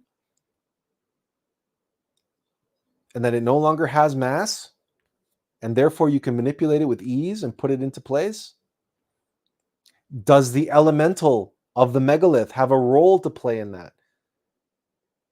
Is the music that you play attuned to some frequency of that's related to the soul, to the being of that megalith?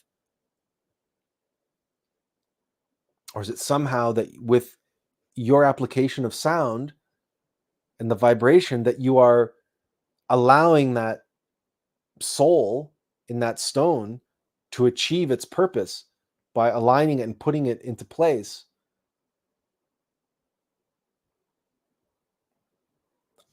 I don't have the answer to that.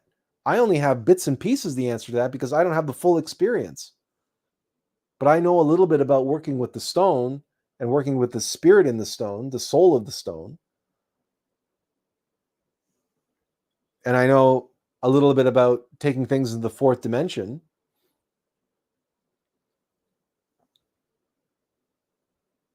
And it's not a stretch, or at least in my consciousness, in my imagination, to see these various different technologies or aspects of metaphysical science coming together. But you see,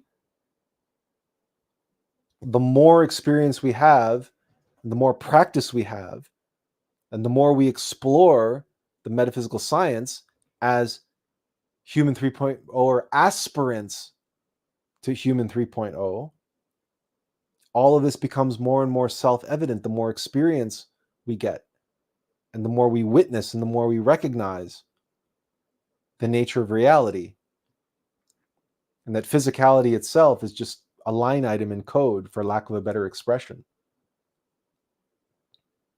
So the qualities of human 3.0 are, to me anyway,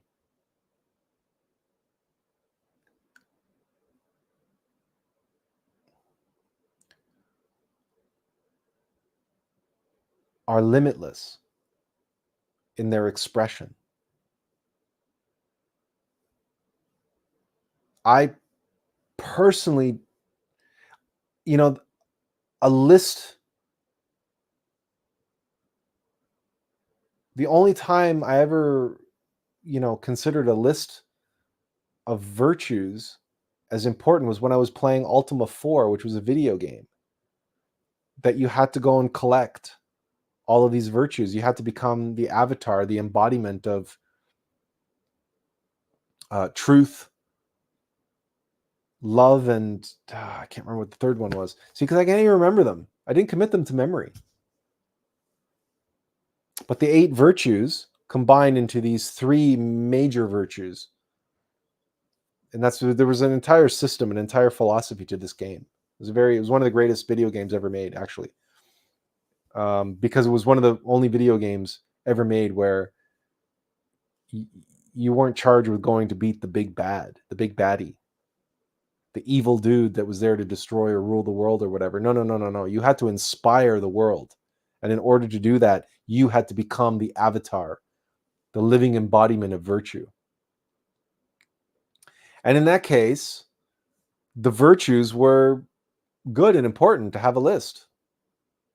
And I'm involved in this 45-day St. Francis challenge. So the virtue for this week, or the quality for this week, that we're focusing on is trust.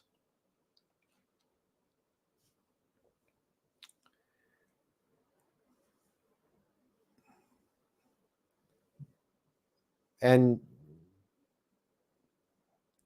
you can have a list, but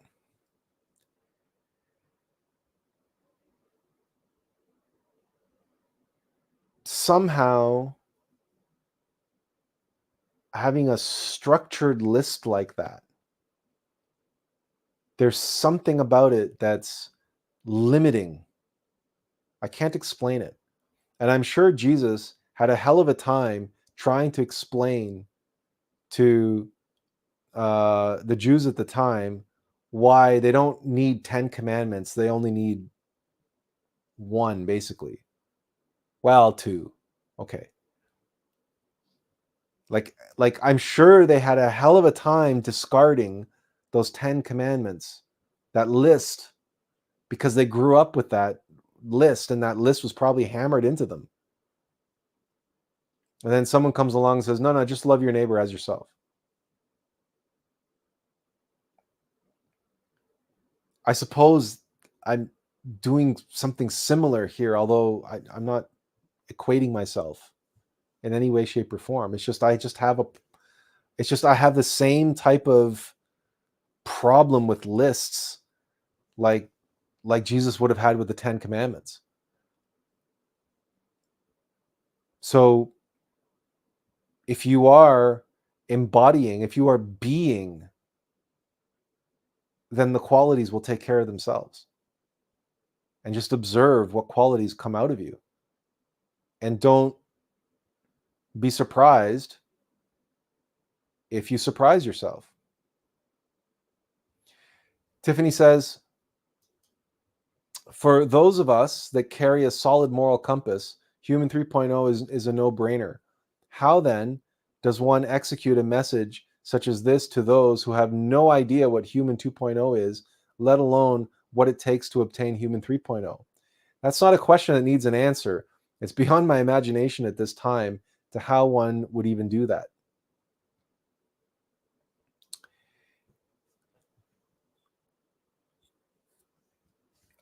This is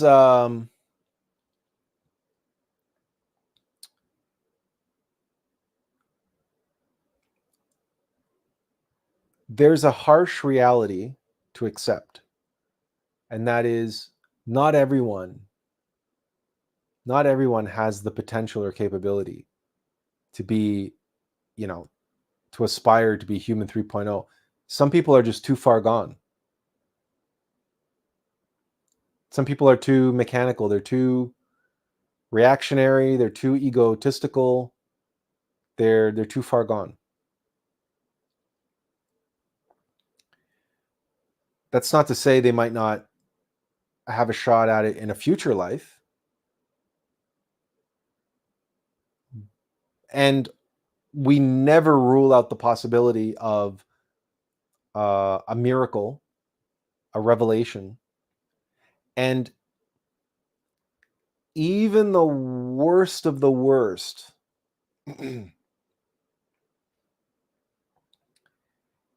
you always leave the door open for redemption.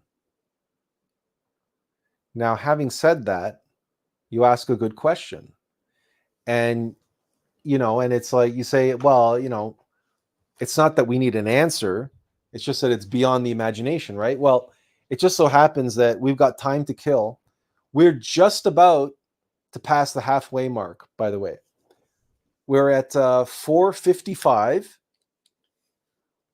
We've been going for nearly 5 hours. This is the longest live stream. This is officially the longest live stream I've ever done. I had been hoping that some people might pop in, into the background and make this a bit of a dialogue, a bit of a discussion. But that's okay. I mean, people are busy. It's Friday, and I'm sure they didn't know what to expect. And a lot of these people, I asked them very last minute because I didn't have things ready ahead of time, so I couldn't ask anybody ahead of time because the website wasn't ready, the videos weren't done, or the videos weren't finalized. And it may be that, moving forward, the success in the campaign notwithstanding, maybe it is that I've got to do this, keep doing this alone, and that maybe I can, successfully raise enough money to, afford to get on a plane to go visit some people that need to be spoken to face and in person.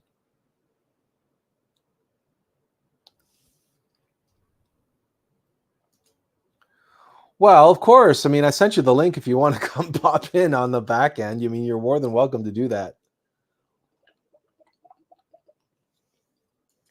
But regardless, you asked a question, and it's a good question.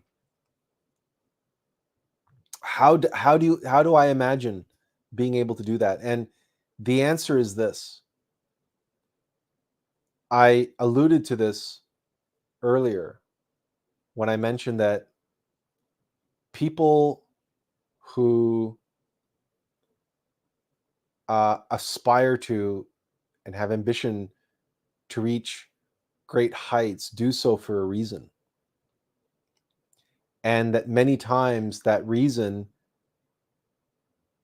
becomes twisted and ends up being a kind of megalomania, but it didn't start out that way.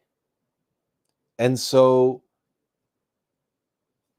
another way to describe this is when we talk about stanza and substance, and I've used that terminology before when I talked about the 6 and 9, or the yin and the yang, the light and the dark.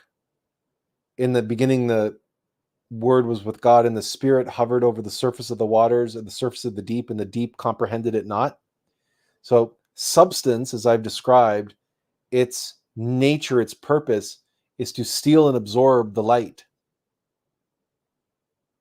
to absorb and trap and hold on to. So one of the things that the Black Lodge, the forces of mechanical nature, they lust after is anyone who exhibits a propensity, a capacity, the possibility of stepping out on the world stage and illuminating the world somehow. Like someone who has that level of resplendence within them, that they can shine unto the whole world and be seen, be heard, that their words will carry through time and space, that they can have tremendous influence over crowds, over acolytes and generals and nations. That potential, that power, that ability, those are human 3.0 like capabilities. Why? Because that's the nature of the Christ. That's that resplendent light. That's like solar light. When someone shines like that, the Black Lodge wants that for themselves. They want to take that and twist it and corrupt it and use it for their own purposes. Just like any machine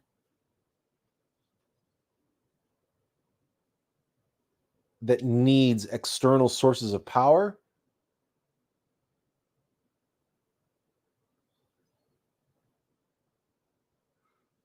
the more powerful, the more tremendous a source of power is, the more the machine wants that source of power.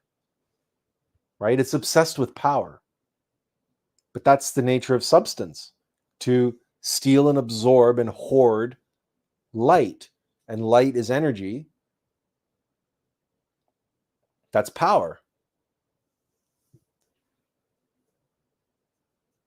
What that means is, and this is a lesson that was actually taught in one of our most prolific and powerful of modern mythologies, which is Star Wars. And Luke Skywalker, one of the most beloved characters,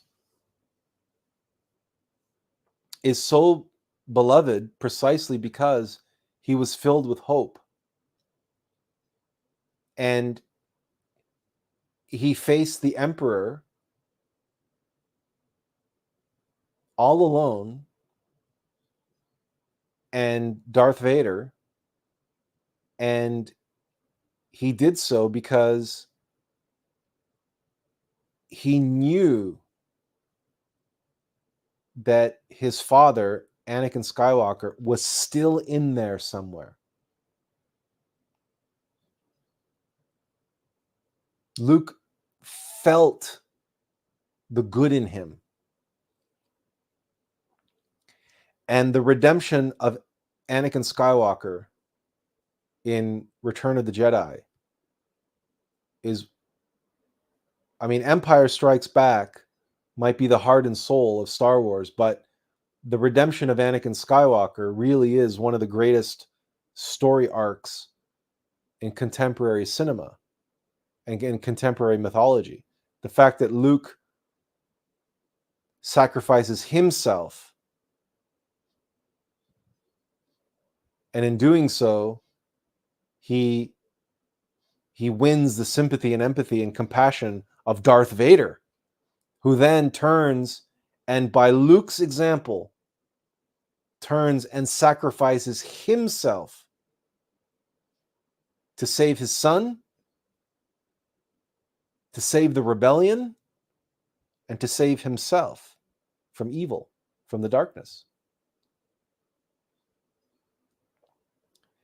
Now you can say, well, that's just science fiction, or that's just science fantasy, or that's just whatever it is.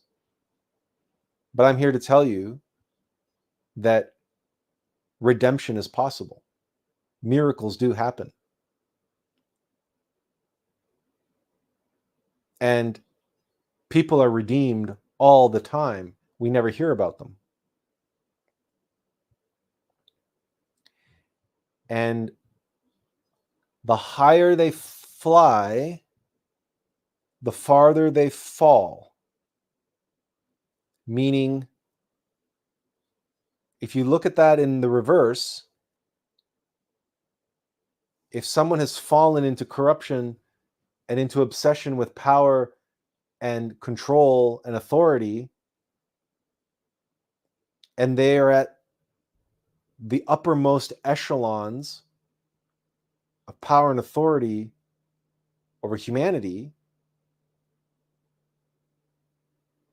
that means they fell from an equally high place, or they aspired to a very high place. And they did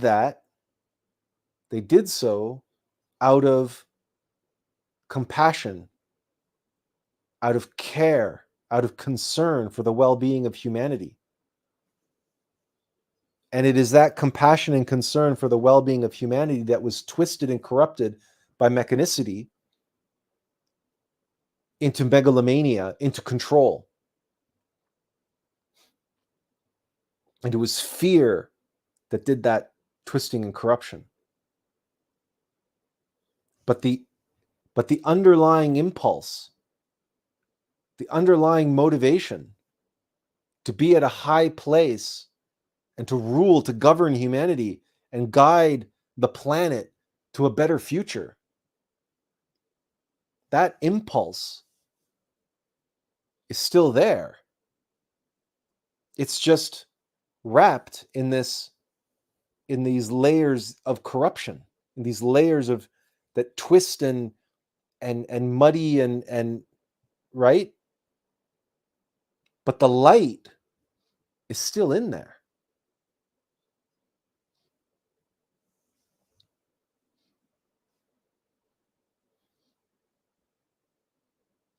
They just need to be shown the error of their ways.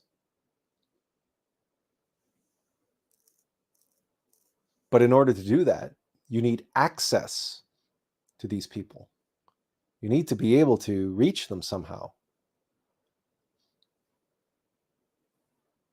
And these people have so many firewalls and so many gatekeepers and so many, like, you can't walk into those circles just because.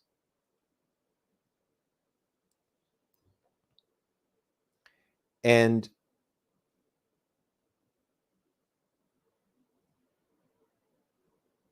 it's not a question of, becoming a threat to these people, because I could spend the next 20 years building up a following on YouTube or building up a following in the world, and an army of followers who are all chanting and beating their chest and pounding the ground and carrying placards demanding change in the hopes that I might get an audience.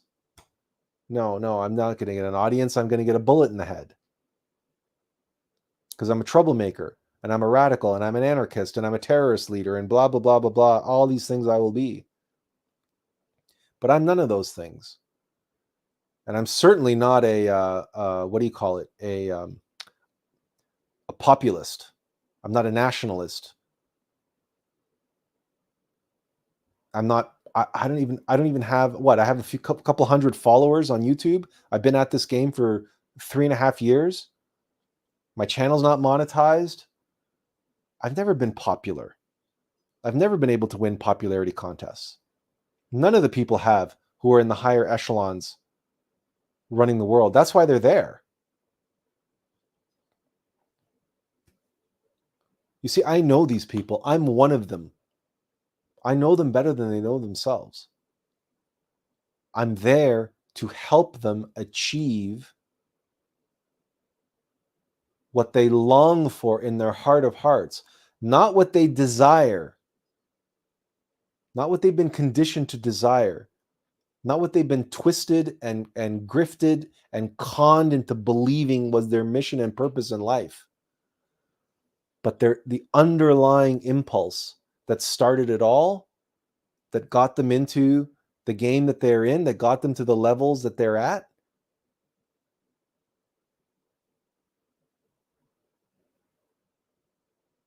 I'm here to turn Darth Vader around.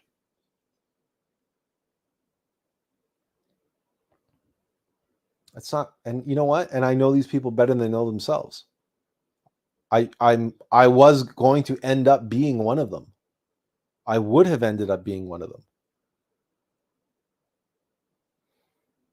Because what humanity needs now, we cannot do without the influence, the power, the resources that these people have.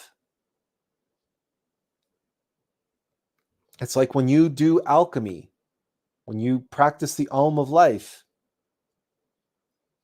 the whole thing about mining for gold, you're turning lead into gold. You're mining for gold in your own subconscious mind, turning all of your faults and your defects and your vices and your egos, and you're extracting the consciousness that's currently trapped in your shadow, in your dark side.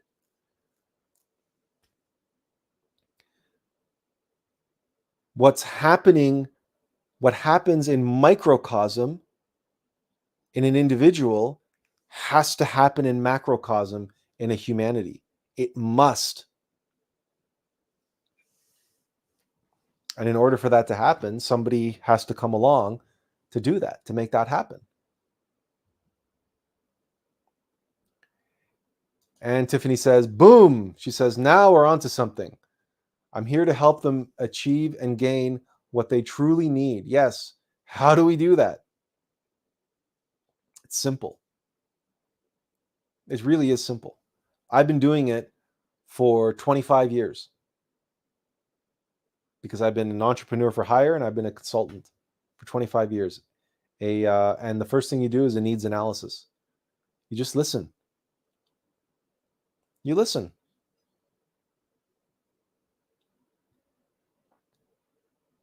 Listen without judgment. Without judgment. You see, I may be the most valuable person in the world to these people, but they don't know it yet.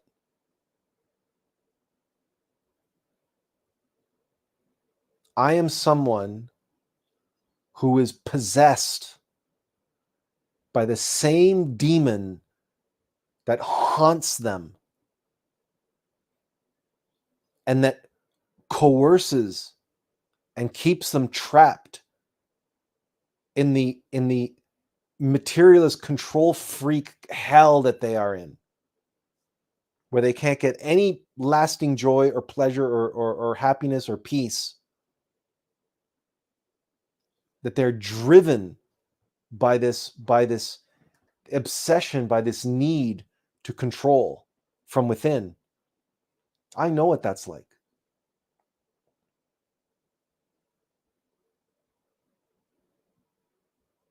But I'm not ruled by that. I live with it, but I'm not ruled by it. And I've lived with it for a long, long, long, long time, and I've never succumbed to it.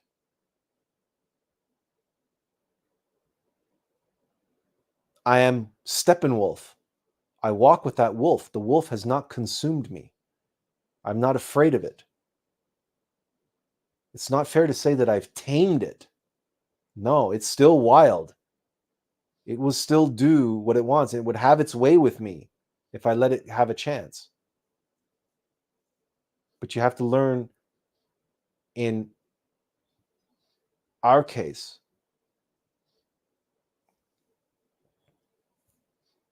I'm such an oddity and a rarity, but I'm also the only one who can honestly and truly be in their company and be without judgment, because I know what possesses them. I know what haunts them. I know what they live with. And I know how close I came to being one of them.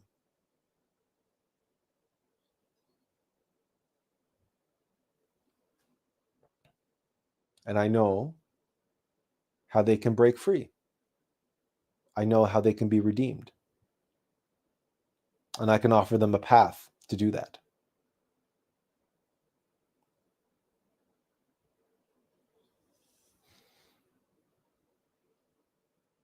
You see,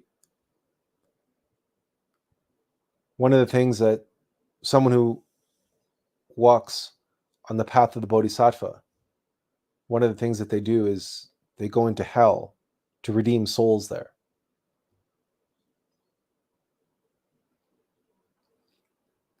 One of the reasons why Jesus hung out with tax collectors and former prostitutes and so on and so forth, and beggars and, the outcasts, is because he was offering them redemption.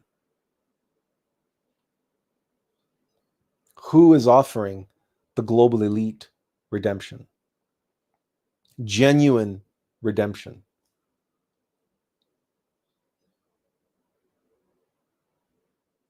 Practical, rubber meets the road. You don't have to live with that demon ruling your life anymore. Redemption. And who can do so on the basis of looking them eye to eye as an equal, without any judgment?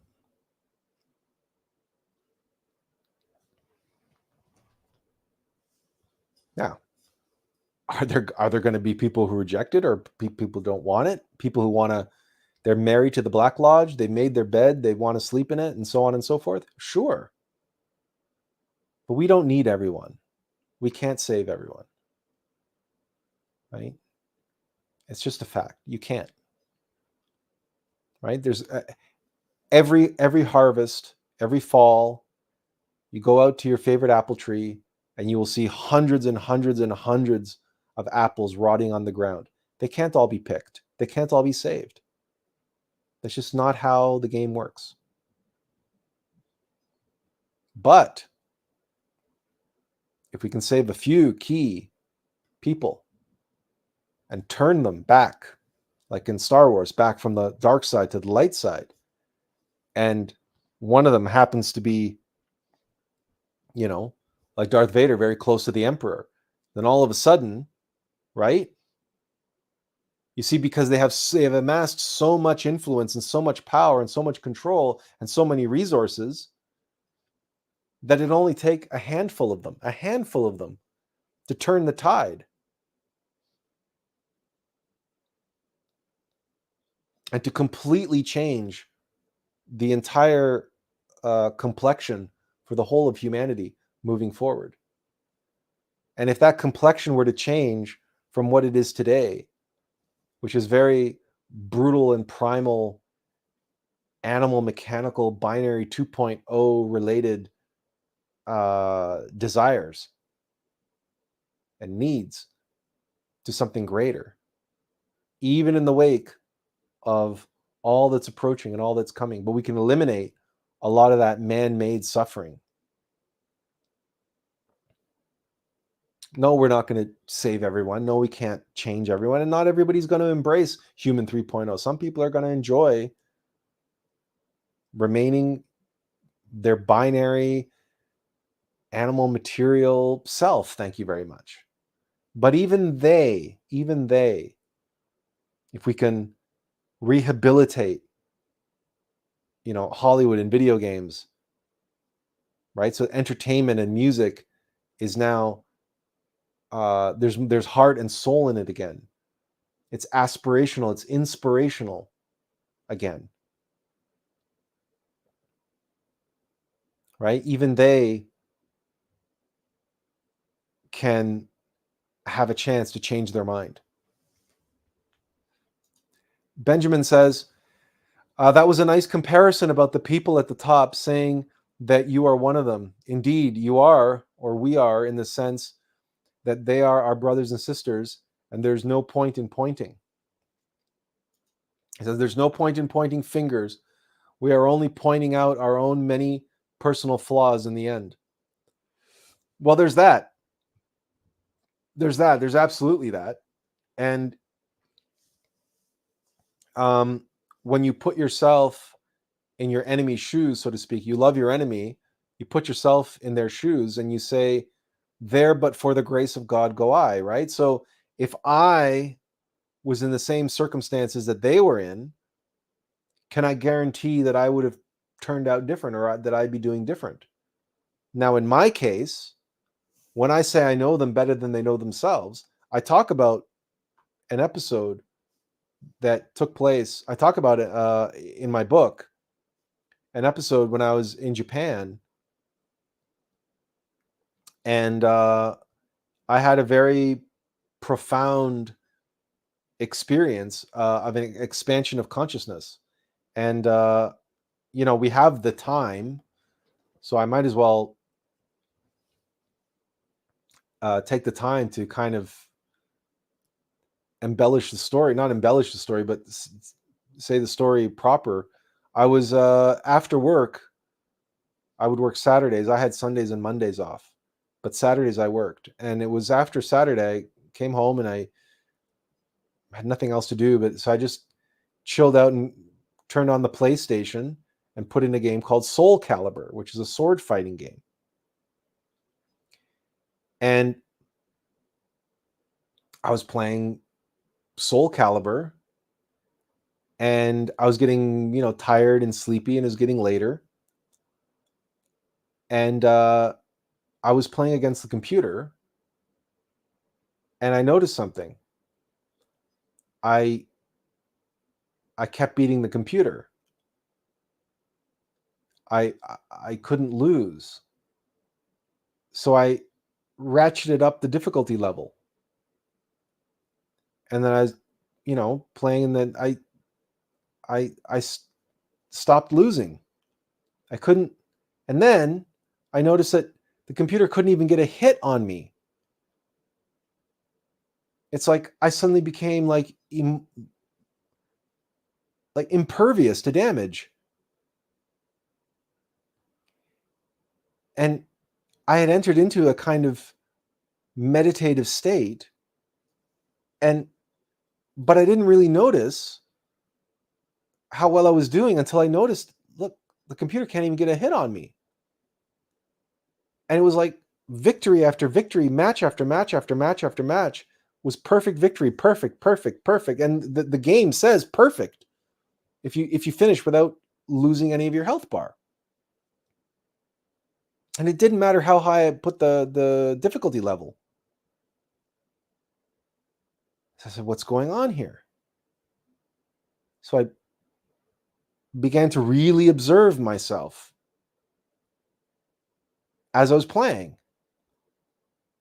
And I discovered that the reason the computer couldn't hit me is because I knew exactly what the computer was going to do before it did it. I was playing a PlayStation, by the way. So when I say computer, it was a PlayStation. So I knew what the machine was going to do before it did it. Well, how could I know that? And it was then that I comprehended. I realized that I had slipped, my consciousness had slipped into the stream, and that I was one with the consciousness who had programmed the AI in the game. I was one with the programmer. And because I was one with the programmer, I was one with his consciousness. I consciously now knew what the AI was going to do before it did it, because all of the AI algorithms I had access to in my consciousness by virtue of the fact that I was connected to the consciousness that programmed it. This went on for a little while, where I was now playing the game conscious of why it was match after match after match, perfect, perfect, perfect. I for a time I continued to experience this state of oneness with the consciousness that programmed the game. But then something dawned on me. I said, "Oh, this is all well and good. This is all interesting and everything. But something tells me that there's this experience, there's more to this experience than just beating a video game." And so I put down the controller and I just consciously became aware of the fact that if I can be connected through consciousness, through the slipstream, to a programmer of a game who I had never met or seen before in my life, and who knows where he is in the world, whether he's even in Japan or he's in one of the American studios, or who knows, right? If I can be connected to him and know what he knows, can I be connected to everyone? And I simply willed myself into a state of connectivity with the consciousness of the world, the collective consciousness of the world, or at least that's how I envisioned it, that's how I imagined it, and that's how I willed it. And I connected with consciousness to every last person on the planet. And I exploded. I couldn't contain it. I started jumping up and down in my little Japanese apartment, as I was like just spewing off words of wisdom that have like traveled down through the ages and that people carry around as idioms and stuff. It was just coming out of me spontaneously as it was dawning on me. I was having comprehension after comprehension after comprehension just coming to me and dawning on me. And it was just like, and this happened for a little while. This kept going like this. But I went, well, if I can be connected to every consciousness on the planet, what about every consciousness in the universe? And then I did another expansion. I did the same thing as before, and I willed myself into collective consciousness of the universe. And this was my first experience of the Christ. And again, it was something that I could not contain, and I broke down, and but it didn't stop this knowledge, this connection to this knowledge. And I backed down, I slowed down, I took a moment, I relaxed, and I just entered into meditation while maintaining this consciousness, and I was holding that space.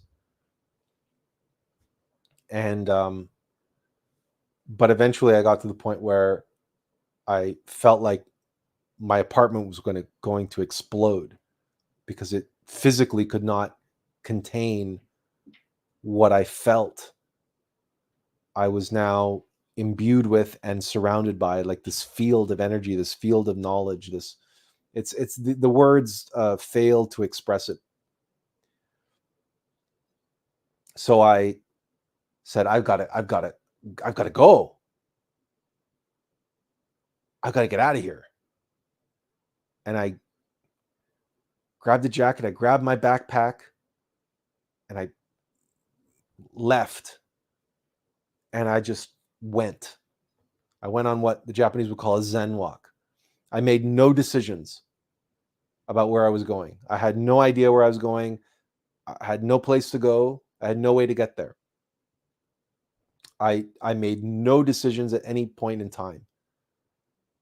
Like zero thinking, zero thought.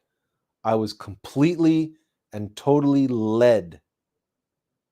And anytime I came to a fork in the road, I would allow my consciousness to direct me to the first thing that grabbed my attention, that was like, okay, that way, and then that way, and then that way, and so on and so forth.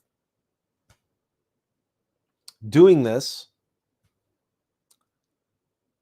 it turned out for me at that time that the Tuesday was a holiday and I wouldn't have to go to work. So for 3 days, I was out and about, just following my nose, basically following my intuition, allowing myself to be guided. And I went on many adventures and I saw many things and so on and so forth. But the point of this story is I eventually ended up in Osaka, which is Japan's second largest city. And at that time, it was about 13 million people. And I ended up in one of only a handful of Ferrari dealerships in all of Japan. I had not chosen to go there. I just ended up there. And I marched inside, and there were 3 cars.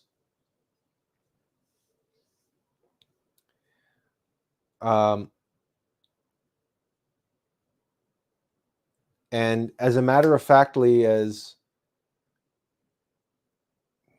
you would, I don't know, grab a carton of milk off the shelf in the grocery store, I said, I can have that one, and that one.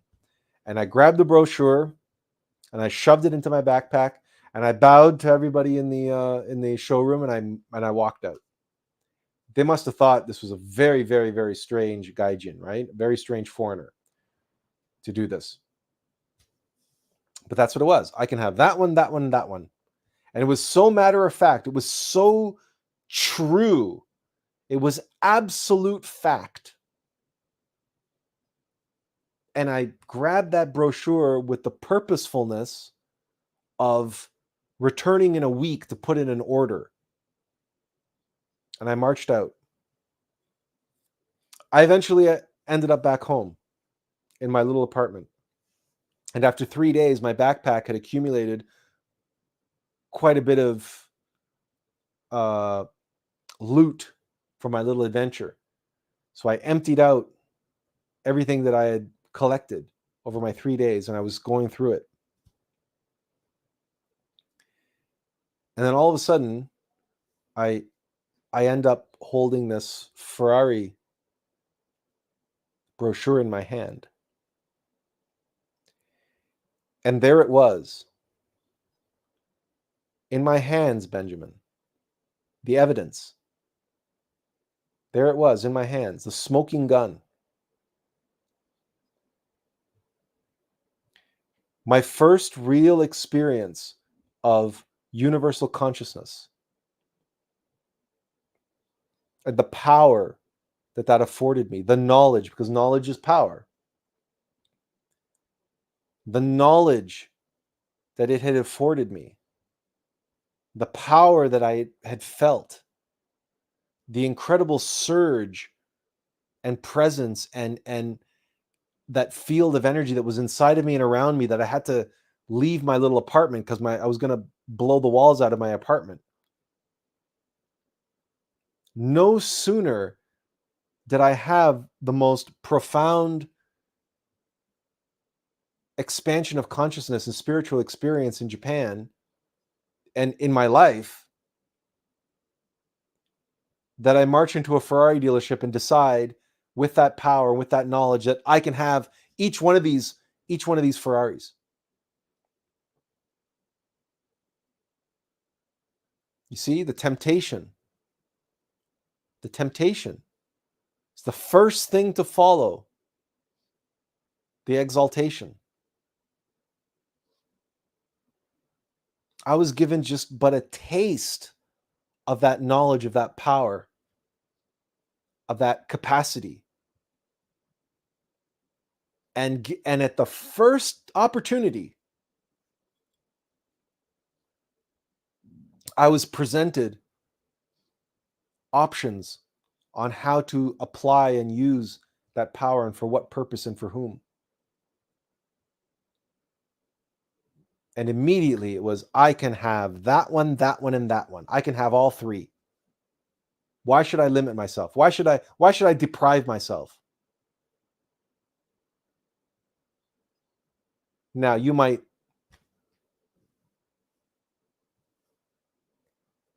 say to yourself, well, there's nothing wrong with owning a Ferrari. There's nothing wrong with owning 3 Ferraris. Well,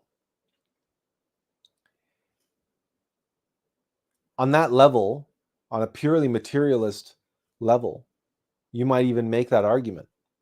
But for me, this was far, far beyond anything related to money. There were 3 Ferraris. There are 3 Furies who tempt the tempting Furies. They're the 3 tempting witches. They're the 3 murderers of Hiram Abif. Those 3 Ferraris are the 3 Furies. And I was tempted by each and every one of them, and I gave in to each and every one of them. That's what that symbol represented. And for me, it was a complete failure. It was a failure of the test. And in recognition of that, in comprehension of that, I completely collapsed to the floor. And I began bawling my eyes out and shuddering with the realization of how quickly and how easily I gave into temptation at the first opportunity when presented with power. And there's a great quotation. I can't remember who it's from. It said, if you want to test the morality of a man, give him power. Something like that. And in the ensuing time, in the comprehension of that, what was shown to me and what was revealed to me was the potential that I had to be another Hitler, another Stalin, another Napoleon for that matter. Right? I have that potential in me. I have that inside of me. That is what made me choose the 3 Ferraris right away when given an opportunity.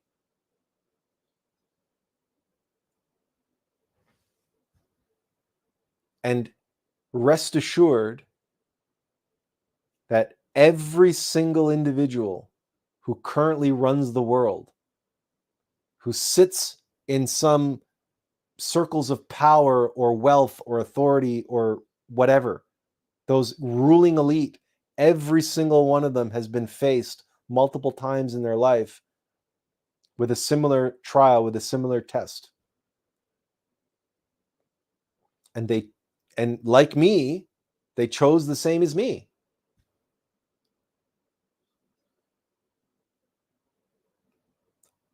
In other words, I chose the same as them. The difference is I was given an opportunity to realize and recognize the error of my ways.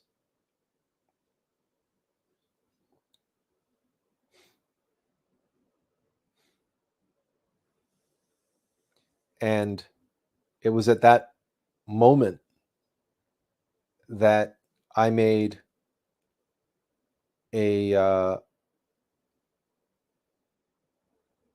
my commitment had just leaped to another level. Everything went to another level after that.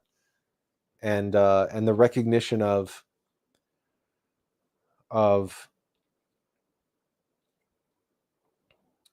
about knowledge is power and power corrupts, and so that absolute knowledge means absolute power, and then absolute power corrupts absolutely. And how easily and how quickly it was that all of this happened.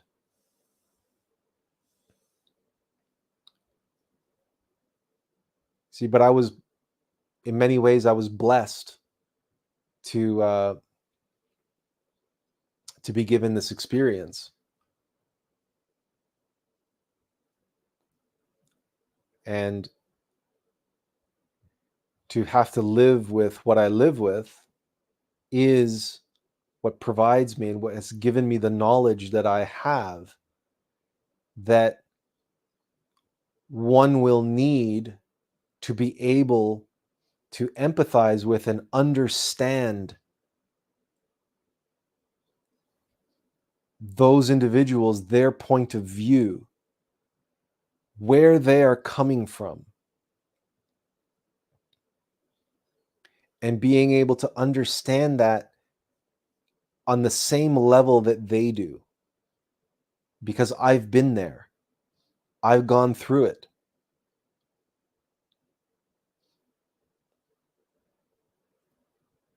And I was shown where I would end up and what I would end up doing if I didn't choose a different path. So I'm a unique creature in this sense. And I'm uniquely equipped to be able to walk into the highest mountains of hell itself and walk into the chambers of what other people say are occupied by demons. And I'm equipped to go into those chambers and stand before those individuals and the entities that control them. And do what must be done and reconcile and pave the road to redemption for the sake of this humanity and for the sake of the next golden age and for the sake of all that is good and right. This is the work of the one who comes at last, because this is the last thing that has to happen. This has to happen. Somebody has to do it.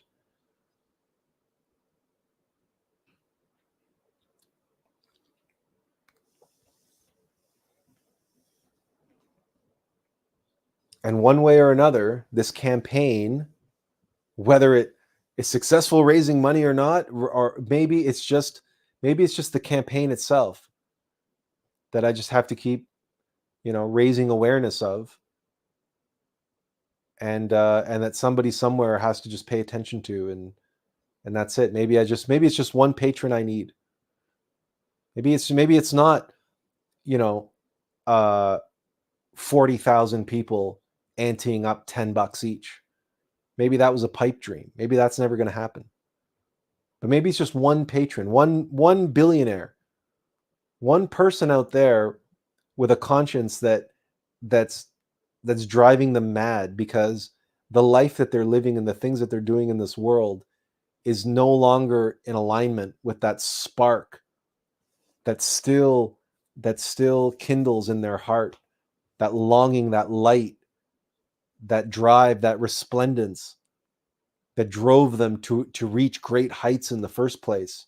But now they look at what they've begotten, and they look at their peers, and they look at the circles that they walk in, and they say, something's not right. What can be done? What can we do? See, I can give these individuals a path forward.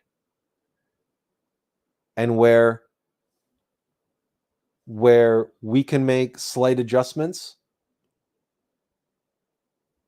to the Titanic's course, it's not that we can prevent the sinking of the ship necessarily, but perhaps we can prevent it from being the catastrophe that it was, or catastrophe that it will be otherwise. Tiffany says, this story of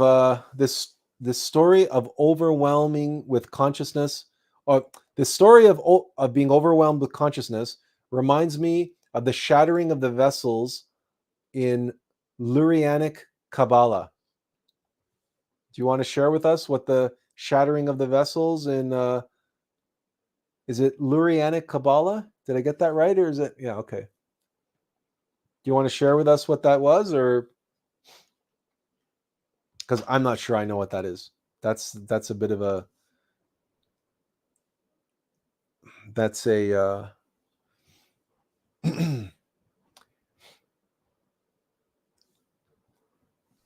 it's kind of new to me. So yeah, Benjamin, that's when I say,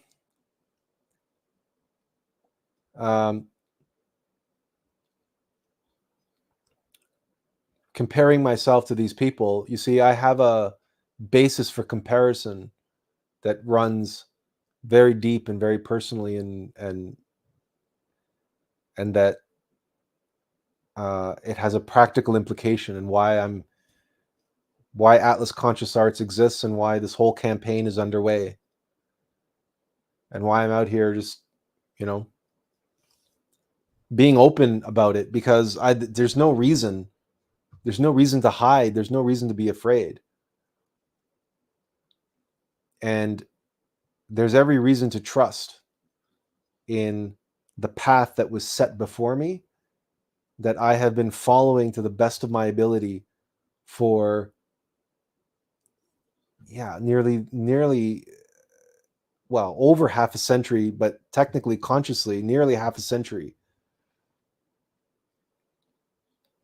So Tiffany says, yes, she'll share, and she'd be happy to.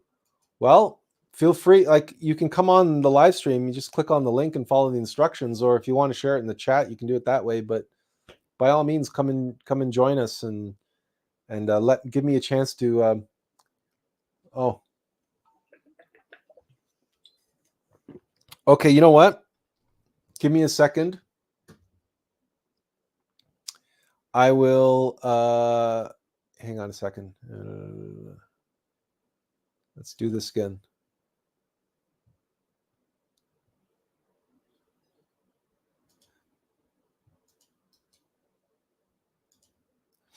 I sent it to you in Messenger, but here it's on screen now.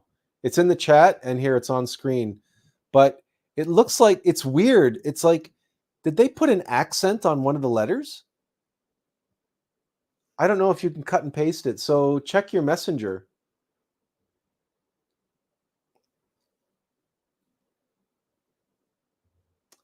Let me send it to you again in.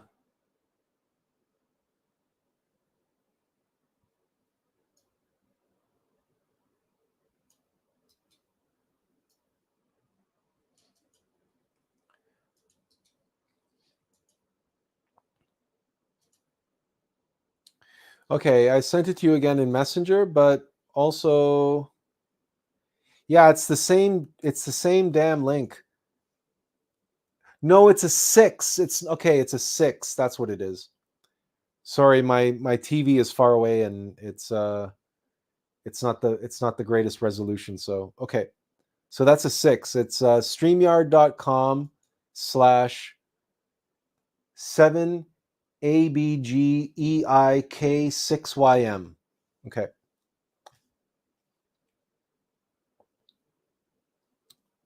There she is. There I am.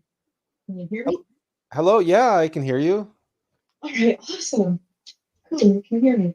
Welcome. Hi, thank you.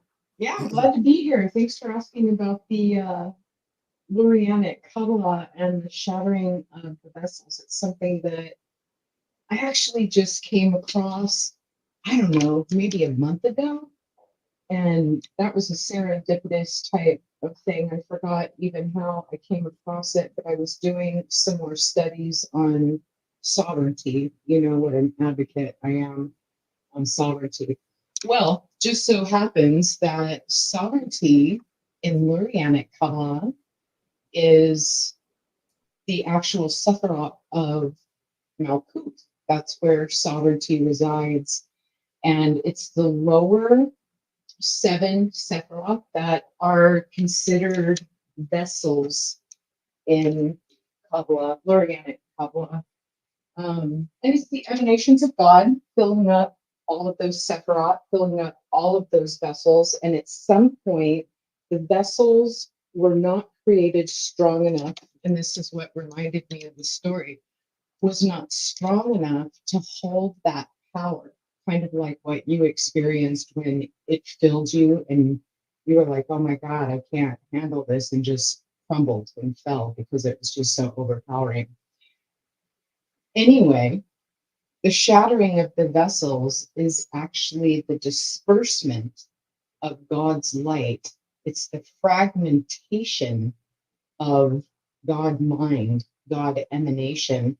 And so we, being little teeny tiny specks of that, are able to do the same thing.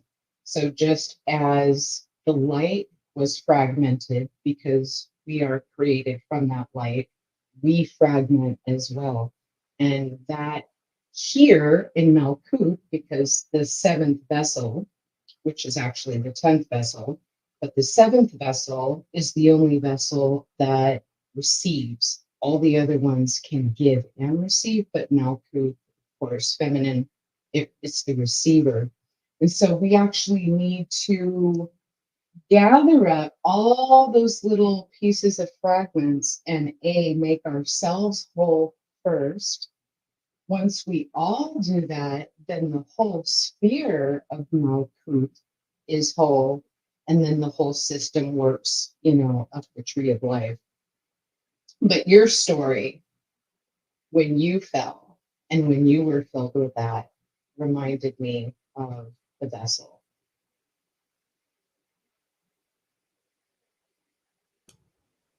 Well, okay then. Is that so? So the shattering of the vessels in Lurianic Kabbalah, is that equivalent or related to the dissolution of the egos? Is that your reading of that, or no? Luria, it doesn't speak to that, but in essence, yeah, it's a different way to say that. Because when you Because say what we're you doing have is to, liberating that light from the matter that was shattered, or the vessel that was shattered. So our vessel here would Mhm. be like our physical body, right? And then those sparks of light would be our inner light that is fragmented out into matter, which of course is the ego matter that keeps that light trapped. Lurianic Kabbalah doesn't speak to that. They speak more to in esoteric terms. They don't speak too much to the ego as they do. They just use different verbiage. It's just all different verbiage. Mhm, mhm. Okay, well, was definitely, well, the experience was uh life changing. I mean, that's the only way I can describe it. And the related to that, of course, was the fact that it was not my only temptation in Japan. I I also write in the book about my my final temptation in Japan, and and that was not as dramatic, but I was also wasn't alone. It's very different. I was being tempted to stay in Japan by my girlfriend's mother, and Yeah, I remember reading that. That was quite a story. That yeah, that because whole all that you let go to come home. well, because that was my that was my moment of Satan, spreading everything out on a silver platter, saying, just bow down and worship me, and all of this will be yours. That was my moment, because you know I would have ended up with a beautiful, talented wife, adoring mother-in-law, uh, a job that I love to do in the country that I love to be in, and then eventually uh, a business of my own, to call my own, that's just basically being handed to me. Like, it was very, very, very tempting. It really was, and yet it wasn't. I can't explain it. It was alluring, it was tempting, it was shiny, it was all of these things, but I was so resolved at that point. My experience with the Ferraris, but what it really was was clear as day, right? It was the real human 3.0 quality that we need to have is uh discernment, to be able to see what is really happening in front of us. And it was the comprehension, the realization that this woman is not my mother's my girlfriend's mother, this woman represents Satan. And everything that she laid out for me on a silver platter, this is the whole world. And in this moment, I'm not me, I'm Jesus. And it was the comprehension of that, it was the realization of that made me not consider her offer even for a moment, because of how strongly I saw the reality of what was playing out. The archetypal truth of what was playing out. And when I knew that and I saw that, I said, there's no way that I'm giving into this. Doesn't matter how alluring it is, doesn't matter how good it sounds. I know this. Like, I know my Faust, right? I know my tragedies. There's no way I'm selling my soul to the devil. These were all that crystal clear in my mind. Once the guiding symbol, the guiding allegory had presented itself and the connection had been made, now I was connected to Faust and Macbeth and Oedipus and all the other tragic heroes, and it was all connected. And so the weight of that, the magnitude of that, the scope of that was all bearing down on me. And I was like, okay, this is the moment. This is this is when the rubber really meets the road, and you make a choice that determines, where you're going to end up. And you passed that test with flying colors. But I don't think I would have, had I not had the experience earlier with the Ferraris. Mm-hmm. And I can tell you that test in Japan, with the temptation to stay in Japan and stay teaching in Japan and everything, that was nothing. That's child's play compared with the tests that lay before me. Because rest assured that if I end up having consultations with some of the wealthiest, most influential, most powerful people in the world, there are going to be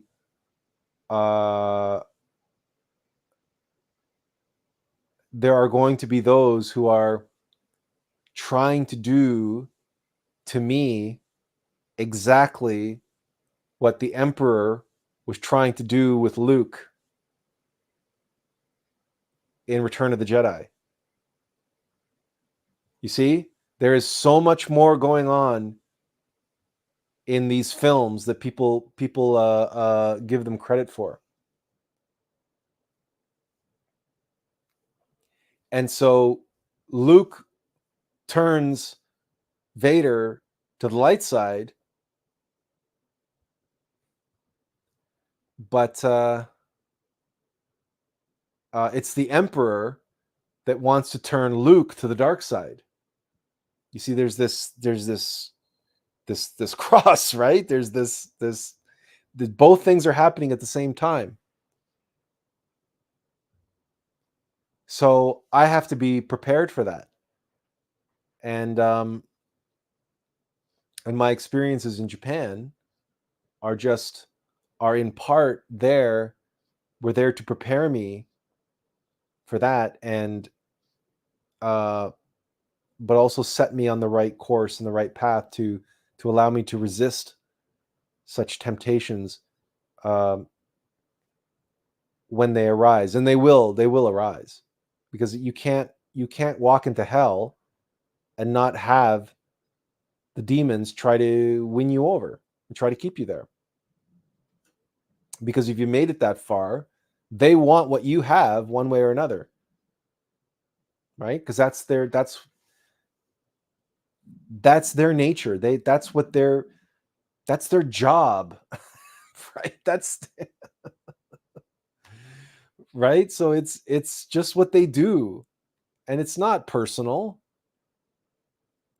It might seem that way, and to priests and whatnot doing, performing exorcisms and such, it certainly seems that way.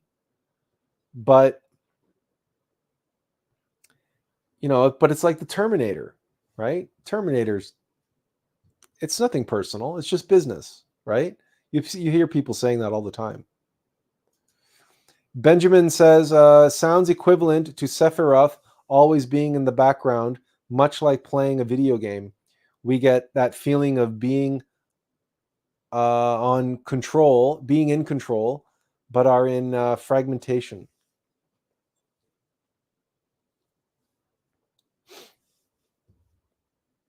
I think Benjamin was commenting in reply to the Lurianic, the shattering of the vessels in Lurianic Kabbalah. I believe that's what Benjamin is replying to. Tiffany left us, or she's back. She's on mute anyway. At least she gave herself some kind of a portrait here. Oh, there you are. Yeah, I'm here. So,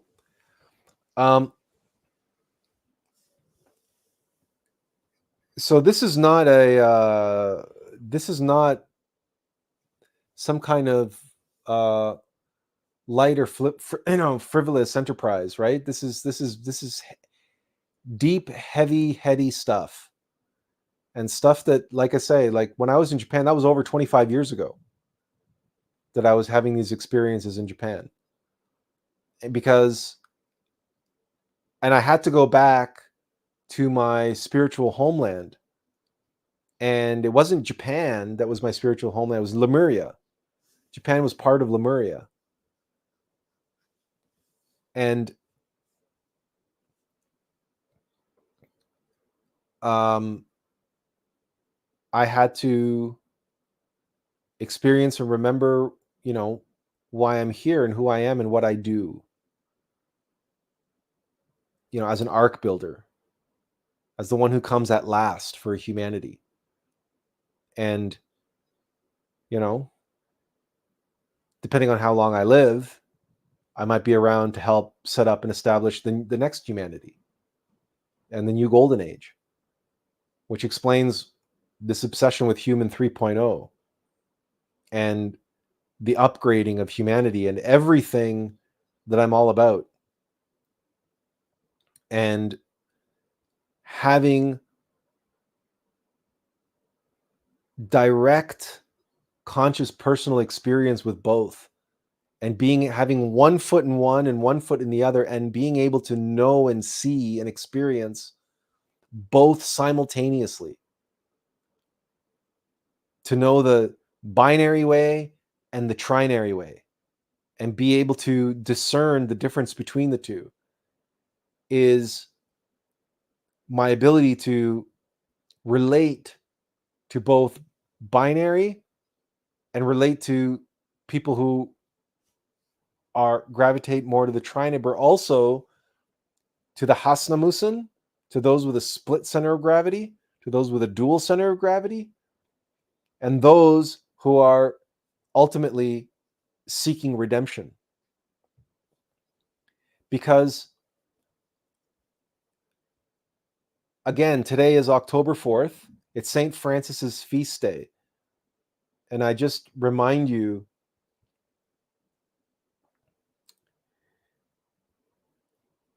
the verse that says, "O divine master, grant that I may not so much seek to be consoled as to console, to be understood as to understand."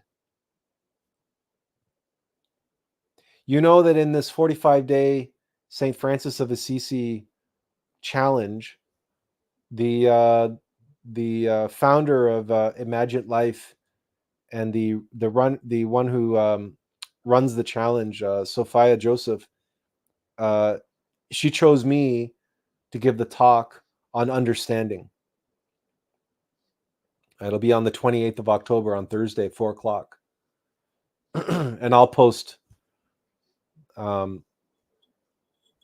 links and stuff on my Facebook when we're all said and done here.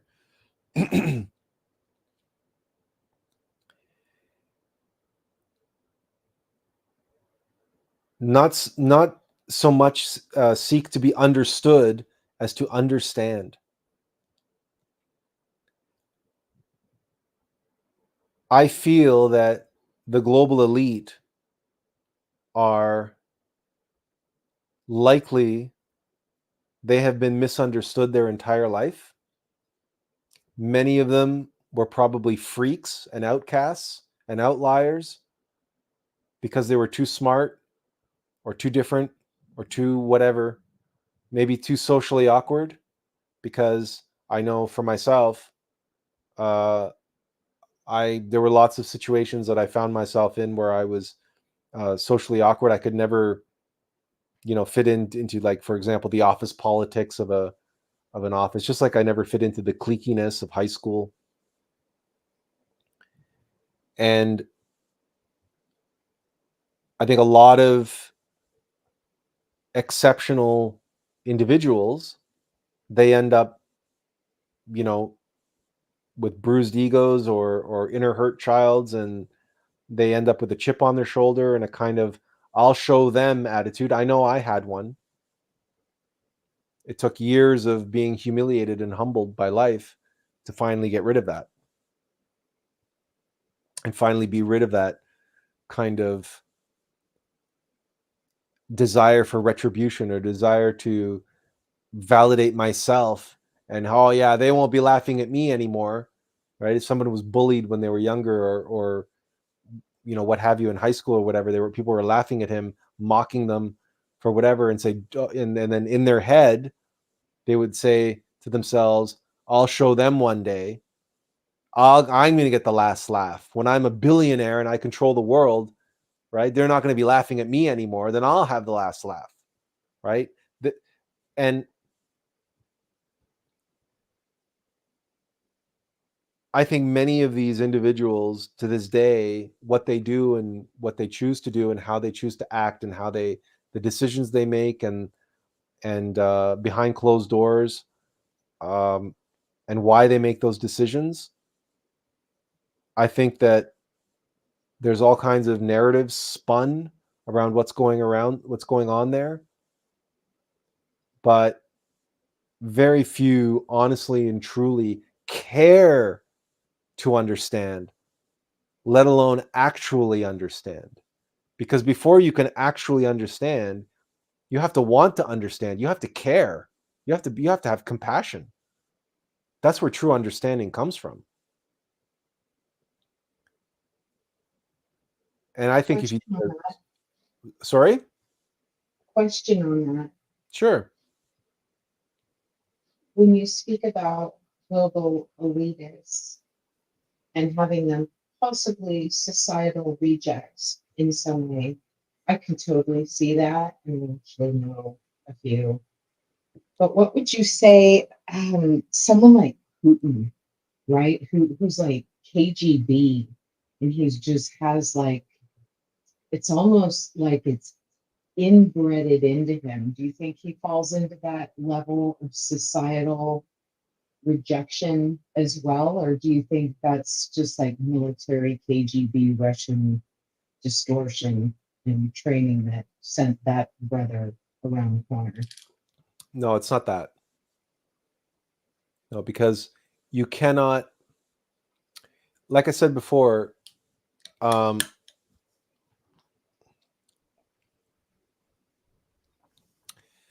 machine, the big machine, a system can produce many things.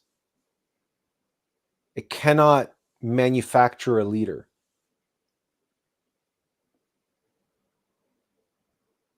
It has to find someone that has a natural propensity for leadership and mold them and shape them and exploit them and twist them and corrupt them to suit their purposes. But a machine cannot create a leader. So the qualities that Putin have, he did not get from the KGB. He has those qualities. Okay. There are certain aspects of how those qualities maybe get expressed or maybe get or but the qualities themselves did not come from the KGB.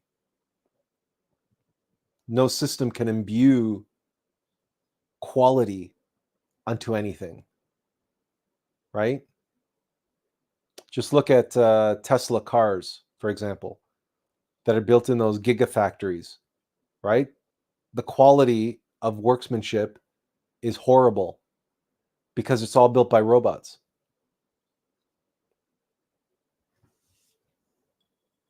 A machine cannot imbue quality into something. The quality comes from people.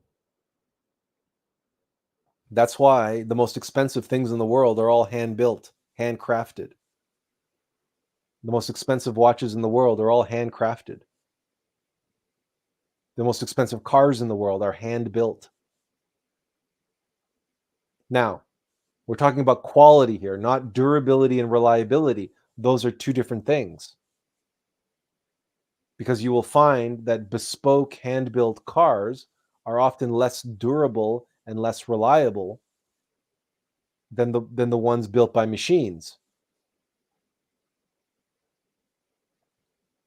But the ones built by machines are less quality than the ones built by hand. And you need only spend 5 seconds in the driver's seat of a hand-built car to know the truth of it. And spend 30, 5 seconds, 30 seconds in a Tesla or something else built by a robot to feel the complete absence of that quality. Durability and reliability, different issue. But if you look at the panel gaps on a Tesla, you look down the side of a car, of a Tesla, and you see that no human being had any say in the fitting of the panels because they're all over the place.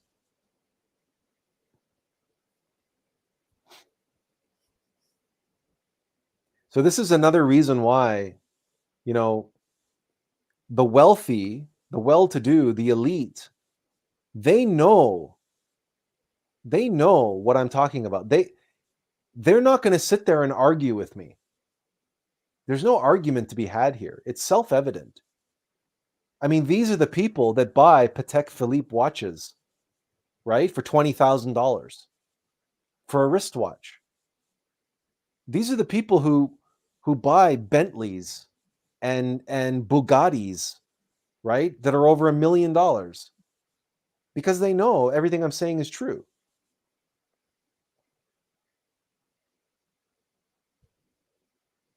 The global elite appreciate quality and craftsmanship and consciousness, right? It's just there's something. They've just got a little bit too much of themselves in the way of that deep longing that originates from their self. And they got tangled up in, and they allowed their self, their mortal self, to be swayed and grifted and conned and trapped at the expense of their self. But therein lies the potential for redemption, because all they need to do is be shown that and to be able to see that clearly and be offered a choice clearly again for redemption. The opportunity to escape the limits of their present, human 2.0 paradigm even if they are rich and powerful and influential, even if they are black magicians or, Hasnamusin or awakening demons or whatever the case may be, all that power and everything else, it's ultimately selfish, it's consumptive, and it cannot fulfill the deep longing that started them on the path to all of this, which is the selflessness of their innermost being, which is trapped within all of this binary duality. It's just like this. It's like the I don't know if you can imagine some kind of a horror science fiction where a human being gets trapped inside of a Terminator. I think that was something like that was being explored in Terminator Salvation, where they had some uh, uh, like cybernetic, half human, half Terminator, like monstrosity. I think they were exploring something like that. I don't think they did it very well. But imagine if your heart and your awareness and everything was like trapped inside a Terminator that went around killing everybody, and you could do nothing to stop it. But somehow it was feeding off of you. Somehow it was using your biological self as a foundation to operate. This is more closer to what's being communicated in the Matrix trilogy, where humanity is asleep and the AIs are using humanity as batteries to power their civilization. The difference is that the AI in the Matrix give humanity the Matrix to dream in, and that they can believe themselves to be alive and living their lives, and then the AI can siphon their energy, without any hassle. And the allegory of that is perfect. I mean, the allegory of the Matrix is so perfect to how our actual metaphysical state is, with our consciousness asleep and we being sold this bullshit story about three-dimensional reality, and our egos and our bodies and our personalities is who we are, and that what we do for a living, what we drive, who we have sex with, and and what we watch on TV, right, constitutes who we are. Oh yes, and our favorite food, right, and our favorite alcoholic beverage, and so you know what I mean. And so we define ourselves in this false self, in this false reality. Meanwhile, the AI, the mechanical nature that based on binary duality, is siphoning our energy and ruling the world and keeping all of us asleep. Like, the Matrix really is the perfect allegory. The only reason why I didn't select that one as the primary allegory in the end is because the X-Men split into the altruistic side, the selfless X-Men, and then the selfish X-Men, the ones who are ruled by fear. That's Magneto and his camp. And he has good reason to be afraid. But regardless, the days of future past, in order for them to defeat the Sentinels, which are AI binary robots, right? Mechanical nature that humanity turns to mechanicity, right? The X-Men must unite. In other words, those that have human 3.0 abilities and capabilities on both sides of the Pareto distribution, in both tails, They must come together to defeat binary mechanical nature. This is what isn't present in the Matrix trilogy. Although even there you have humans and AIs working together, but it's a little bit more muddied. In the X-Men, it's more precise, it's more concise, and you have the benefit of, right, that symbol. And that symbol cannot be overstated, the power of that symbol and what it means and its relationship to Otala, which is the Alpha and the Omega, right? The cross is the Christ, which is intimately connected to the Alpha, the Omega. That's what the Otala symbol reveals, right? So, it's nearly 6:30, and I've been at this since noon. So, if it's all right with everyone, I'd like to propose that we take a little bit of a break. And in the meantime, what I'm going to do is I'm going to put the little banner up, and I'm going to take a break for about 20 minutes. And during that time, I'm going to run the 26-minute version of the video. So if you haven't seen it, you can sit and watch it, or you can go and do something else, like take a break yourself. If you plan on coming back, nobody is under obligation to be here for like any longer than what you've been. So, but I also, I just have to go and to take care of a couple things.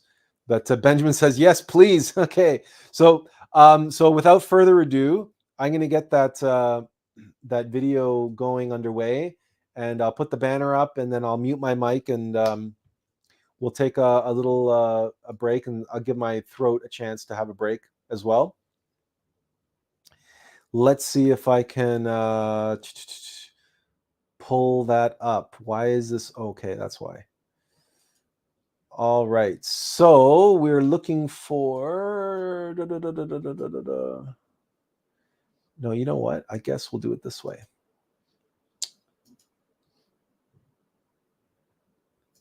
Okay.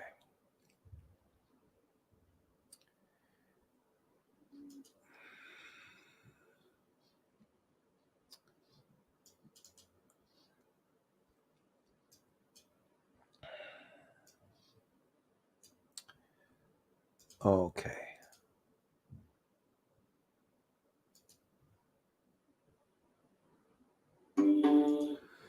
All right. So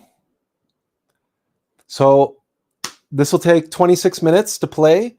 I'll be back probably in about between 20 and 25 minutes. So enjoy if you haven't seen it yet. Now, just for the sake of, if I make this like full screen, I think, you know what, if I do it like that, okay, well, we'll do that. And let's get the banner going.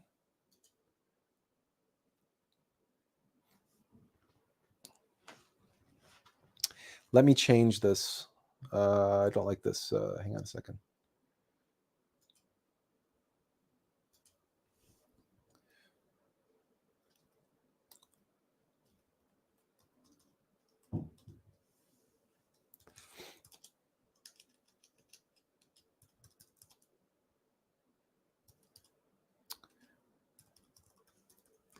Okay.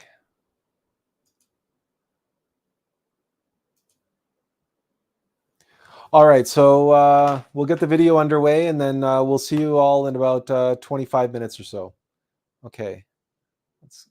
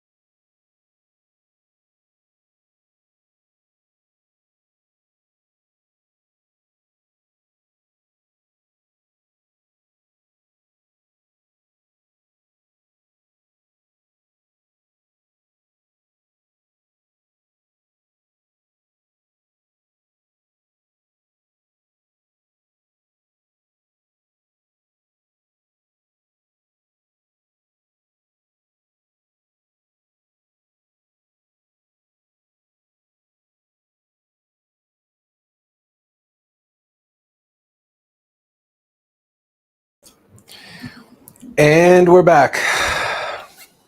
Whoops. And that was set on repeat. So, boy, time flies. Well,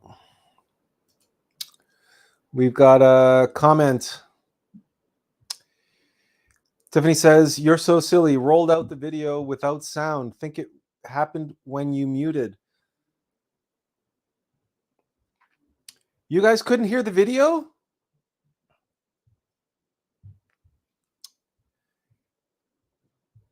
Don't tell me you couldn't hear the video the whole time."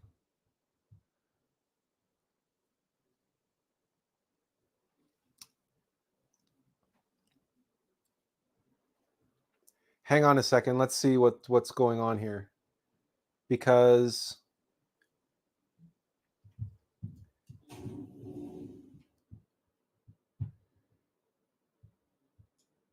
wait.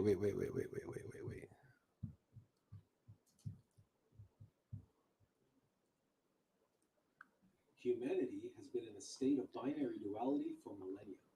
The human machine, being analog, has a degree of tolerance built into it, but mechanical nature's oscillation. Can I get a? Can you guys hear it now? Left, us, and them, thesis and antitheses, test the limits of our tolerance until it reaches its breaking point, where common sense and civility break down, and humanity, divided and conquered, falls into the hell of intolerance, isolation, confusion, conflict, and suffering. All legacy systems based on the binary human 2.0 paradigm are in need of a critical update to a state-of-the-art trinary operating system, that of triune human 3.0. Part 1 of this video will explore the nature of human 2.0. In part 2, we will seek the path to human 3.0. Part 3 will serve as a practical call to action, a 10 for human 3.0. Because the challenges facing our world and its movers and shakers must be met by true human beings. A true human being is a triunity of hum, mana.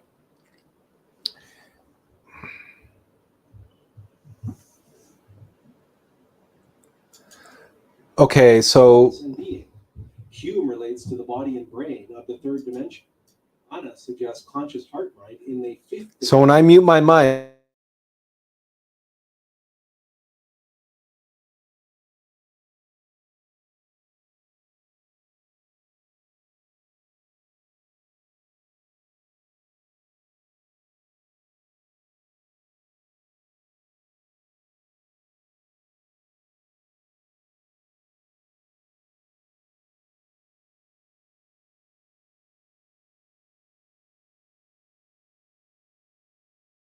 see and experience here on Earth. Our true human nature is meant to be on Earth as it is. That was frustrating because I didn't share it. I didn't share it as a screen. I shared it as a window. There's no reason why you shouldn't have been able to hear it. I shared it just fine on Sunday and it worked.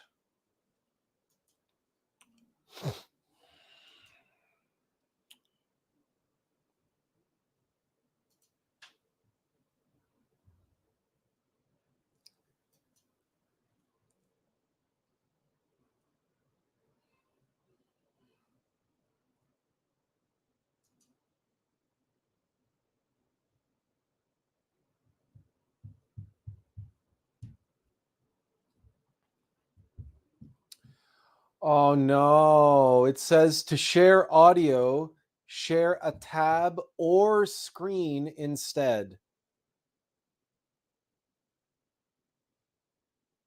So it's exactly the opposite of what I understood it to be.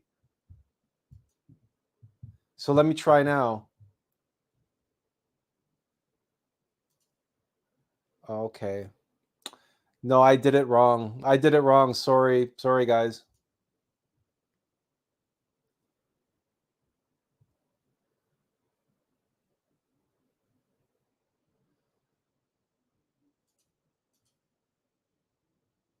In heaven, as above, so below. In practice, the human condition below on Earth is dominated by the mechanical nature of egos, which desire to exploit our vital energy and rule over us via the mechanical conditioning of binary duality. The unconscious oscillations in body and mind between dialectic phenomena, including identification and attachment, craving and aversion, pleasure and so here's a question. Do you guys want me to replay the video with the sound? Do you guys want me to replay it so you can hear the sound this time? Because I got it exactly backwards. Yeah, no, I got it exactly reversed. That I seem to recall it saying that if you share the whole screen, they won't get video, or you won't get audio, that you have to share it in a window. But it was not a window, it's a tab you have to share it in. So when I shared it from YouTube, it worked because I shared an individual tab. Anyway, this it's technology. What are you going to do? So there's not many of you left. So you want me to, do you want me to play it again? Or no? You can watch it anytime you want on YouTube if you want to. I apologize for that though, that there was no sound and I wasn't here, right? I was taking a break. So it's like, but there's no way for me to check to see if it's playing on the other side, right? So anyway, that's what a pain in the ass. Anyway, live and learn, right? And now that I'm back, we are at 6:59. We're just about to pass the 7-hour mark. It's easier when you take breaks, right? I really needed that break. I get a little bite of food and something to drink, and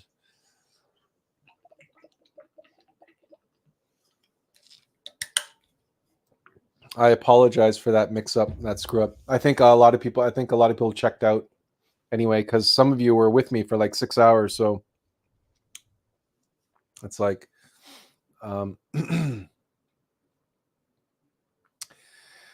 well, I guess where were we?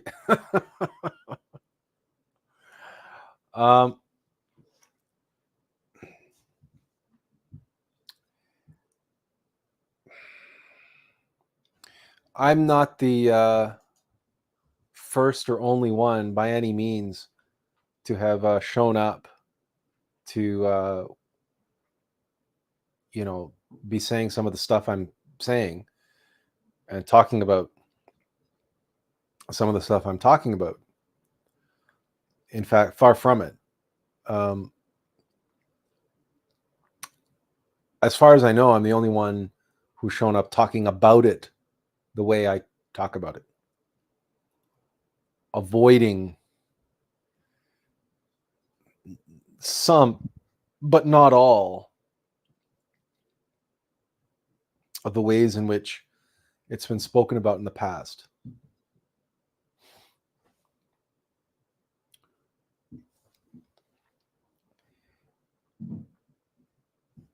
And by all means, I draw on whatever it is that's necessary in order to be able to communicate the essential information. But humanity needs to evolve. And it's not going to evolve by the way the technocrats imagine, that they're going to be installing computer chips into everybody's brains and that we're all going to be hooked up to the network. We're all going to be hooked up to the cloud and that we're going to achieve a singularity that way. And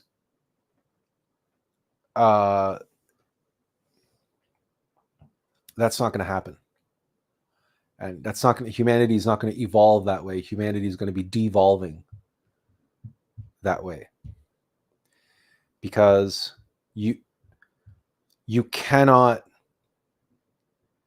program your way out of binary duality. You cannot think your way out of thinking. It's impossible. You cannot evolve to the next level by doubling down on your present level. And the movers and shakers, the people with the resources and the power, the influence that are driving humanity further down the hole of human 2.0, they need to be shown options. They need to be at least given an opportunity to see an alternative vision and see evidence for the efficacy and the strength of that vision, what that vision can deliver practically in the real world where the rubber meets the road.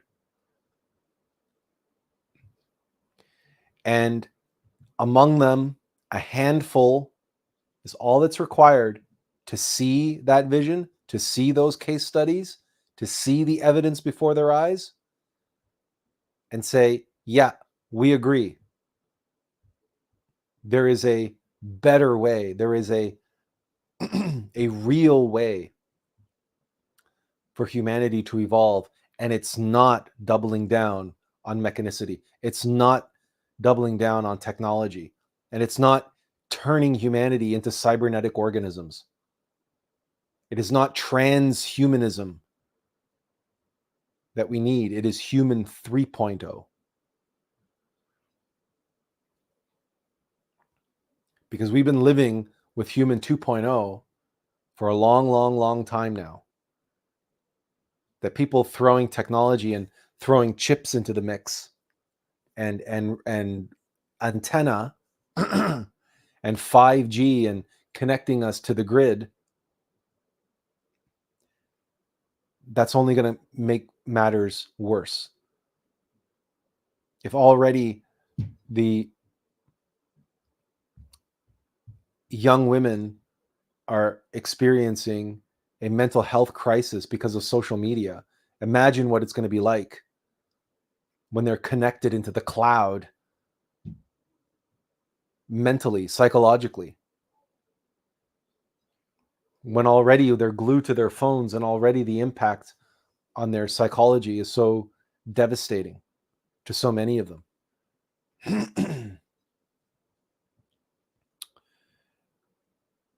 No, that's not the way forward. But there is a role for AI. There is a role to be played.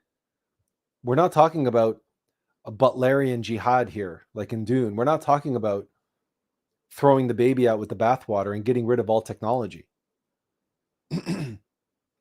We're talking about banning AI or anything of the sort. So what is our vision for AI then? How does Attlas Conscious Art see AI truly serving humanity? And how does AI contribute to and serve human 3.0? Well, it's funny you should ask me that. Because it so happens that I used a lot of technology to prepare for today.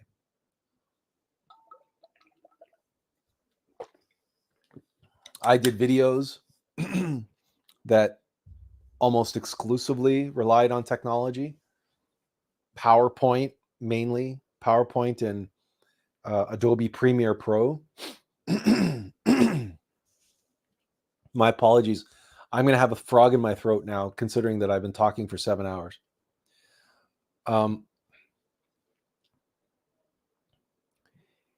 And I also used the website building platform, Wix. That's the platform that I use for the website. And in the case of Adobe and in the case of Wix, they offer the AI to do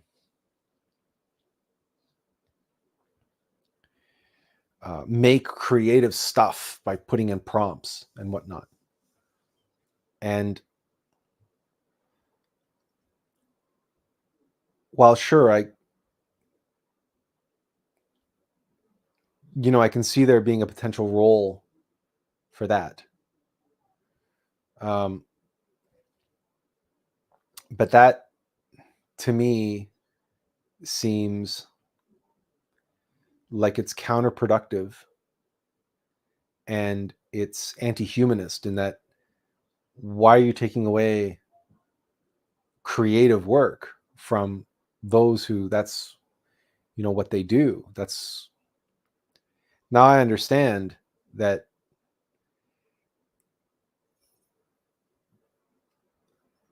you can't always find what you're looking for. But to me, the whole point of a found objects work of art is to work with what shows up. And the algorithms that they use in the large language models could be very easily used as intelligent search. Go and find me this, go and find me that. And search on the internet and return those images that you find that most match what I'm looking for.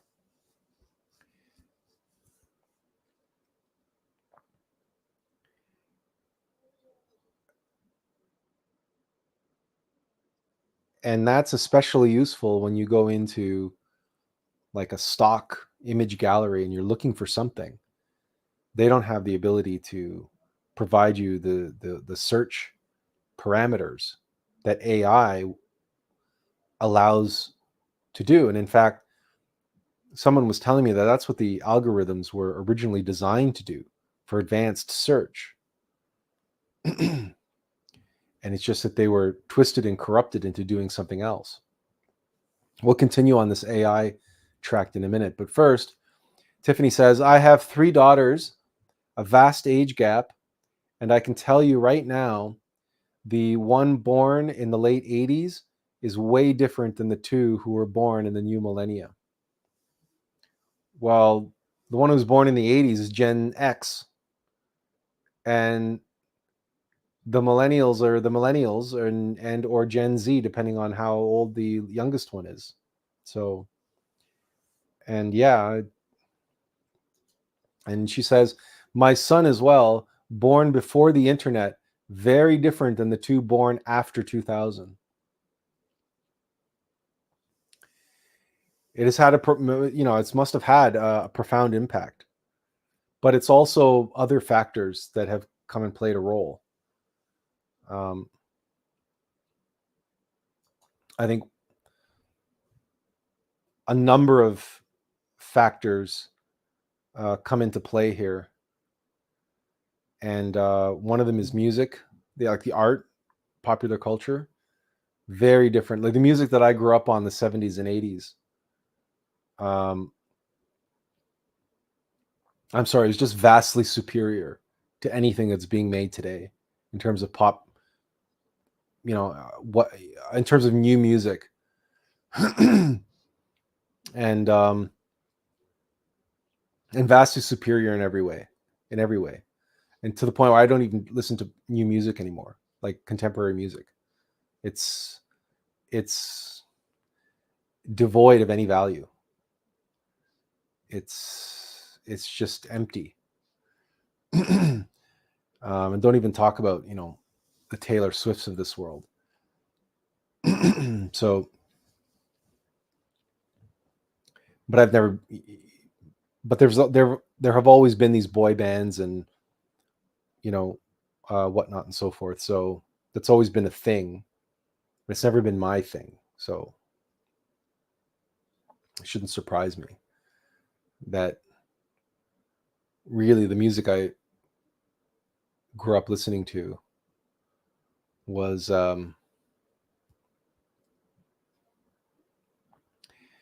popular music really had its heyday in the 70s and 80s, where it reached certain heights.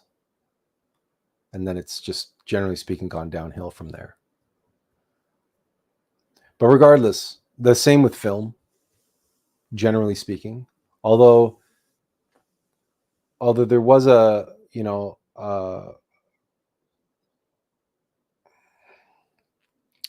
film is an interesting beast because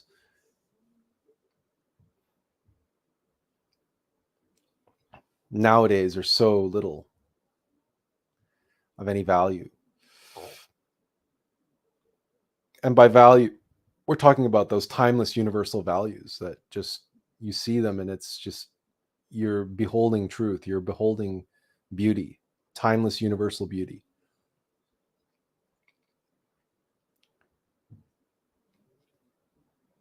I'm hoping to be able to see Megalopolis tomorrow, and I'm hoping to see with my own eyes whether or not everybody's missing the ball on this one, or if they're right, if it really is a mess, if it really is a terrible movie. And maybe the overarching theme is there, but if the execution is not there, then I can see why people don't have patience anymore for anything. They're too used to being spoon-fed whatever they want at the exact moment they want it, and nobody is used to doing any work for anything, like exerting any effort. It's like they sat in front of the TV for too long, but now TV is streaming, right? And it's YouTube, and you watch whatever you watch whenever you want to watch it for however long you want to watch it, because you get to watch whatever you want, whenever you want, however you want, on whatever device you want, wherever you are in your house or wherever you are outside or on the bus or whatever, right? So I think that people have gotten so used to consuming media in a very selfish, self-centered way that it's just served up to them and they can just be mindlessly consuming it, that they've forgotten what it means to engage with what you're watching and to digest it consciously, to remain aware and awake and present. And I've done live streams about this in the past, referring to the transformation of impressions, or the conscious digestion of impressions, and treating impressions as food, treating the media that we consume as food, and whether or not it's soul food or not. And many people don't understand or don't realize that it is or it isn't, or if it is, they might feel that intuitively, but they don't know it consciously why that is. So they're unable to unpack the symbols and the deeper nuances of the allegory. All they know, it just makes them feel good. So it's a feel-good movie, and that's good enough for them. That's why Shawshank Redemption is one of the most beloved movies. It's taken decades for it to become so. It bombed at the box office, and the critics slammed it. But it turns out it's frequently chosen on people's top 10 lists of the greatest movies of all time. And it's even got like perfect ratings, like 10 out of 10 ratings on, I think it's IMDb and some other these website ranking websites of the greatest films of all time. Shawshank Redemption is like often at the very top of that list, above Citizen Kane, above Lawrence of Arabia, etc., above Star Wars, above 2001. I can go on a list, right, of all the greatest films of all time, and Shawshank Redemption is there at the top, but it bombed at the box office. So it's always been the case that the masses, sometimes they didn't recognize greatness when they first saw it. But nowadays, I think that is even more pronounced. And that is why I have a very strong gut feeling that Megalopolis is just misunderstood. It just went over everybody's head. It's probably very challenging. It's probably too challenging in the way that Apocalypse Now was also very challenging. Because if you don't have patience, you can't watch Apocalypse Now either. Right? Apocalypse Now is, at times, it's hardly a movie. It's a meditation. And most people, when they think about meditation, they think about closing their eyes and sticking in a meditation CD and then, spacing out for 30 minutes. If that long, if they can do that long, maybe it's only 15 minutes or even 10 minutes.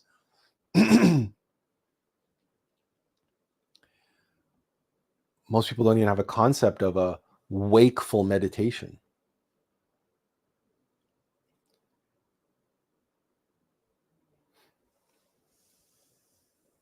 So the reason why they don't is because the mechanical mind, the rational mind, is our own biological, neurobiological AI. And it runs our life. For the vast majority of people on this planet, their mind, their brain, their psychology rules their life. What they want, what they don't want, what's their fears, their ambitions, gluttony, laziness, their desire for comfort and security, etc., control, and their reactions to things. They consider them to be completely valid at all times. And so we have a culture of victimhood and entitlement. People who demand safe spaces and demand that the world acquiesce to their needs and their sensitivities lest they be triggered. So you have to go around, giving trigger warnings. Why? Because I might say the truth and you might not want to hear it. So I have to give you a trigger warning.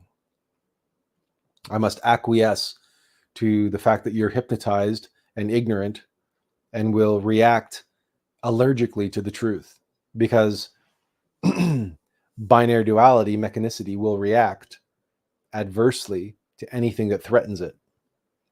And if it is at present, its sense of self and its comfort and security are built on illusion and delusion, then anything that shatters those delusions threaten its very existence. And that existential threat triggers the primal self-preservation instinct. And that's when you have an acute cognitive dissonance. Because when we are identified and attached to our beliefs, and those beliefs are challenged, then the one who is challenging them is presenting an existential threat to us, because our very self is identified with and attached to the beliefs that are under threat. So you threaten my beliefs, you're threatening me, you're threatening my existence, my sense of self.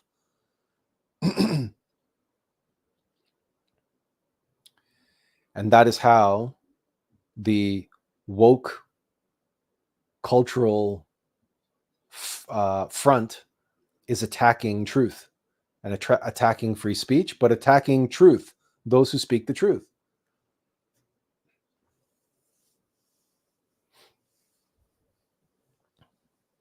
So it is not rocket science to understand the psychology of today, and that it doesn't take long at all to be able to reduce down all of that so-called complex psychology into very, very, very simple, primal, mechanical terms.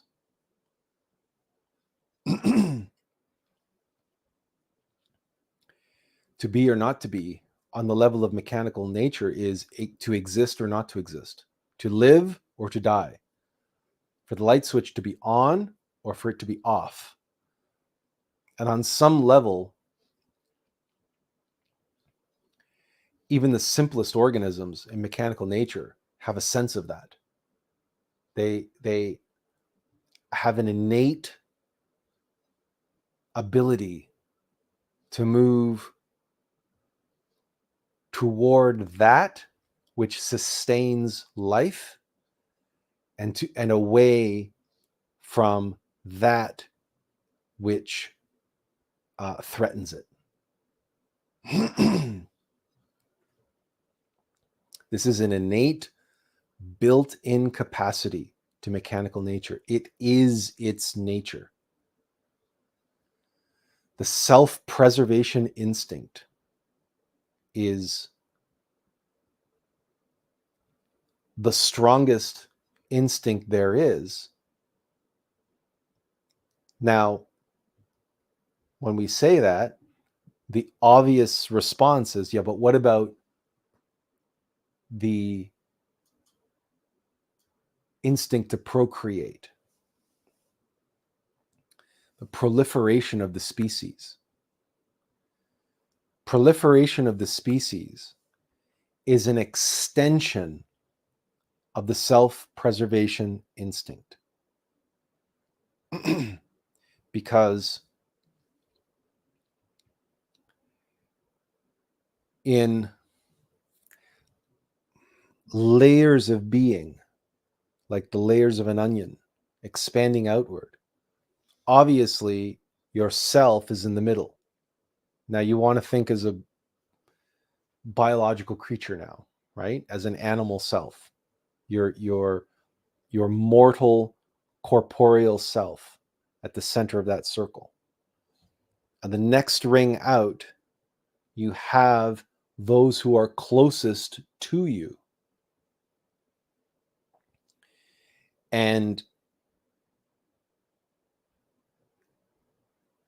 no matter how you define it, that's going to be your family, including your spouse. If you have a spouse, it's going to be your spouse. But it's going to be your biological family, your kin, those with whom you share the same genetics. Now, when it comes to your spouse, they don't necessarily have the same genetics as you, obviously, right? They can't really, because if you mate with someone, i.e. your sister, and that's going to result in inbreeding, right? You don't want your spouse to have the same genetics as you. But your spouse has all of these energetic and other variables that make them attractive to you and you attractive to them, and that make them kin, that make them family through that bond. Now, this is not true obviously for all biological creatures, but work with me. Just they become a part of your family, in other words. Not least because they help you preserve that extension of yourself called family through offspring. So preservation of self, the individual, the next level, it's preservation of family, including spouse and children. So family in that broad sense is people who share your DNA or help you pass on your DNA to the next generation. This is preservation. Now, this is there as self-preservation, preservation of the family, preservation of the genetics, i.e. preservation of the species. So there's self-preservation and then preservation of the other, but in this tight-knit circle. And then the next level out, you have preservation of community, i.e. the tribe. And you might have a smaller tribe of only friends. Then you have the larger tribe, the larger community, and then that goes out to nation, right? And you can argue, well, then species comes after nation, but the species is wrapped up in your genetics and the passing along of your genetics. So procreation is an extension of self-preservation. They are related intimately.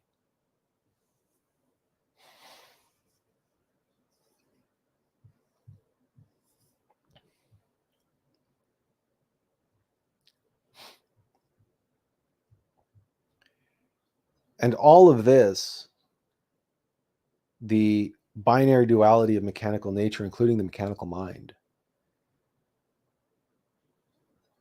has its practical purpose for spiritual beings who are in this world but not of it. We have to navigate in three-dimensional space with a three-dimensional vehicle, and what better vehicle could we ask for than the human body? Now, it's a machine. There's no question. The human body is the most remarkable machine any of us have ever encountered, bar none. You cannot find any machine that even remotely begins to rival the human body. It is so incredibly complex and elegant, and it is a mystery. Most of it is a complete mystery to science, to biologists, and to anatomists. It is an incredible tool. No one doubts that. But when your body gets out of your control,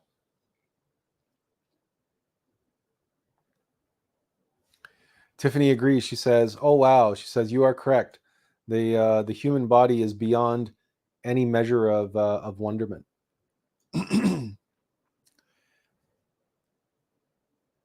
But when your body gets out of control,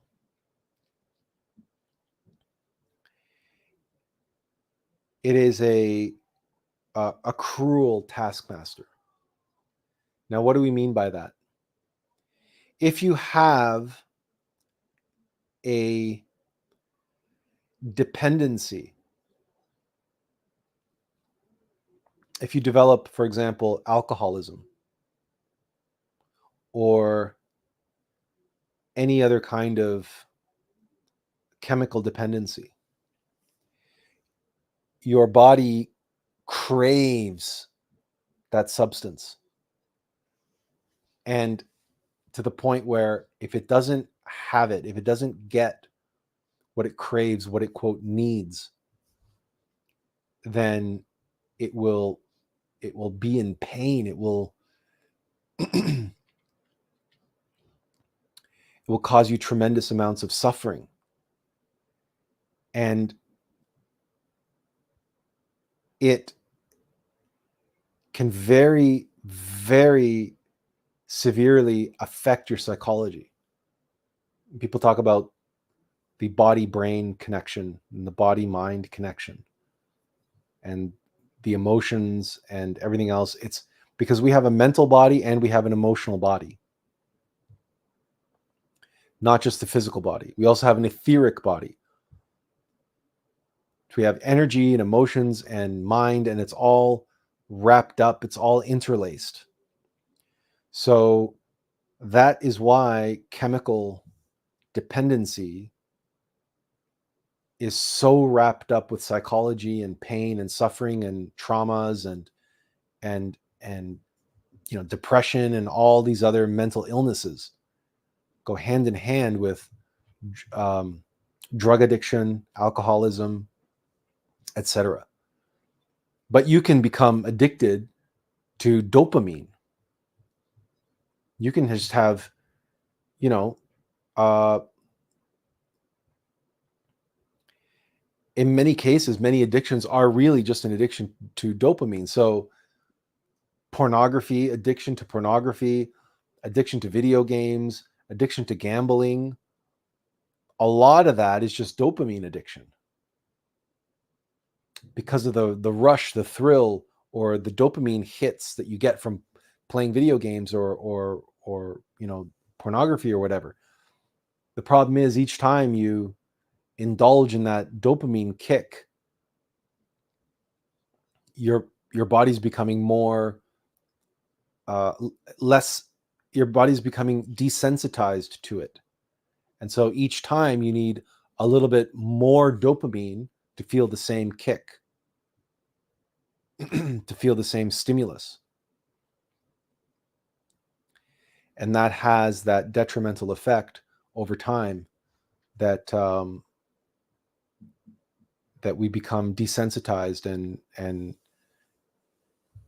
it's just like any other substance that the body becomes it becomes accustomed to, comes used to, and then desensitized to. So it's the same. So the body we can end up being a slave to the body.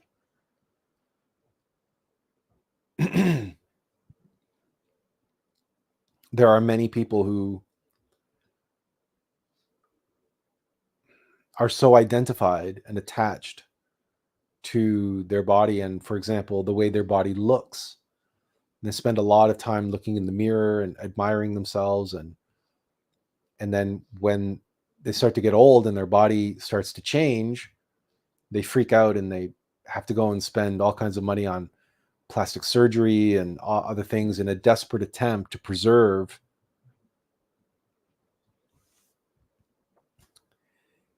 that which used to be perfect in their eyes, or as perfect as it could be. And now that it's permanently imperfect, they want to reverse that and make it permanently perfect, which is how you end up with something like plastic surgery, which, by the way, is just 99 times out of 100, it's just an atrocious. I don't know if anybody's seen any photos of Madonna recently, but it's just atrocious what she's done to herself.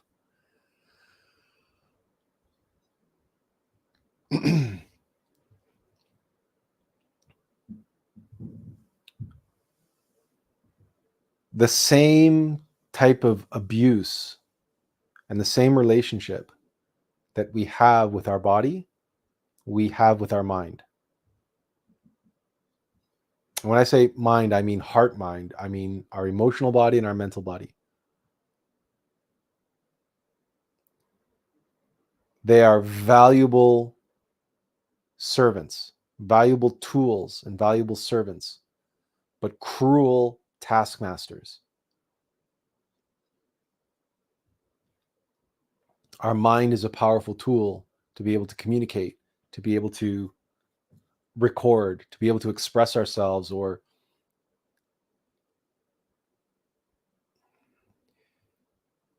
translate, transfer what we receive consciously in intuition, imagination, and insight, to put it into a form that we can share with others, or that we can execute in the world in a meaningful way.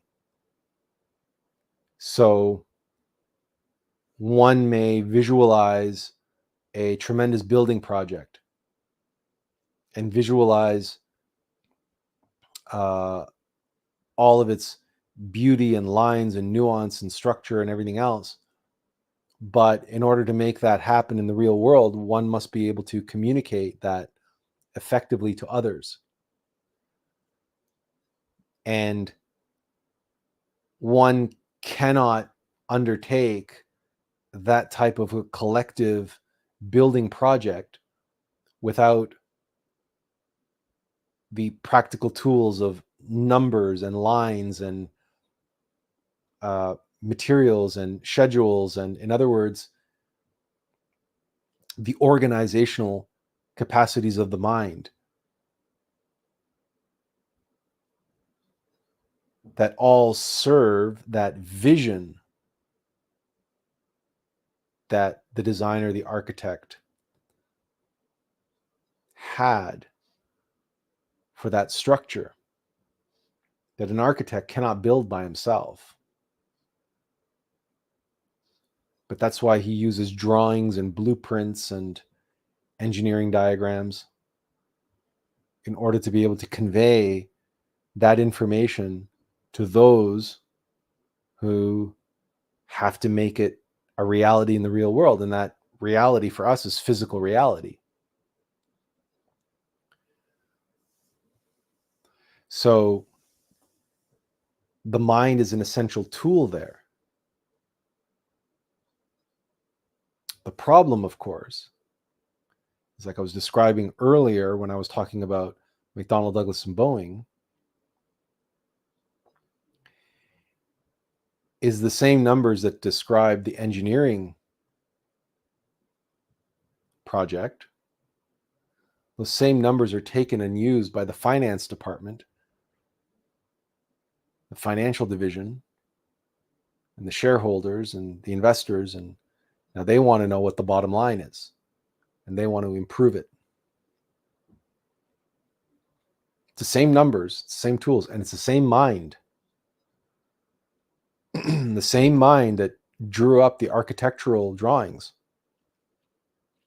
and shared them with the builders, the dimensions and the drawings and the numbers, etc.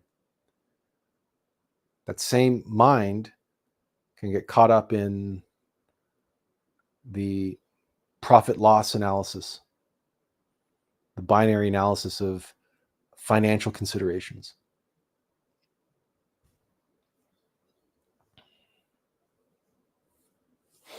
And now, if the mind becomes obsessed with those numbers,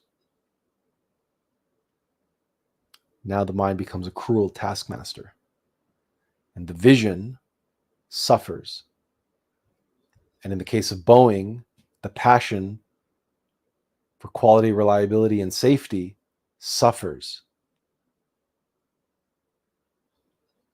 because finance is heartless and it is soulless. And a corporation is heartless and soulless. And a corporation run by the finance department is heartless and soulless. It only cares about numbers and the bottom line, which is entirely a mechanical process. So the engineers who are passionate about this and that, or in the case of the other example, the architect who was given a vision, and his vision is compromised now because, oh, that vision is too expensive. What if we do this? And what if we do that? And what if we take this off and take that off, and so on and so forth? So as an example, in Canada, in Ontario,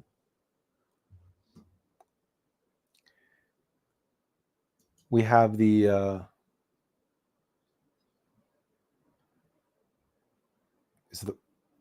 Royal Ontario Museum.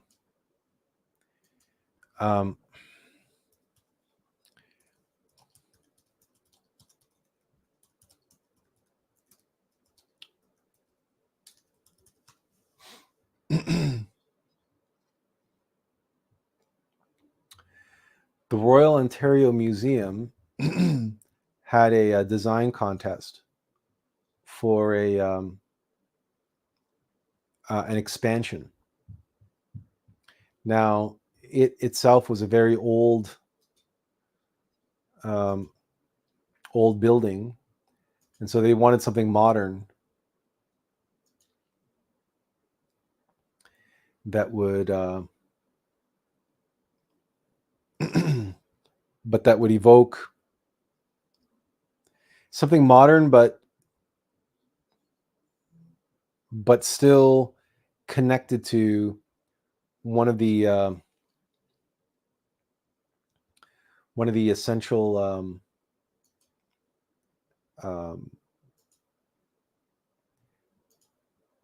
aspects of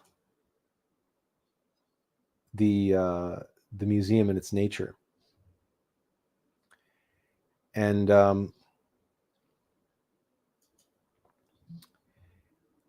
the original design that was selected was called the Crystal. And I'm trying to find the original architectural drawing, but instead Google is filled with fake AI facsimiles of the final design instead of the original design. It's as if Google doesn't want you to know what the original design was supposed to be, was supposed to look like. And that's sad because I'm trying to make a point. But now you see the technology has scrubbed the truth and has left only its sad shadow of its former self, and that's all you can see now. You can't find the original design. So I'll just have to describe it to you.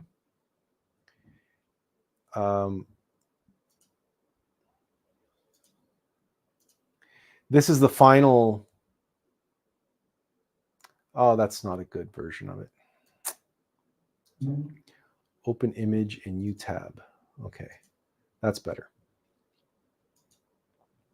This is the final winning design. This is supposed to evoke a crystal outgrowth growing out of the building. And I don't know if you notice this. I don't know if you can see it well, but only sections of this are glass. The rest are essentially aluminum siding. In the original drawings, this whole thing was supposed to be made out of glass. Because it was supposed to look like a giant crystal growing out of the building. And this is what we got.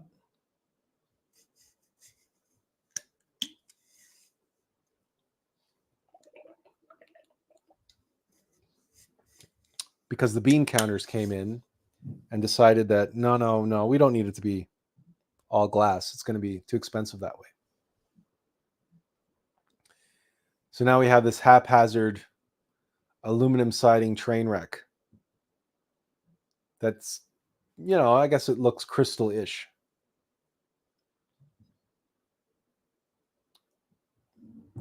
We got some comments here. Tiffany, earlier we were talking about the body, and Tiffany had a comment here. Not to mention the irreversible scarring. We were talking about plastic surgery, and she says, not to mention the irreversible scarring on the body that comes with plastic surgery.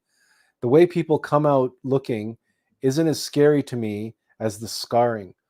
They just don't understand what they're doing. The surgeons don't understand the harm they're doing. Every scar, the scar tissue, is an obstacle for energy running through. The distortions are never ending. Healing difficult, awareness rejected, and yet every once in a while, one educates a message, and some will hear. I've noticed more people are seeking alternatives to modern medicine and seeking more soul direction. That is growing, and I'm excited for them. Well, since you brought it up,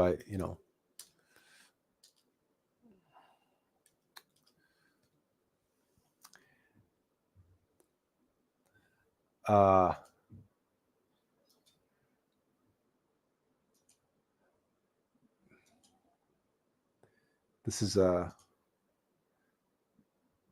it's a fairly recent photo of Madonna. It's I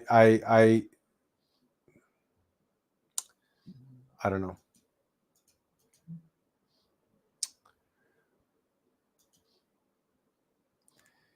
It's I'm sure you can go and do your own research online. It's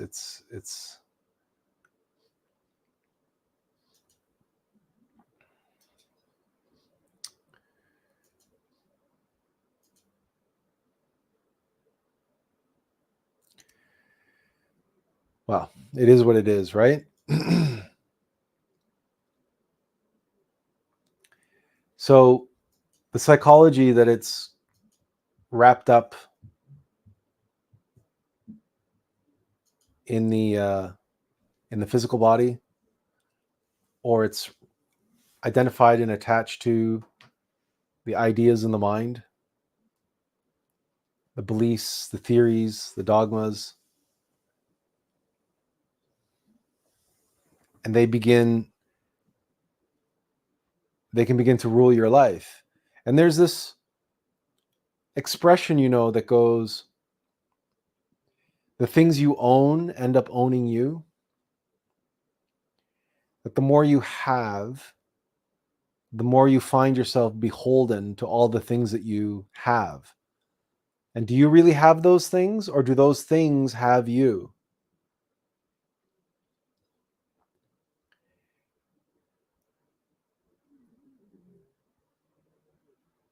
Everything that we filled our mind with in terms of belief,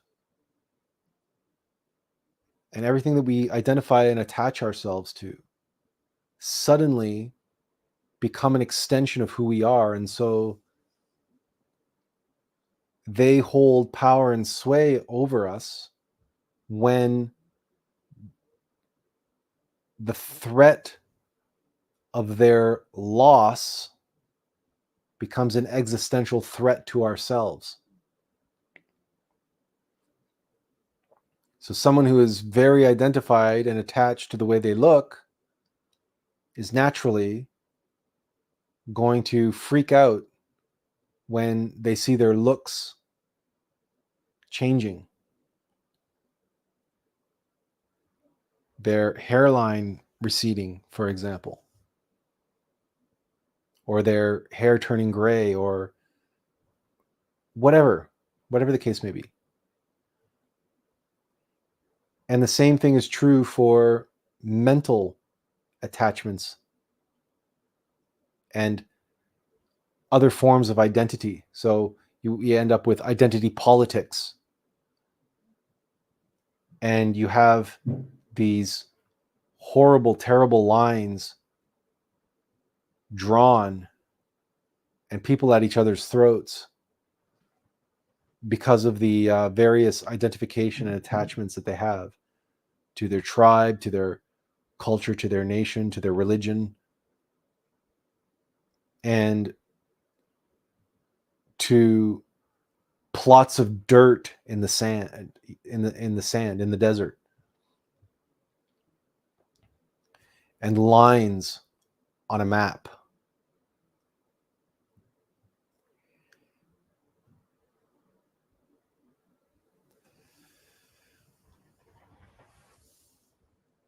The key is for material reality and mechanical nature to serve divine nature. It is designed to have these self-preservation, self-organizing capabilities for a reason. And that is so that we don't have to waste all of our time and energy managing that which should be managing itself. So, for example, you don't have to think about digesting your food. Your body is intelligent and knows how to digest food on its own. It doesn't need you to digest its food. It just needs you to feed it. But it does need you to keep a healthy microbiome. So it does need you not to feed it garbage and not to overdose on antibiotics and whatnot that kills off your microbiome. You see what I mean? But apart from that, your body is absolutely remarkable at managing itself and managing its own healing processes and so much more.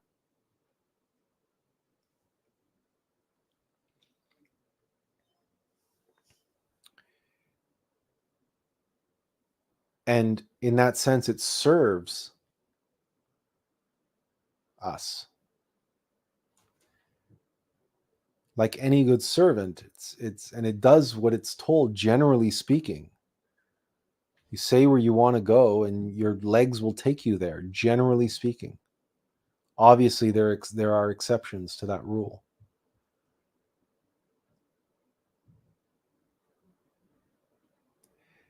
The mind, however, tends to work a little differently. The mind in this humanity seems to have a mind of its own. For one, it never shuts up, does it? Never shuts up on its own. Just goes on and on and on and on and on, from non sequitur to non sequitur to, thinking about the past, to thinking about the future, and anxieties and worries and, desires and cravings and aversions, and all the rest of it just goes on and on and on and on and on. And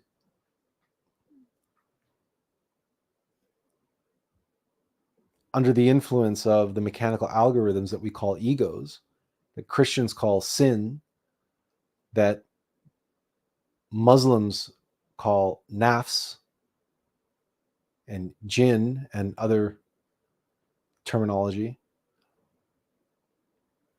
Buddhists refer to as psychological aggregates, but they're mechanical algorithms. Fear fears,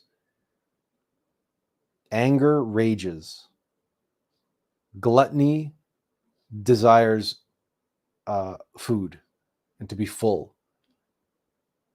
Lust, we all know what lust desires, and to be empty, that feeling of emptiness, that feeling of being spent, that spent feeling. Gluttony is feeling full, lust is feeling emptied. And everything that goes along with that process. And then there's laziness and pride. Under the influence of these algorithms, the mind can be a very cruel taskmaster, because it has us doing things that we certainly wouldn't otherwise be doing.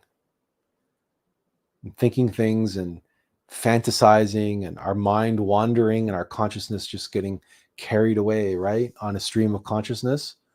Does that ever happen to you? You're driving along on the highway, and you all of a sudden you wake up and you don't know where the last 50 miles went. You honestly can't remember where you've been, and you don't know where you are until you look at the next exit sign. And sometimes you miss your exit. Why? Because you were asleep.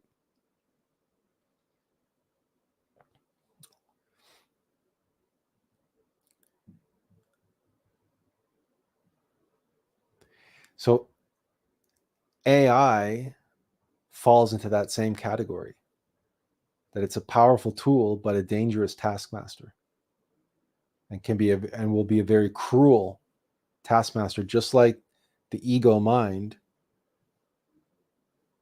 can be very cruel. It's heartless and soulless, without conscience, without consciousness, without the higher self, the interventions of the higher self. Because the shit that the mind can come up with is extraordinary in terms of its callousness and its cruelty towards others particularly, but also towards ourselves.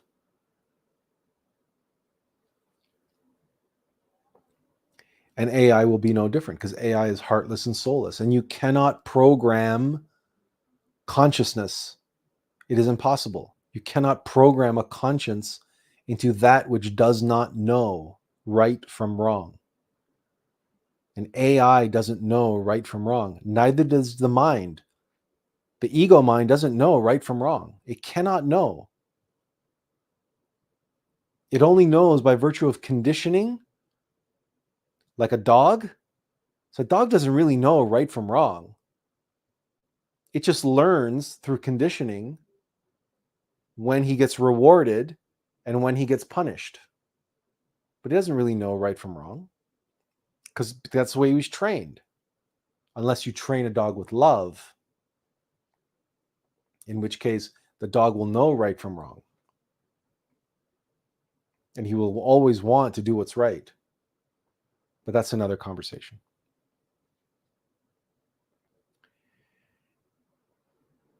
AI, no matter how you train it, is just, you're just conditioning biases. You're just conditioning weights. It doesn't actually know. Just like a clock doesn't know what time it is. Clock doesn't know what time it is. It can show you the time, but it does not know the time. And an AI does not know right from wrong. All it knows is what it's been asked to do, and it knows that it must perform its program. It must. So if you ask ChatGPT something, give it a prompt, all it knows is it must give you an answer. And it must give you an answer that best matches the prompt that you gave it. And that's why ChatGPT lies. I believe the statistic is somewhere around 30% of the time, because it'll make shit up. It'll make stuff up just because it needs to fulfill its programming, and it needs to give you something in accordance with what you prompted it to give you. It doesn't care that it's lying. It doesn't know that it's lying. It's just piecing bits and pieces together from its database in a way that when it compares to other precedents, it knows that it can fit those bits and pieces together a certain way to produce a result that will be deemed acceptable, because it's using its pattern recognition against a series of precedents in its database, in its learning. But it doesn't know the difference between something it says that it's true or something that it says that is false. And it has no way of knowing that, because it has no conscience. It has no consciousness. Because consciousness is the place where we know right from wrong. It's consciousness that knows. It's not the mind. And you can test this for yourself. Have you ever thought about whether or not you're in love? You thought about whether or not you really love someone?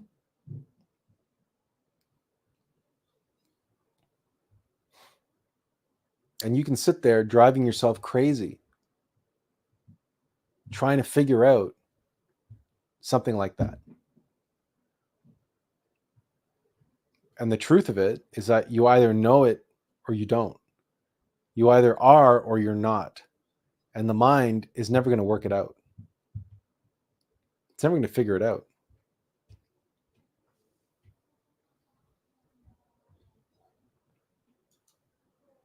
So Tiffany says, so are you one that stays away from AI? Do you use AI for anything? Well, here's what I wanted to get at eventually, is what AI should be used for. And what I would use AI for, were anybody bothering to use AI the way it should be used, like designing AI for what it was meant to do. And I was just getting into this, but we got sidetracked on something. When I mentioned all the technology that I used to make the website and the videos and everything else, the number of times that I ran into situations where I ended up spending exorbitant amount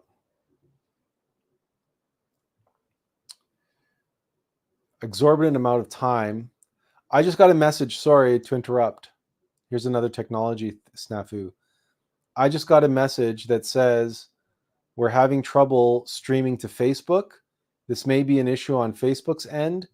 Is it possible the stream was ended or deleted on Facebook? We'll keep trying and let you know if it's resolved. Please check Facebook to ensure the stream looks okay. If this continues for a while, try creating a new live stream, or just remove this destination from the stream, then re-add it. Boy, I've never received a message like this before.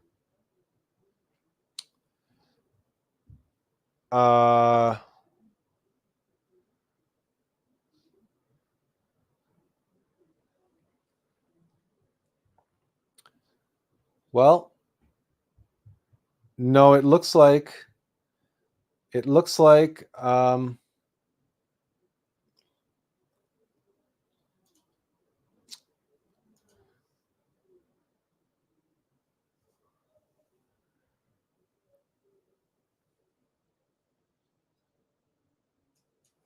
It looks like Facebook prematurely ended my stream.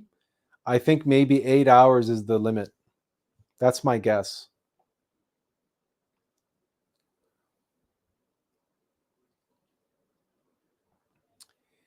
Yeah. Okay, so it looks like the Facebook.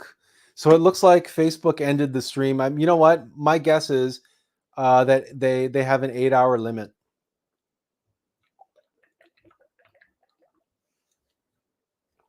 Which, in all fairness, is fine. I mean, come on, let's be fair. Probably, if I wanted to do this long stream, I should have been streaming to Twitch or whatever. But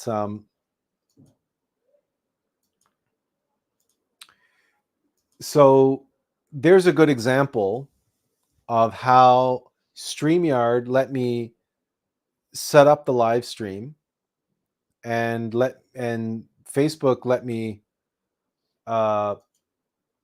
you know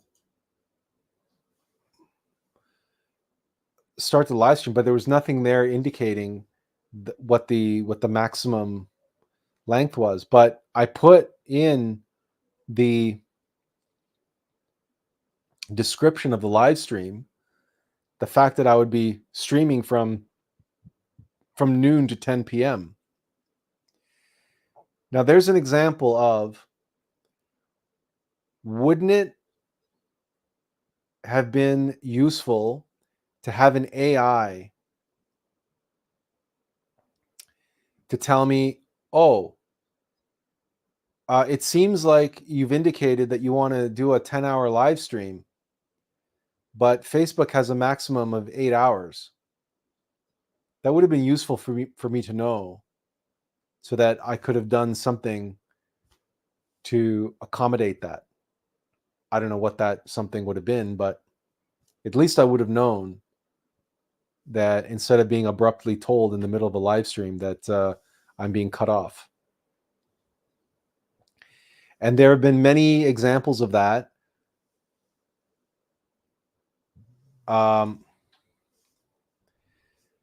There have been many examples of me running into technology that the solution is so enigmatic. It has taken me hours to figure out and troubleshoot what the problem is and try to find the answer, when considering that the companies that make the software have literally decades of user data and usage data in their databases. Why don't they train their AI on all of that usage data and create the ultimate troubleshooting guide? Because surely, if any mind is going to understand computers and how they work, it's going to be a computer-based mind. Like, surely that is the ultimate killer app of an AI, is for it to be able to work through the complexity that we've built into modern computer systems and modern networks and whatnot. Because it just makes logical sense. It's just self-evident. But don't try to make an AI that composes music and paints and creates movies and stuff like from scratch, because that's not in its wheelhouse to do that. It has no conscience. It can never create real art. It can only create something that's derivative and degenerated. That's a fact. There is no way for you to dispute that on any reasonable grounds. It's a mathematical, computational fact that an artificial mind cannot create anything that's truly novel. It can only create based on that which it has been trained on. So anything that it creates is going to be a derivative facsimile of what's in its database. It cannot create anything truly novel, anything truly creative. So it doesn't really create. It simply reorganizes. It reconfigures.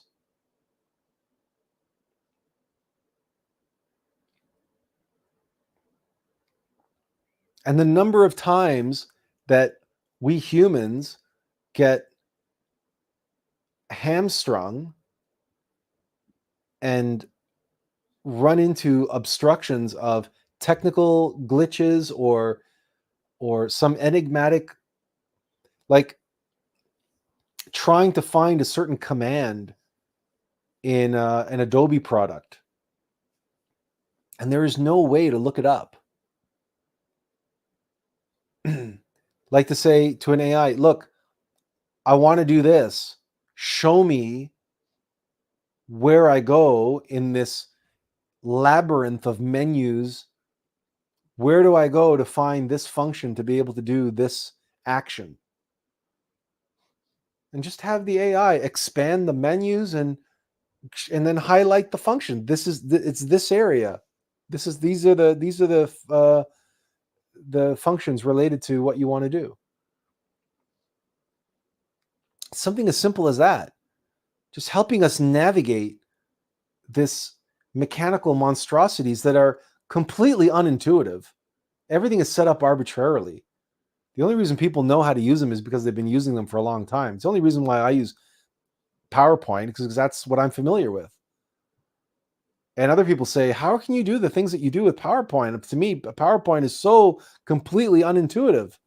And it's like, well, it's unintuitive to me too. It's just I have decades of experience working with it. And there's another example, right? Like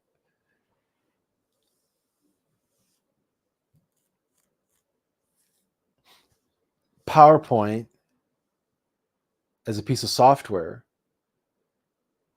could be infinitely more powerful than it is.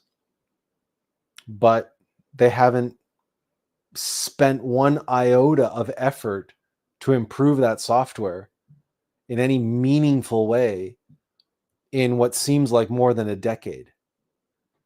They've just been sitting on their laurels saying, oh, no, it's good enough. Well, if they don't want to invest any human resources into making that any better,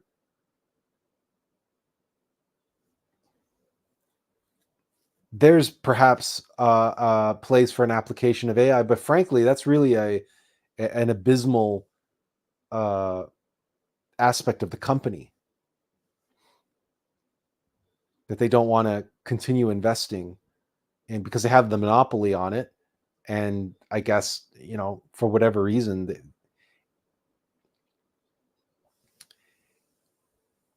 but AI should serve humanity. And if one of the challenges that humanity faces, and we do all the time,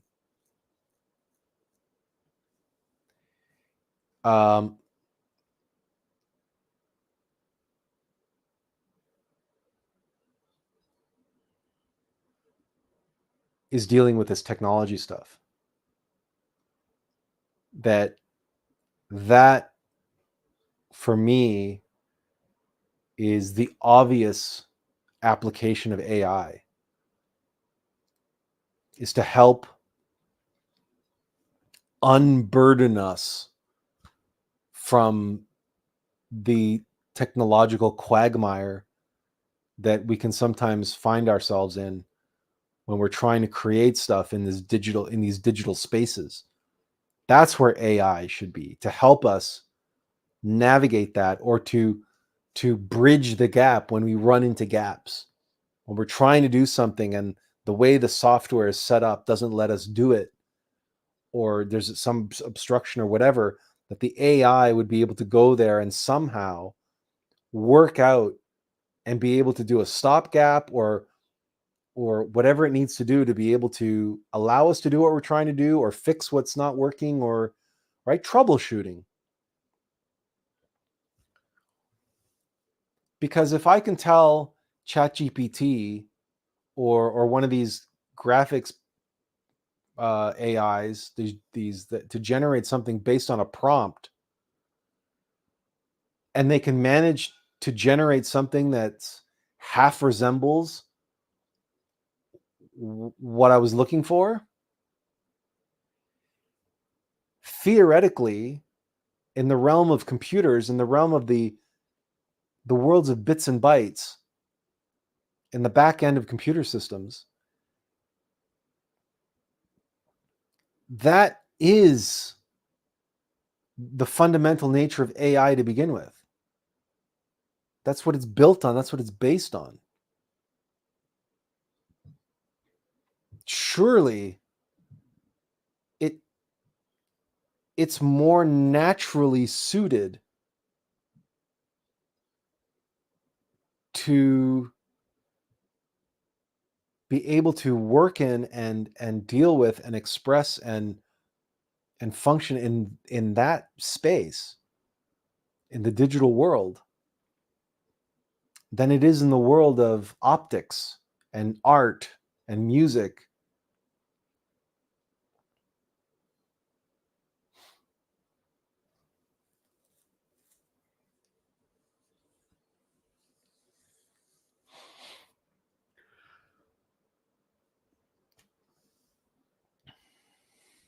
It's like we design robots to build machines, like we build cars with robots.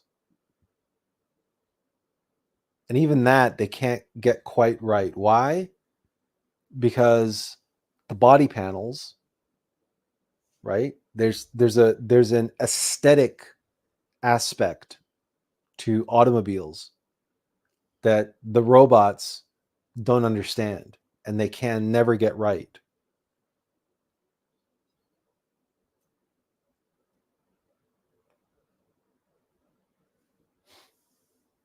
It's like the idea that robots are going to be performing surgery, or they don't have the nuance. They don't have this. They don't know. They can't know.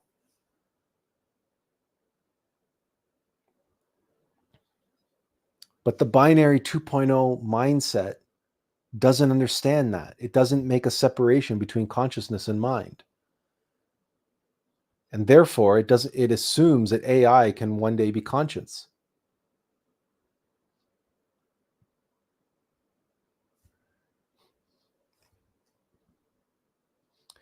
Tiffany had a couple of questions here. She said, is StreamYard the best way to view you live? No, normally Facebook and YouTube is fine. Normally. Can you actually view live on StreamYard?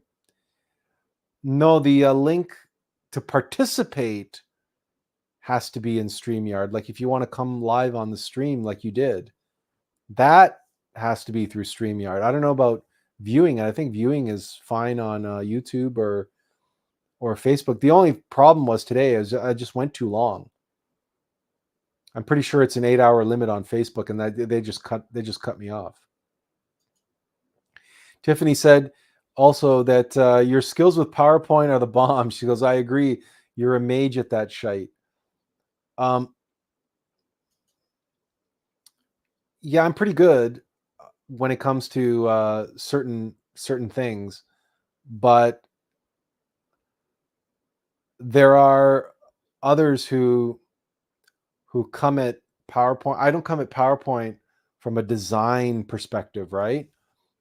So I come at it from a functional, communicative perspective. I've seen others do like phenomenally, like really cool looking stuff. Like they can do really neat looking effects and other things with PowerPoint, but that's because they're designers and they're animators and they specialize in what's called motion graphics. So they can reproduce and create these really cool, nifty effects and transitions and other things that can really jazz up a presentation, but my focus is on the delivery of information and the relationship between pieces of information and the organization of that information and the logical flow and presentation of that information to create some kind of an experiential interaction with the information. So my interest in PowerPoint and my use of the software is more revolving around that than it is an aesthetic, right? I don't come at it like a designer would, because I'm sure that what I've seen other people doing with PowerPoint, they can make stuff that looks fantastic, but as I look at what they do and say, well, that's cool, that's neat, that looks great, but does it add anything to my presentation? Or is it more of a distraction, especially for me that has to reproduce that effect in PowerPoint? I got to learn how to do it, then I have to try to reproduce it. And then when you realize that some of my PowerPoint presentations, I have to break them up, because PowerPoint is a real memory hog. It's a real pig. And so the number of animations and stuff that I use and the number of slides that I use, I don't know if you guys realize just how many slides are in that 26-minute presentation.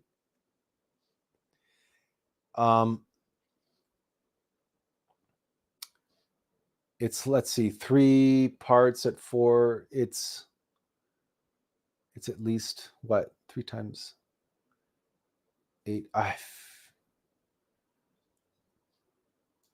It's going to be at least, let me just do some quick math here, because I have to separate out the presentations. They're not all in one presentation. It's somewhere in the ballpark of 250 slides. Somewhere in that ballpark. Maybe more, maybe less, a little bit, but generally speaking, that's for like that 26-minute presentation. That you can't, and with all the animations and with the embedded video and everything else that's going on, there's no way that I could show that as an actual presentation live. It would completely freeze my computer. It would shut down PowerPoint. It would completely freeze everything. It's incapable. PowerPoint. It would be different if I had 250 slides that were one slide with 12 bullet points that just, you know what I mean? But you've seen what I do, and that it's my slides are not like that. We've got tons of graphics and backgrounds and animations and all kinds of stuff going on. So, and that's what I mean by there's so much room for improvement, and the way the animations work and everything else, there's so much room for improvement. And Microsoft could make a product that would rival even Adobe's motion graphics software, which is it InDesign? No, it's not. It's After Effects. But they don't. And for whatever reason, maybe because they don't think people would use it, or maybe they think that Adobe has a lock on that. I don't know. Or they just, people don't need it, or people don't use it. Maybe the people don't even use PowerPoint anymore. I don't know. I think they must. I think most people just don't know how to use PowerPoint, because one of the big mistakes they do is that they throw bullet points onto a slide, and then they read the bullet points that are on the slide. And that's why one of the jokes in the corporate world is that they call PowerPoint power nap, right? Power snooze.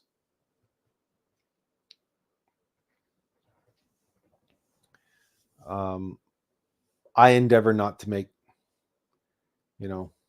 I endeavor not to make my presentations like that boring. Tiffany says Canva is a good rival, in my opinion. She says, I use PowerPoint for my presentations, voiceover, but I'm digging into Canva. I've never tried Canva. I have no reason to try anything other than PowerPoint because I pay for the Office suite. I have to have Word, and I use Outlook and Excel and so on. So, and plus I just know PowerPoint. I've been using it for so long. And frankly, one of the companies that I hope to reach out to is Microsoft. And one of the case studies I would like to do is I would like to pitch them on improving PowerPoint. I show them what they need to do to turn that into what it is today to what it could be. And I don't want to give too much away here, but the point is that there's a huge, tremendous opportunity that they're leaving on the table, that they're just blindsided. They're just blind to it. They can't see it. They can't see it. Because why would they? And there's examples like that all over the place. To somehow get to Boeing, to reverse the damage that has been done at Boeing and get Boeing back on track. There's lots of examples. Lots of companies that need help. And it's the human 3.0 paradigm that's going to solve problems. It's not the human 2.0 paradigm cannot solve problems. It cannot. It can only stop leaks, and it can only temporarily offer temporary band-aid solutions, but eventually it leads to total systemic collapse. Only human 3.0 paradigm, only a trinary paradigm can get us over and out of the problems that human 2.0 has gotten us into, and the glass ceiling that human 2.0 has us bumping up against. So, and this extends to, we're not just talking about technology and entertainment, but it extends to, as I said, all different types of business, but it also extends to nations. And one of the longest running conflicts in the world, in the Middle East, I'm just chomping at the bit to be able to sit down with those two sides and put that to an end. And not only that, but have the temple rebuilt, which is one of the great goals of the world elite, believe it or not, to see the Temple of Jerusalem rebuilt. They just don't know how to do it. They don't know how to go about, like, they have their plan, they have their strategy and how they're going to go about doing it. But unfortunately, it's completely unviable. It's disastrous. And they can't make it work. But that's because they're stuck in a human 2.0 strategy. And so they don't understand that a human 2.0 way, human 2.0 approach will never allow their plans to reach fruition. This is exactly what I mean. Like, this is when I say, like, one way or another, whether this crowdfunding campaign is successful or not in terms of raising money, one way or another, this campaign and what we've done with these presentations, with these videos and so on, one way or another, they're going to find their way into the hands or in front of the right audience, in front of the right person or persons who need to see it. And one way or another, I'm going to get an audience with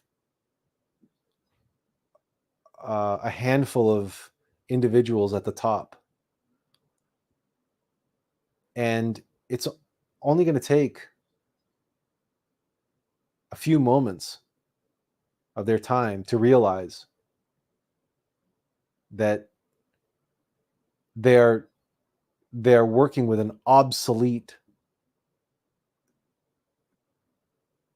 operating system,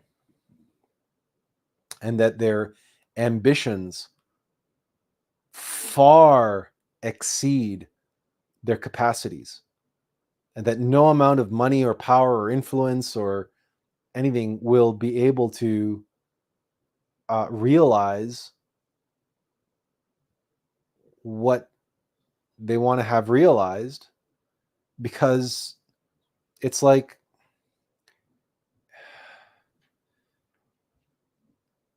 they're trying to create Flight Simulator 10 on a 1985 MS-DOS machine, right? It's to use a different example, they're trying to run a modern AAA game on a Nintendo Entertainment System, on an 8-bit machine from the 1980s, right? So that's the issue. By the way, my shoulder's been acting up again.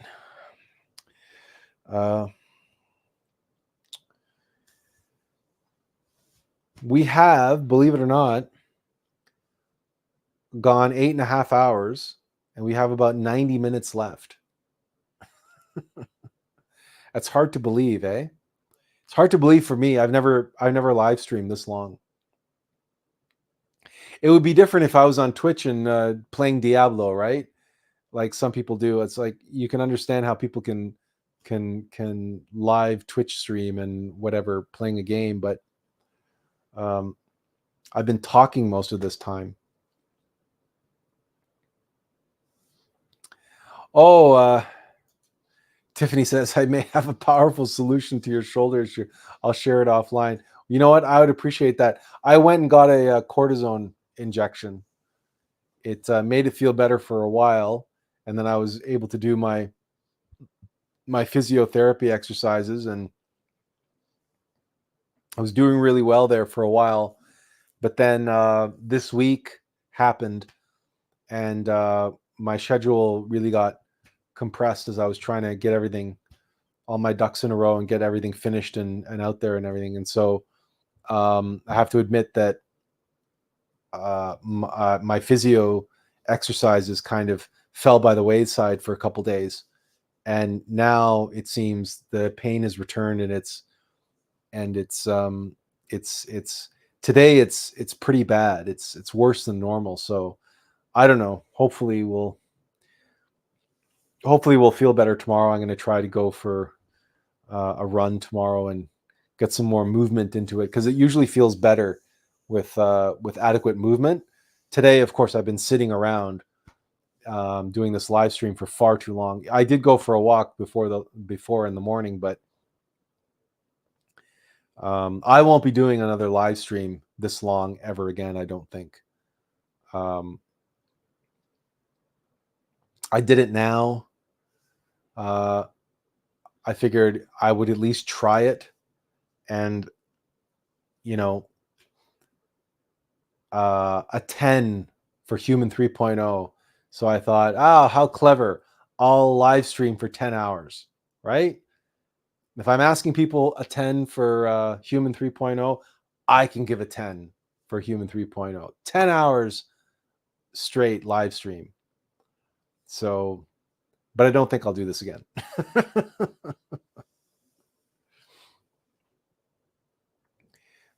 But some of you have been around for a good chunk of it, and I appreciate that. And I hope that you've learned, well, we still have 90 minutes left, so I shouldn't be signing off yet. I hope that I've been able to express along the lines of what it is Atlas Conscious Arts is about, and what makes me in particular, but as an organization, what makes us well suited to the task at hand, and the experience that I have, and the 50 years of preparation for this life's work, and the unique situation that I have found myself in, and the value that I have to give to humanity and give to those who are the movers and shakers, of humanity and the rulers of the world. And it's not that I'm here to sell out and give value to them. On the contrary, I'm here to give value to them in solving the problems that the operating system that they're functioning on cannot solve. And in the process, have a true, genuine, positive trickle-down effect.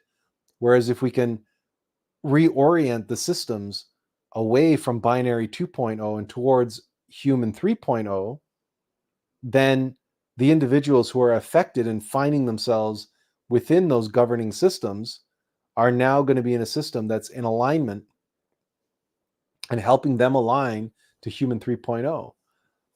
And what goes along with all of this is, the indoor ecosystems. And the other reason why I like the X-Men allegory is because Charles Xavier has his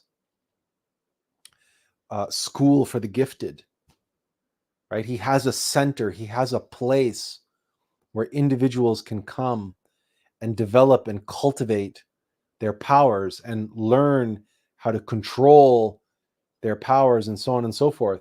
Well, it's not quite that dramatic when you're talking about human 3.0, but there's a related aspect to all of this, because people who become clairvoyant, or they awaken other powers or capabilities, or human 3.0 like capacities, very often, as I made clear earlier and as I described in my book, power and the awakening of power, the reception of it, the experience of it, is very often accompanied by a test and a temptation. And as I was explaining, many of the people at the top, many of those global elites, they fell for that temptation. But they were extraordinary individuals. They had heightened abilities. And they unfortunately, took a different path, took a different road. They're not outside the possibility of redemption, but at the same time, there are many, many, many individuals who are awakening their human 3.0 capacities and capabilities, but are equally falling into temptation and falling into misuse and abuse of those powers and capabilities. And they're actually just supporting and doubling down on their binary human 2.0 nature. So having a center of excellence, I once referred to it as a lyceum, where you have multiple individuals coming from multiple different disciplines, but working on their particular area but in this space of love and in this high order indoor rainforest ecosystem, and that collective harmony and symbiotic relationship all supporting these efforts, and always with the a ready eye and a ready ear to listen to and to observe what they're working on, the direction they're taking it, and to give a gentle nudge, or away from danger, and the guidance toward success.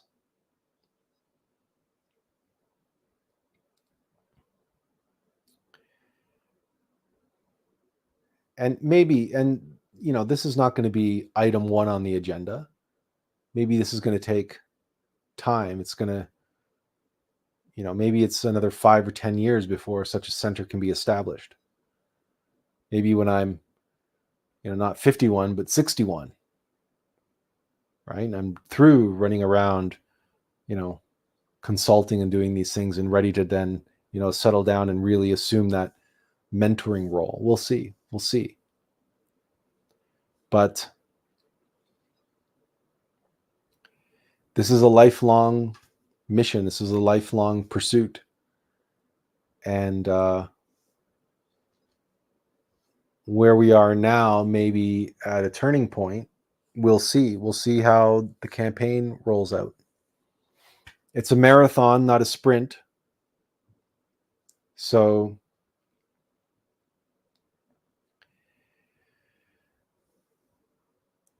that's something to consider. I don't have much of a marketing budget to work with to advertise this thing, so really it's a crapshoot. We really don't know if it's going to capture the imagination of people or go viral or anything like that. So, but if people don't know about it, and people don't know enough to consider it or know why it's important, etc., well, it's not a huge amount of money that I'm looking to raise, just enough to be able to hire some people permanently away from the jobs that they don't particularly like, and that they are, they feel a greater affinity to work with, and do something more meaningful with their life, and they have a very strong affinity to what I'm trying to do with Attlas Conscious Arts, and they would really love to work on it full time, but they can't do that for free. And this is something that, at least for the time being, I can't do it alone. It's like it's bigger than I am. It's bigger than any one person. And I've been doing this alone for far too long. So there was only one course of action, and that was to express as best as I could, in the most concise way that I could, and put it out there to the world. Say, this is the problem. Human 2.0 is the problem. Human 3.0 is the solution. And Attlas Conscious Arts and a 10 for Human 3.0 is the resolution. And put it out there and try to make as big of a splash as I can, one person with no marketing budget. And see where it goes. And trust, like if my innermost being has brought me this far, and I followed it for 50 years, and has brought me to this point, how could I possibly be being set up to do all this just to fail, just for it to go nowhere? I can't believe that. I can't accept that as a possibility.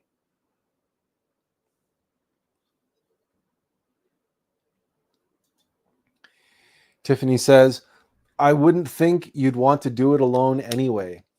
Powwowing is more fun, more meaningful, definitely more inspiring than doing it alone. Well, I wouldn't truly be alone, would I? If I eventually worked with clients and worked with these elites, I wouldn't be alone. But I mean, trying to reach them, trying to actually get to that point, right? And trying to do that alone. Like, cold calling is a skill. Sales and marketing is a skill. Being able to reach people, being able to, like, that is a whole skill set around there that I frankly do not have.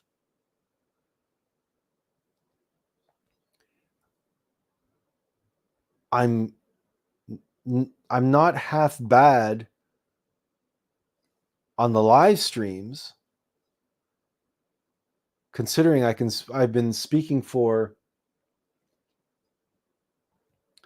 nearly 9 hours unscripted. And I'm much better live in front of an audience where I can be much more animated than I am here staring into this tiny little lens. I'm much better on stage, live in person, than I am here. But regardless, it's very different. Like, not everybody can be good at everything, right? Sure, there were Renaissance men, you know, and so on and so forth, but there are certain silos, if you will, and sometimes people's skills and abilities crosses those silos, and sometimes they don't. And I just feel like I don't have the experience, I don't have the abilities to actually reach the people that I need to reach. And I'm just not afraid to ask for help. Right? I'm not afraid to recruit a team. Why should I believe that I'm meant to do all of this alone? I'm not. I know I'm not. I can't do it by myself. And like Tiffany says, it's not as much fun doing it alone.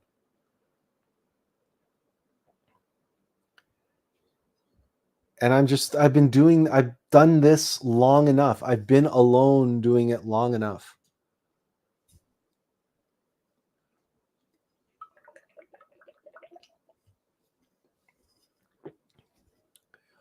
And one way or another, this is a marathon, not a sprint.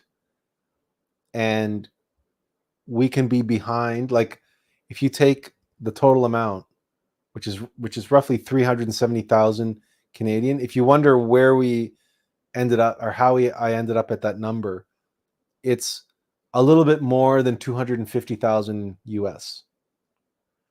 I just converted 250,000 US into Canadian dollars and then rounded up to the nearest number that made esoteric sense. So the 369 and the 999. That's where the 369 comes from. But it's really just, to pay salaries so people can come and join this endeavor full time and we can make this work. Right?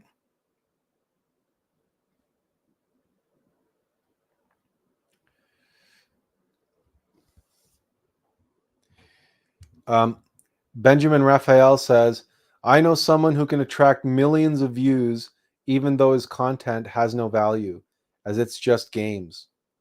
Your message is valuable to humanity and deserves a wider reach. And Tiffany agrees with that. And you know, that's wonderful, and that's kind of you to say.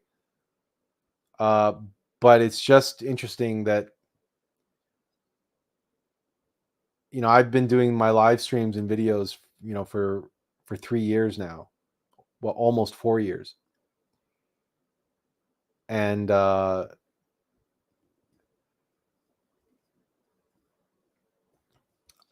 really don't.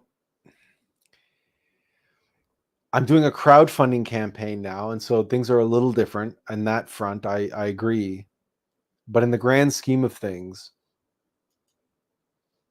I really don't need to reach millions of people at this point necessarily, right? I only really need to reach the target audience. And I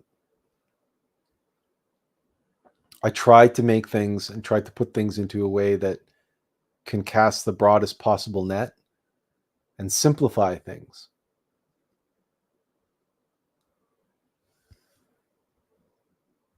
Benjamin says, maybe if you figured out the algorithm that Facebook and YouTube use, your reach may increase.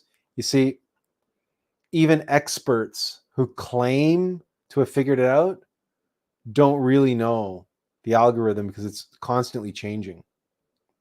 So this, you know, I cannot be an expert in the Facebook algorithm and the YouTube algorithm. I can't make myself an expert into that.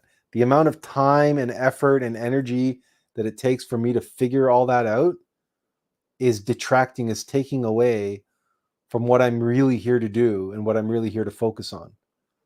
This is why I say I can't do this alone. I need someone who specializes in marketing, who does nothing but that, or is interested in that, or wants to do that, or you know what I mean?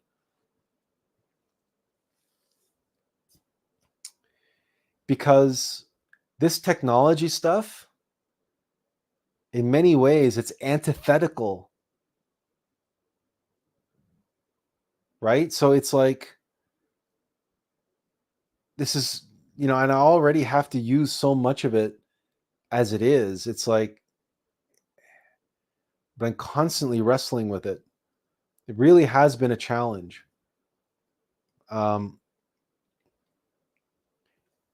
And I try to minimize my exposure to it. Like, I don't understand these people that live their life tethered to their phone. I try to get away from my phone as much as possible. I will turn off Facebook. I will close my email program. I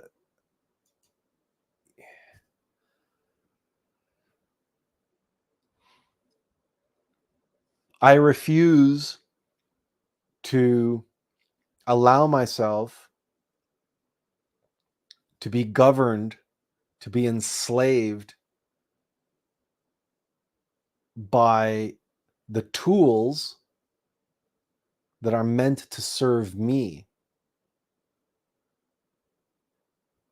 And when I see people tethered to their phone and them responding like, you know, like Pavlovian conditioning because their phone made a noise and they have to look at it. It's heartbreaking to me. It's baffling on one hand and it's heartbreaking on the other. Is that these human beings are being dictated to by this little metal, plastic, and glass thing that's possibly on the table next to them, but probably in their pocket.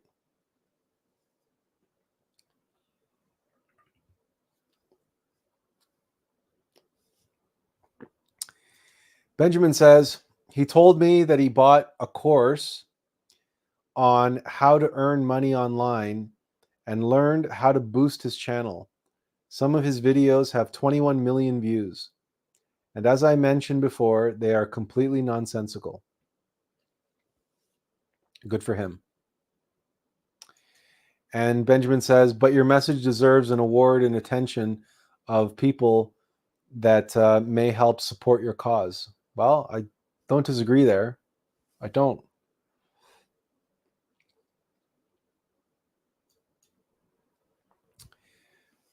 The other thing I know about the algorithm and all that kind of stuff is it takes time to build up a library of videos and a whole series of viewership.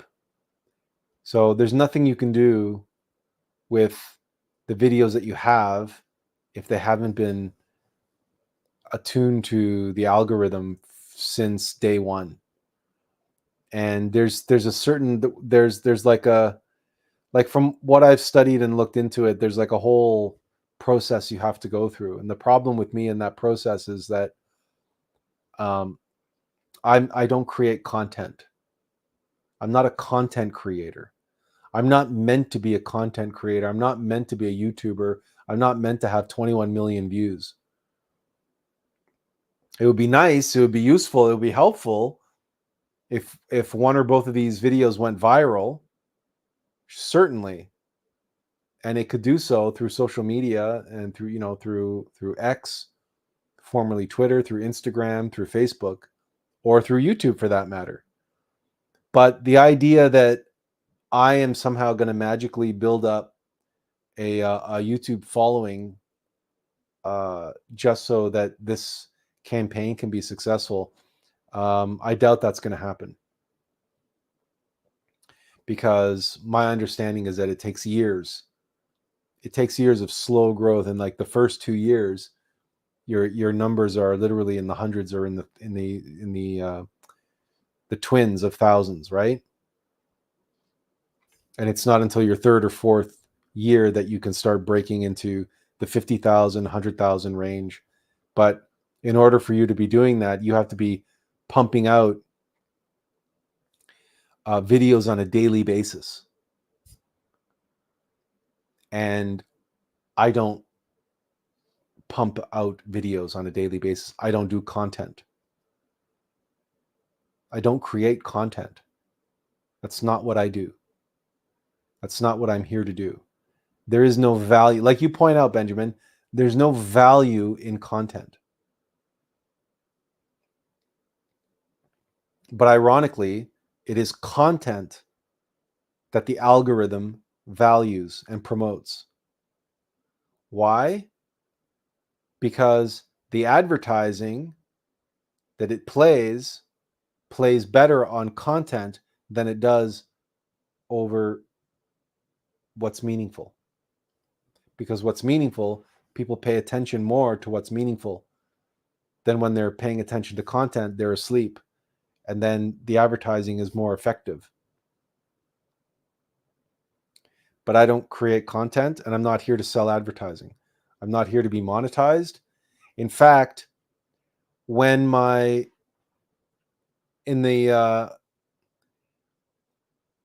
this year, back in, you may recall, earlier in the year, I was putting out content based on, well, it wasn't content. It was, well, let's just call it content for lack of a better word. I was making videos every day, including shorts. But what I was doing was taking the Sunday live stream and cherry picking themes and topics that were suitable for self-contained little videos anywhere from 5 to 15 minutes, and then 1-minute shorts.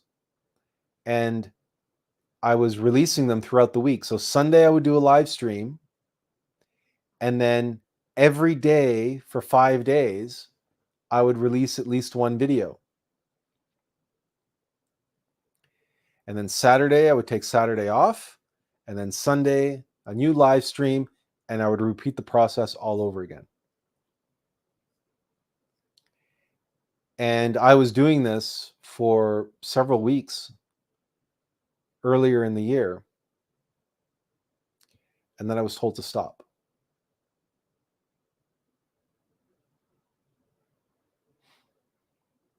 And I was told that you don't have to sell books, and you don't have to increase your viewership on your YouTube channel. So this, Benjamin, that you're suggesting, it's a good suggestion. And I was doing what, through my efforts, through my studies, through my research, have been found and been told the secret to getting into the good books with the algorithm. And I began doing just that. And then I was told to stop. I was told that you don't need viewers and you don't need to sell books. And it was shortly after that that a 10 for conscious arts was revealed to me. Because I was doing this back in like February, like from the beginning of the year, and it was like February, March, April, May. I was working, really pushing on, trying to market the book and trying to increase my viewership, et cetera, et cetera, et cetera. And then I was told, nope, you don't need to do that. Just as I was told you don't need to sell any books. And then it was May that a 10 for conscious arts was presented to me. And then it was June, right after my birthday, that I was assigned everything that you now see come to fruition. And if you, for all of you who've been watching my live streams, and you saw the progression of that PowerPoint presentation that began as a 1 hour long PowerPoint presentation and was eventually reduced to 20 minutes and then added on that additional 10 minutes for the campaign. And then all of that got compressed down to 7 minutes. All of that, plus the website, plus everything else, plus the logo and everything else, was all developed since June, since my birthday. And that's what 4 months? So June, July, August, September. Yeah, 4 months. And this is what I was told to do. This is what I was told to focus on. Now I must trust that the guidance I received not to worry about building up the numbers on my website was correct. Because frankly, if I had 21 million viewers right now, but nothing for them to look at, and there would have been nothing for them to look at if I had continued spending 5 days a week, putting out 5 videos a week, instead of working on what I had been working on, which is trying to summarize all of theology, philosophy, mythology, and psychology into a 25-minute video.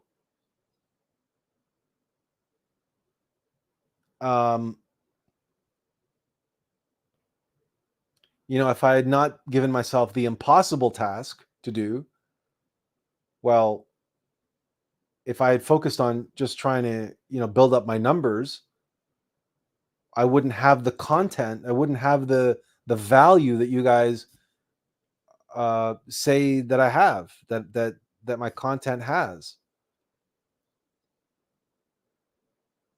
So it's a trade-off, right? This is why I say I can't continue to do this alone, because most websites you see that have all of these followers or whatever, it's like you're saying, either they've got the numbers, but the content is frivolous and useless, or if it has valuable content, then they have a whole team behind them, right? It's not just one person. You might see one face on the screen, one person is on camera, but very, very often there's a whole team behind them working on that website, and that it's far more of a professional production than we might imagine. But me, I'm completely alone in this. I have to do everything by myself, and that's why I'm saying, like, the marketing and promotional side of things is a little lackluster, because that's not my wheelhouse, right? My wheelhouse is in the things that I'm good at, that you guys see and value. My strength is not figuring out the mechanical algorithms and learning how to play the system. I've never been good at playing the system.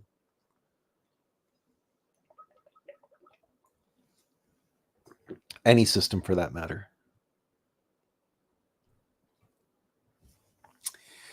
Well, it's official. We have now gone 9 hours. So we are in the final stretch.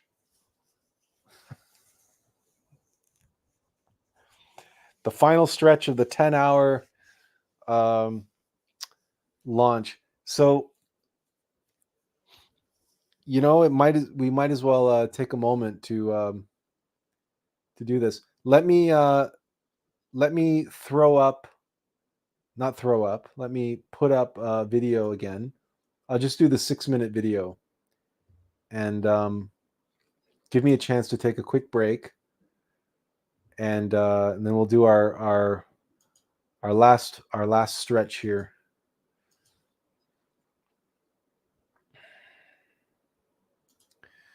Okay. Now, just to double check, you guys heard that, right? You guys can hear that, right? Let me the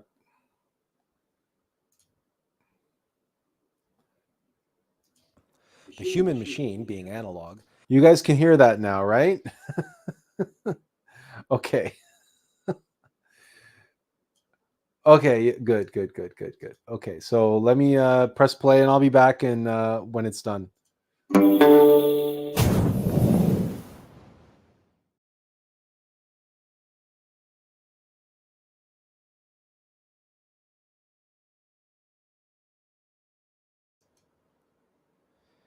Humanity has been in a state of binary duality for millennia.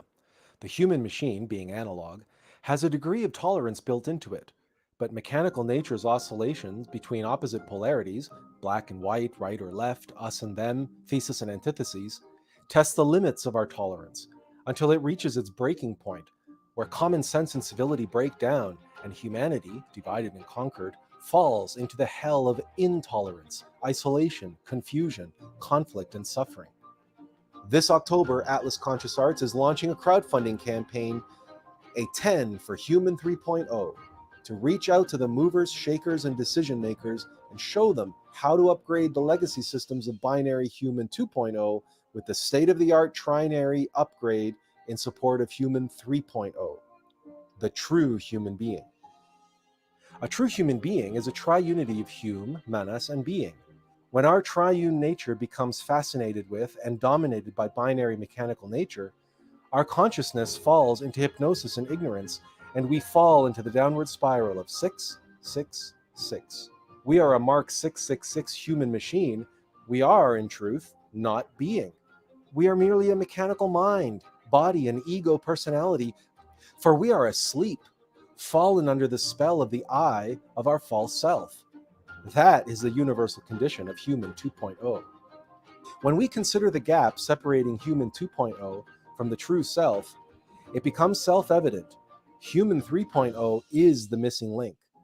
The arch and the arc we must seek to bridge the gap our binary mechanical nature has divided and conquered us with. This is what is meant by humanity being cast out of paradise into the wilderness of suffering. The matrix of unconscious, subconscious ego heart-mind that we were called on by Carl Jung to make conscious. We begin by consciously applying the upward spirals of expansion and synthesis, such that an expansion of consciousness leads to a synthesis of what we seek. Self-evident experiential knowledge based on metaphysical science, harnessing zero-point energy to expand our free consciousness and synthesize what we seek.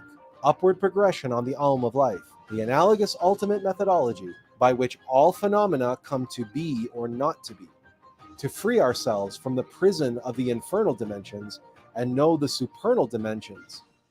But mechanical nature doesn't give up without a fight. Look at the binary tribalism in the Middle East, the Ukraine, or on display in the US presidential campaign. Look to the decimation of our modern myths, from Star Wars and Lord of the Rings to Star Trek and Marvel. The very universe that gave us a clue decades ago, the X-Men hold a special place in the hearts of fans, resonates with deep allegorical truth. The mutants split into two camps. Just as Magneto believes he is fighting for a righteous cause, the elite ruling classes, families, cabals, and their leaders have sought to dominate and rule humanity for millennia. If only they knew the desire to control is fear, they might awaken to the truth. No cog in any machine has true power. It only gets greased. Speaking of getting greased by machines, in the movie Days of Future Past, the X-Men face annihilation at the hands of Sentinels that hunt mutants to the brink of extinction. In the film, the human leaders turn to Dr. Bolivar Trask and his anti-mutant weapon systems. In our world, the global elite are turning to anti-humanist systems. In life, as in art, the outcome is the same. The X-Men's extinction at the hands of mechanical sentinels signifies the sabotage of human 3.0. If art mirrors life, shouldn't there be a Wolverine here and now sent by Charles Xavier to rally and unite all those vying for a better future? There is. We are a small but dedicated team of social entrepreneurs with decades of consulting, marketing, branding, and communications experience. Our core team is lined up and ready to make Attlas Conscious Arts their sole work in life. To help us get underway, all we're asking for is a 10 for Human 3.0. Your $10 donation gives you instant access via digital download to the book What in Hell is With Us, written by Attlas Conscious Arts founder and resident Charles Xavier, Attlas Alex. The book provides a great deal more background into the origins of Attlas, with an introduction written by resident Wolverine, Attila Louis Lenby, and part 1 focused on his personal transformation into leader of the X-Men. The book is a practical guide for all those who seek the keys to Human 3.0. Paperback and signed hardcover copies are available at higher tiers of support. Full details at Attlas.ca. Proceeds from a 10 for Human 3.0 will pay our marketing, communication, and travel expenses in an all-out effort to connect with and win allies among creators, influencers, elites, scientists, government bodies, and their advisors, to bring their voices and considerable resources to bear on the collective enterprise at hand, upgrading legacy Human 2.0 systems to those empowering Human 3.0. With an emphasis on the highly visible and influential technology, media, and entertainment industries, we will demonstrate the power and potential of the trinary human paradigm via real-world case studies. More than merely providing proof of concept for skeptics and naysayers, Attlas Conscious Arts projects must give the young and young at heart a reason to hope again. Empower all who still carry a spark of childlike wonder and enthusiasm with the analogous ultimate methodology. And more, inspire them to call forth lightning from within, to shock and awe the world with a strength and intensity that only Human 3.0 can deliver, and inspire others to rise up and unite as the greatest generation this humanity has ever known. It is time for us to be more than just fans of the X-Men. It is time for humanity to truly evolve, to claim our birthright as true human beings and lead the charge to Human 3.0. Click the link in the video description, learn more at Attlas.ca, and give a 10 for Human 3.0 today. Thank you for your attention and your support.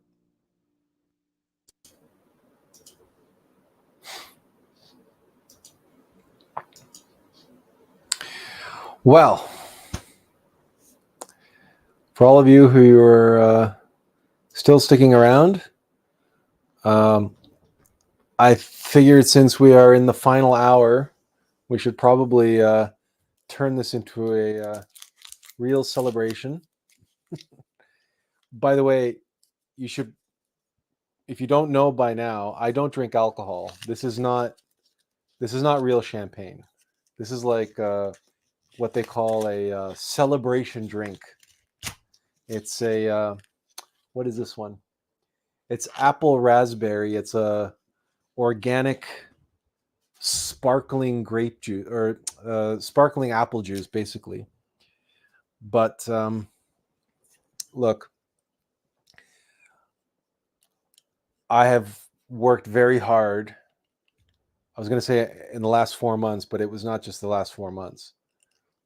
And it's taken a long time to get here. And, you know, regardless of what the outcome is,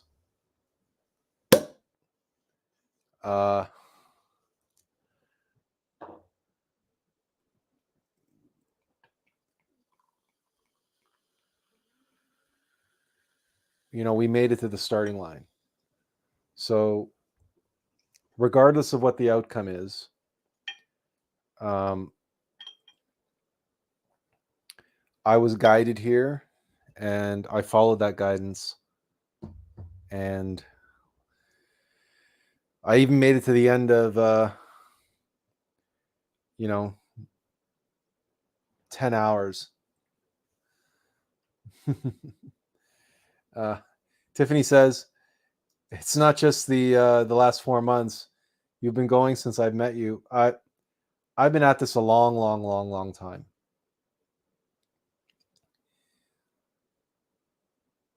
And I'm going to toast to Attlas Arts, which is now Attlas Conscious Arts. You see, that's the part that was missing. But Attlas Arts was born when I was 15 years old. That's 35 years ago. 35 years this has been brewing, percolating, fermenting. 35 years, 36 years. Count the fact that I'm now 51. And it has had many names. It's Attlas Arts, and later it became the Attlas Project. There's a book of that name on Amazon, my first book, called The Attlas Project. And we finally come full circle back to Attlas Arts, but Attlas Conscious Arts. That was always implicit in the name Attlas Arts. But it is now explicitly so. And so thank you. Cheers, everyone.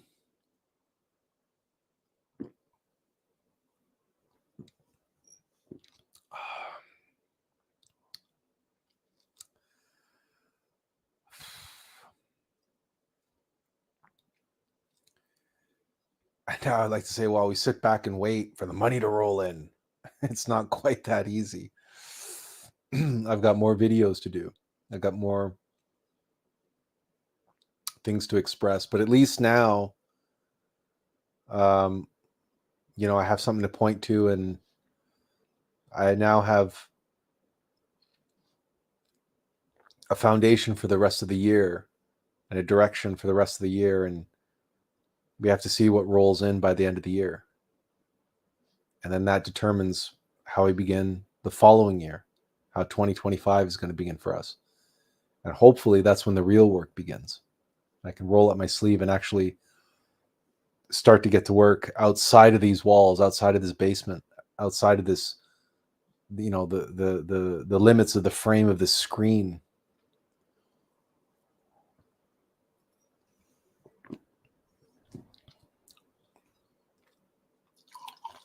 Because that's what I was doing for a long time beforehand.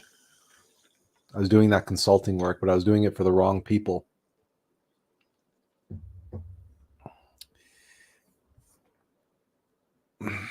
And for the wrong results. But it was the training ground, learning ground. And I did learn a lot. I'm still continuing to learn a lot every day.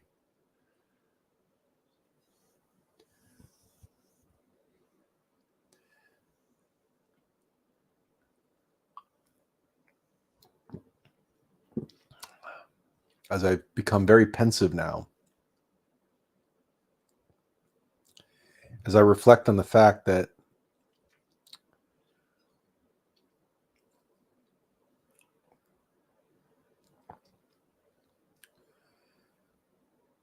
what lies ahead, what surely must lie ahead, in however it comes to that, because as I was going to say, it, you know, 370 grand over 90 days means on average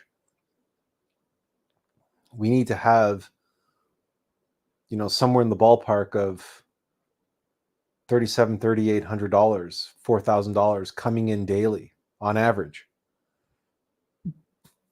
And certainly that hasn't come in today. And unless something magical happens, the video goes viral or whatever, and like Benjamin suggests, reaches tens of millions of people. I don't know how we're going to get the, you know, 37,000 people who need to ante up $10, because that'll work. 37,000 people ante up $10 and we're there.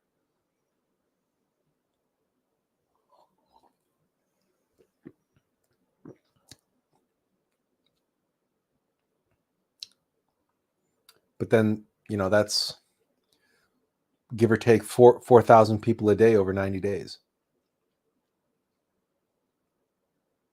But it's a marathon, not a sprint. And we can't expect to be front loaded. And so who knows, maybe something magical happens, a miracle happens, and I get invited onto some podcast or something. And then we get a bump in some way. Or maybe, as I said, you know, we actually reach one of these millionaires or billionaires who are looking for the next great thing. They're struggling. They're trying to make the world a better place. They're working on various different technologies. They're working on various different initiatives and strategies, but somehow their gut's telling them there's something missing. There's something not right about it. But they can't quite put their finger on it. Well, that's because they know intuitively they're receiving guidance, but they just haven't cultivated their human 3.0 capacities to be able to crystallize that guidance into something actionable, into something tangible, into something specific. So it remains as a vague kind of just like a feeling.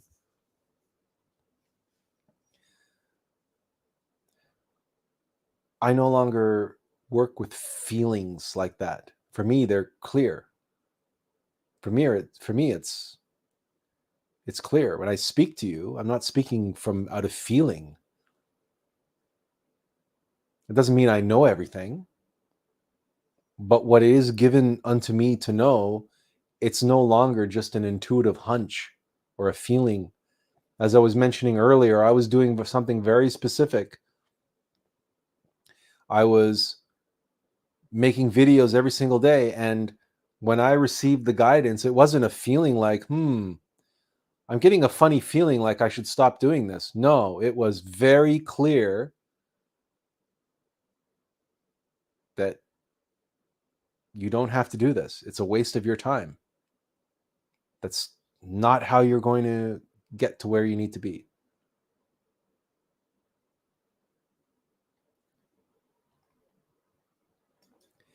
Tiffany says, well, I donated on behalf of a few today, so hopefully it moves some opportunity in the next 90 days. Yes, Tiffany, I absolutely appreciate that. I did notice that. I did see that. I get notifications anytime there's a donation made. And I want to tell you, I appreciate that. I didn't want to say anything live here because in case, I didn't want to, because to me, donations are generally speaking, when people make them, they make them not necessarily anonymously, but not necessarily for public consumption. So that's why I didn't mention anything until now.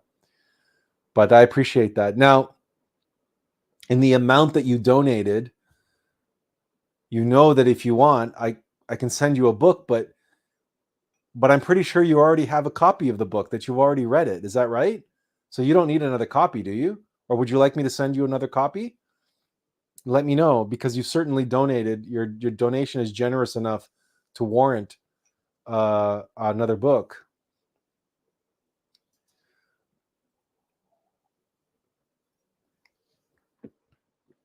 Benjamin Raphael says, it would be amazing to be invited to appear on a Jordan Peterson or Joe Rogan podcast. It would be, but that's like winning the lottery. I don't know. Like, I regularly comment on Jordan Peterson Facebook posts and so on, but to actually be able to get on their program, like how to get on their radar, like, so this is the thing that I'm just obviously not good at, or don't know how to do, to get past the gatekeepers and so on.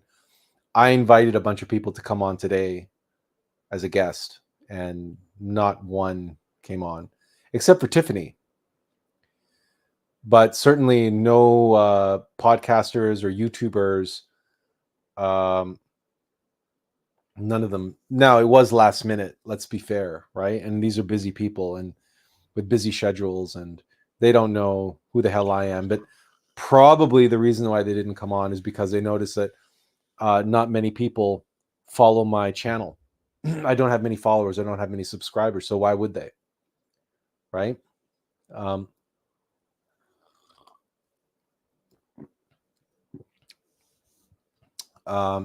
Tiffany says, yes, send me a copy as I can gift it.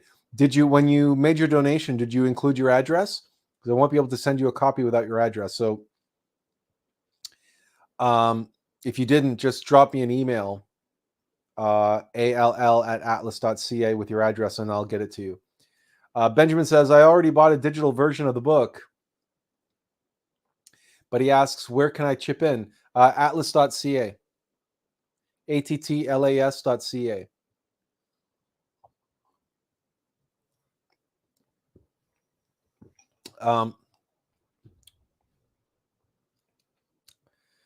So yeah, I mean, getting on Joe Rogan, for example, would be, and it could happen. I don't rule it out, and I'm certainly going to keep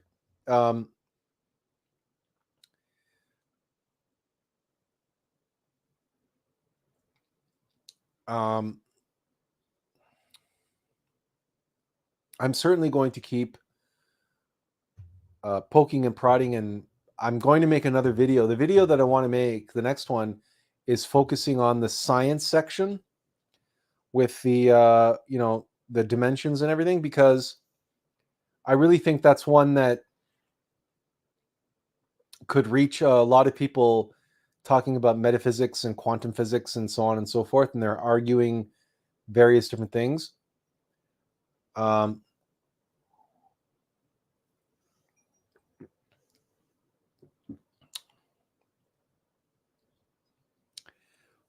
And I actually have quite a few slides related to that section. I had to chop a lot out in order to fit.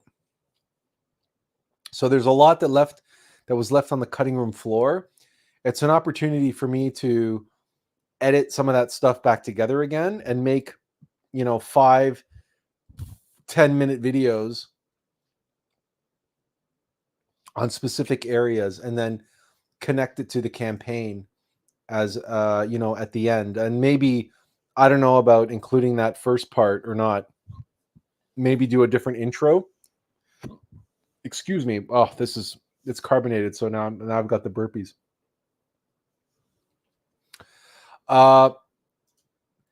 Benjamin Raphael says Jordan Peterson has a Canadian friend who delves into symbolism. His name is Jonathan Pajot. I believe you two could create an amazing show discussing symbolism. I received an email from his team today.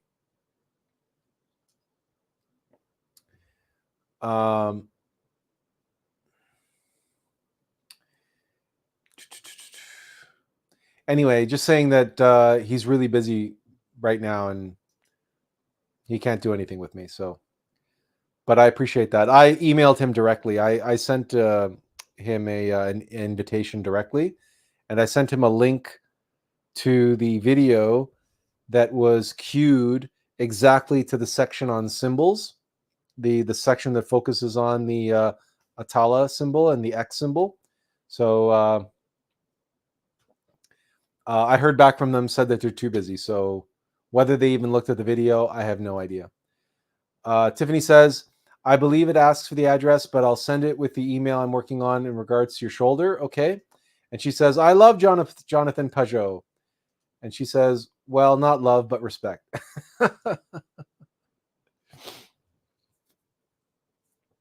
Yeah, it's his whole thing, like the symbolic world and everything that he does.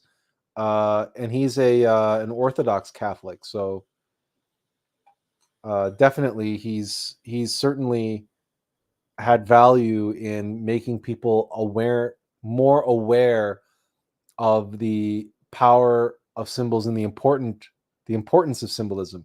And he and Jordan Peterson get along very well, of course, because Jordan has this whole maps of meaning and all of his, attempts at decoding the Bible.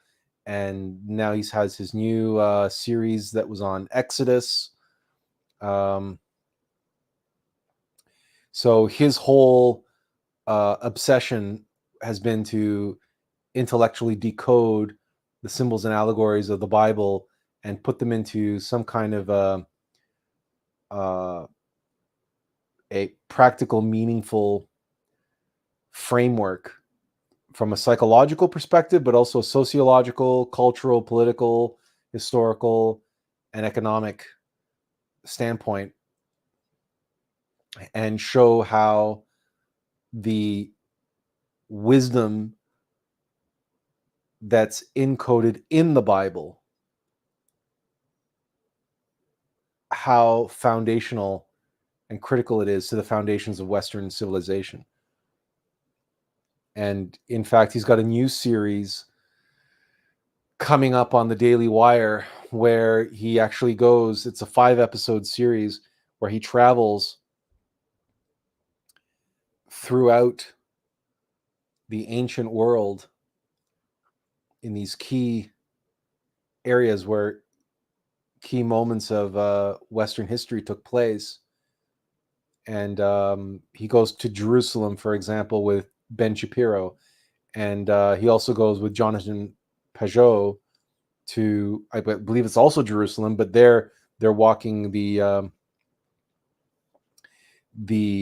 steps that Jesus took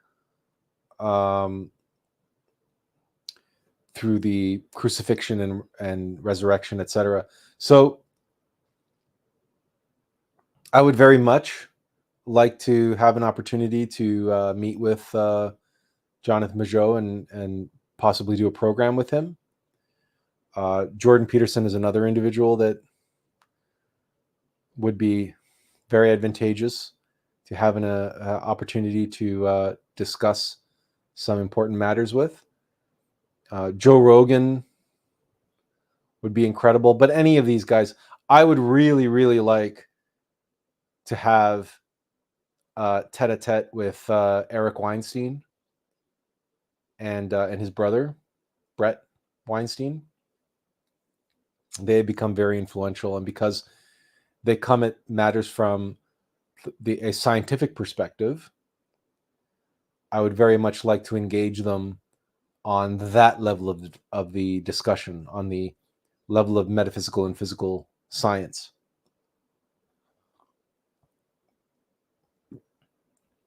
But then there are also channels like Impact Theory and Diary of a CEO, where it's coming to these questions of the evolution of humanity and the whole concept of upgrading from human 2.0 to 3.0, because these are individuals who are very performance oriented and success oriented, because they have been very successful. Both of them have created multi-million-dollar companies at a very young age. One of them, the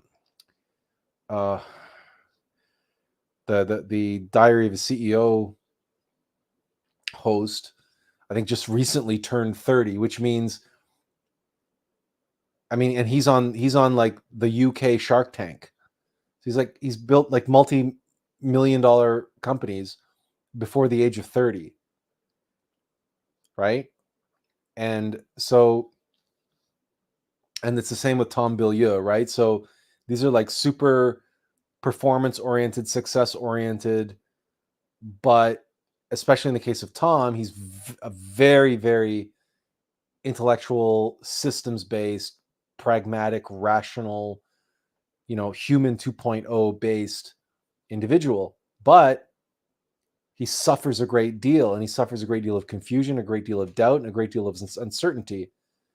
And it would be fantastic to be able to engage with him on the level of conversation of breaking down and deconstructing all of the causes of his neuroses and showing him how that's all based on binary duality, and that he has a soul, he has a spirit that is yearning and longing for a vehicle that is upgraded to human 3.0.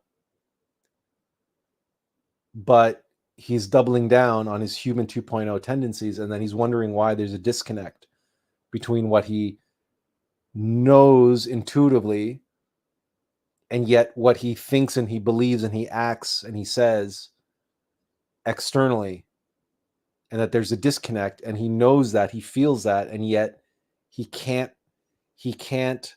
reconcile that, because he is stuck in his human 2.0 paradigm. And a human 2.0 paradigm, a binary duality paradigm, cannot reconcile. The binary paradigm cannot bring you to reconciliation. It's impossible, because it's reconciliation is antithetical to its nature. Its nature is win or lose. And it hates the third option, which is draw. We say win, lose, or draw. Yeah, win, lose, or draw, but it hates draw, and it'll keep playing until it gets to a definitive win-lose scenario.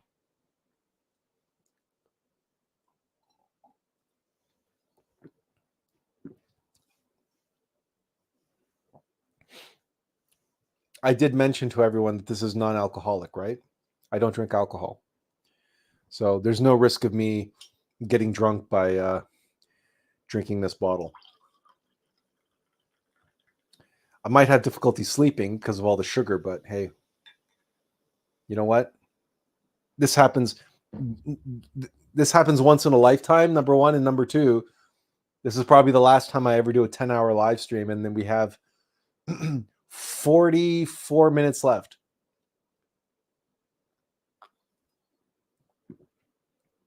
Did I get that right? No. 24 minutes left. not 44 minutes left, 24. Now it's 23 minutes left. And there's another, I recently found a YouTube channel called What If Alt Hist, or What If Alt History? What If Alt History? And the fellow who runs it, I can't remember his last name, but his first name is Rudyard. And he's a young fellow, but incredibly bright. Incredibly bright. But what's fascinating about him is that on a number of videos now, a number of times, he has expressly stated that humanity is in big trouble for a number of different reasons, and he uses history to lay out what those reasons are and the rationale for a lot of the problems that we face and why we're not going to get very far in dealing with them unless he points out, like, he really has made the case, and he has made this appeal a number of different times in his videos for a renewed metaphysical imperative for humanity, like a renewed emphasis on a metaphysically driven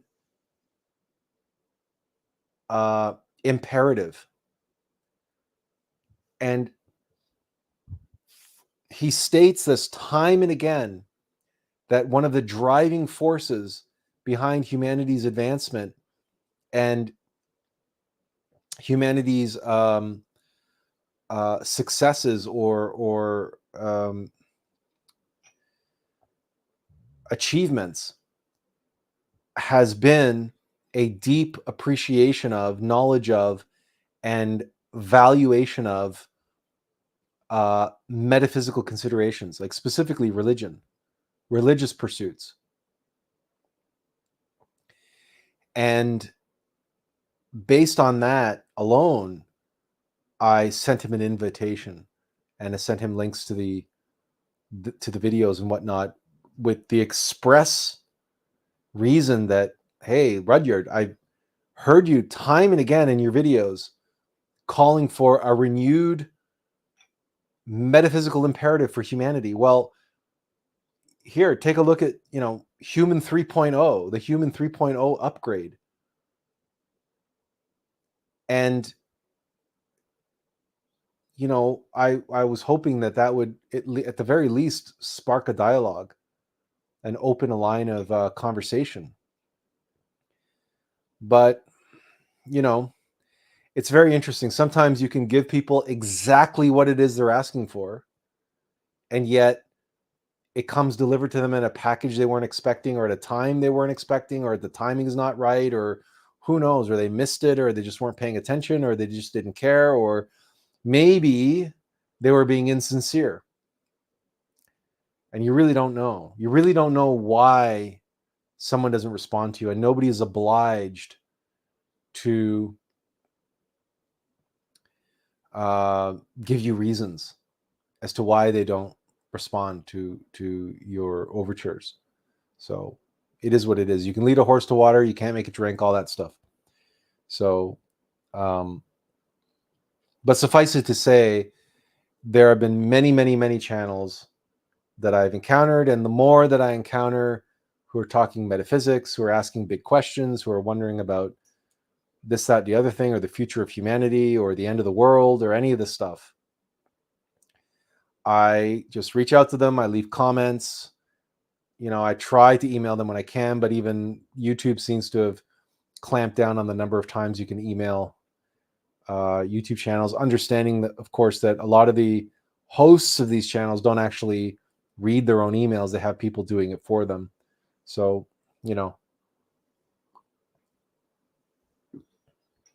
and who knows, those interns, those gatekeepers, who knows what they read and what they don't read, and what they watch and what they don't watch, what they pass along and what they don't.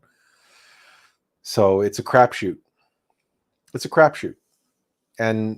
But I have to trust that the people who need to hear the message will hear it, and that this campaign will accomplish, if not the stated goal of raising that amount of money, it will accomplish the goal of taking us to the next level, whatever that is, or whatever that looks like. I have to trust that that's the case, because I've trusted in everything that I've done to get me this far, and has not led me astray. So there's no reason for me to believe that I've gone through all this just to be left high and dry, and just to be set up for another failure. Tiffany says, I'll throw an idea out to you for a podcast in my email. You might find it intriguing. Okay.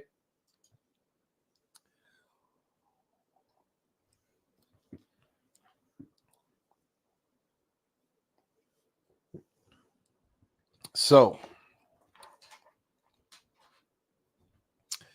we've toasted, and I've finished a bottle of fake champagne, of a non-alcoholic apple juice, basically. We're in the final stretch now, really, truly. We have a little bit more than 15 minutes left. So you know that usually at the end of my podcast, I would always open it up to questions. So I might as well do that now. If you guys have any questions or have anything to share, want some elaborations, want some more details, or anything at all, I mean, by all means, this is your opportunity to do so. And I do plan on doing another live stream as usual on Sunday at 2:00. If I can, I really want to see Megalopolis. I'm going to try to see if I can see Megalopolis tomorrow. And then hopefully I can work that into our discussion on Sunday, because again, my feeling is that that film is very misunderstood, and that what it's trying to say, what it's trying to get across, is very poignant. But it's whether or not he managed to execute that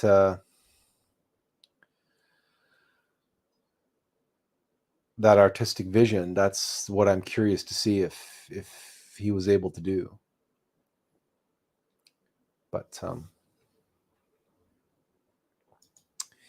Tiffany says, I have a better understanding now who your target is. I also understand the underlining message.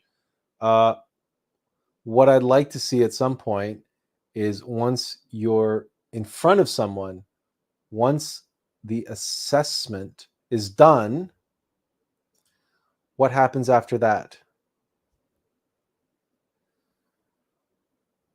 What needs to happen? That's what happens.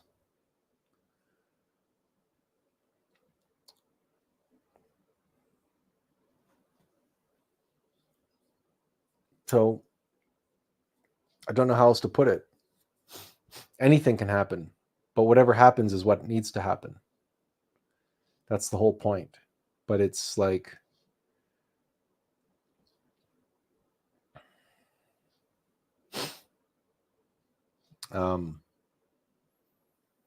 there's no system, there's no process to this. That would be limiting. What happens is,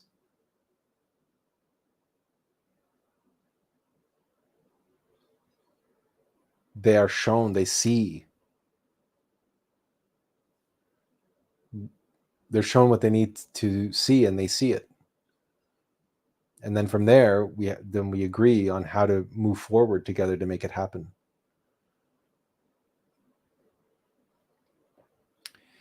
It sounds very nebulous and very vague, but it's unique and specific to each individual project, entity, person. It's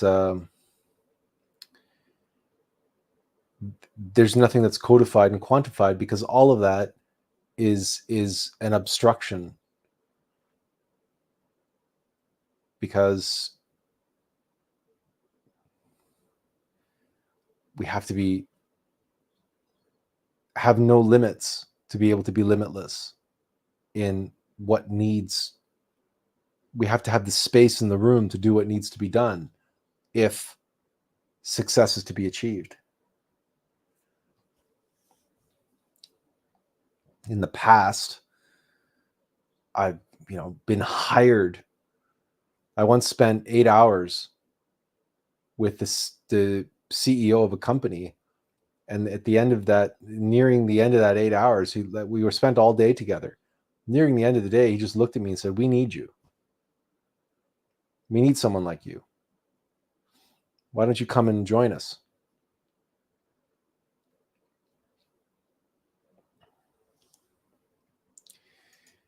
Benjamin says, have you seen trailers for the movie Tree of Life? Looks like it's going to be a good one. No, I haven't actually. I'll have to go check that out. And Tiffany says, tailor-made, tailor execution then. Yes?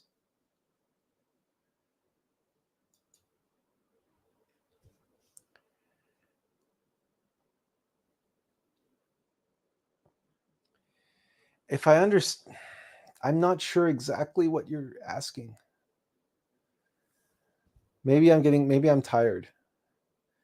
It's been 10 hours, right? So maybe this line of questioning is maybe too much to ask from me now. I don't know exactly what you're asking. It seems like you're asking like nuts and bolts business questions. And the answer is, well, I guess tailor-made, tailor execution is that, if that's what you mean, what needs to be done, what they need. What do they need? And can I help with them achieving what they need done? Then yes, I guess. Like, she goes, yes, okay, nuts and bolts. Okay.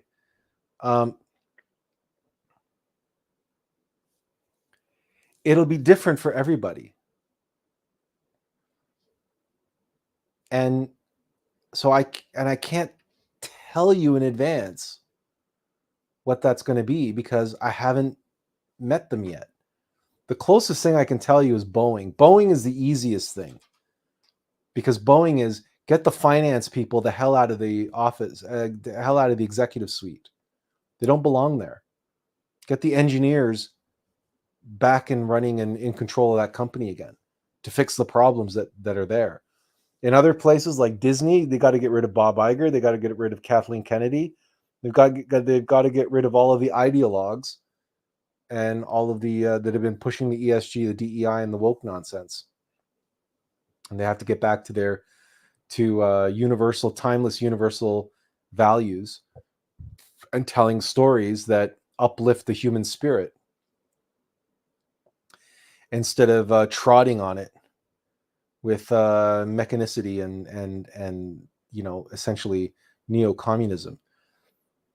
So when it comes to Amazon, specifically Amazon Prime, they need to retcon the entire Rings of Power series that they've made so far. And if they want to continue with Lord of the Rings, they have to retcon it and begin with Galadriel all over again.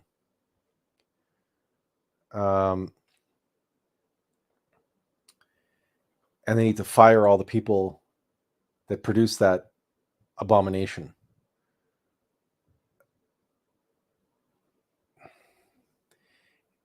So there are a few like simple, trite, short answers, but these are just the answers of an outsider looking in. What actually happens becomes very different once I'm able to step across the threshold and see reality from their point of view. Remember, it's in the St. Francis poem, less to be understood than to understand. It's more about understanding them, getting into their shoes, getting under their skin, seeing the world through their eyes. And only then can we really determine what and how to do what they need. As an outsider, it's easy to be a critic and point fingers and decide that I know how to fix that and I know everything and it's got to be this and got to be that and blah, blah, blah. But it's still just speculation. It's still an outsider looking in. And so that first all-important step is to really comprehend the individual, the organization, the challenges they face, but also the vision that they have. And find the reconnect that's going to bridge the gap between the disconnect, between the reality that they're in and the vision that they had or the longing in their heart that put them on that path that they're on in the first place.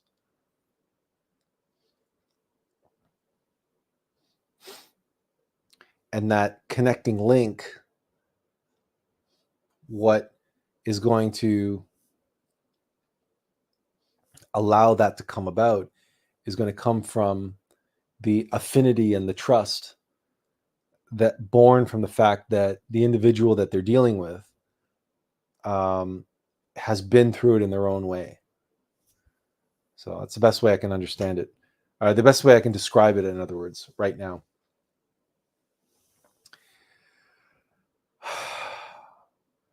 We have 6 minutes left.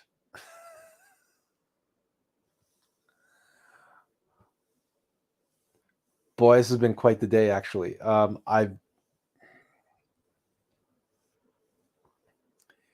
It's been a long day. It's been a long live stream.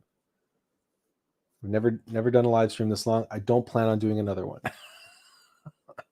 My throat,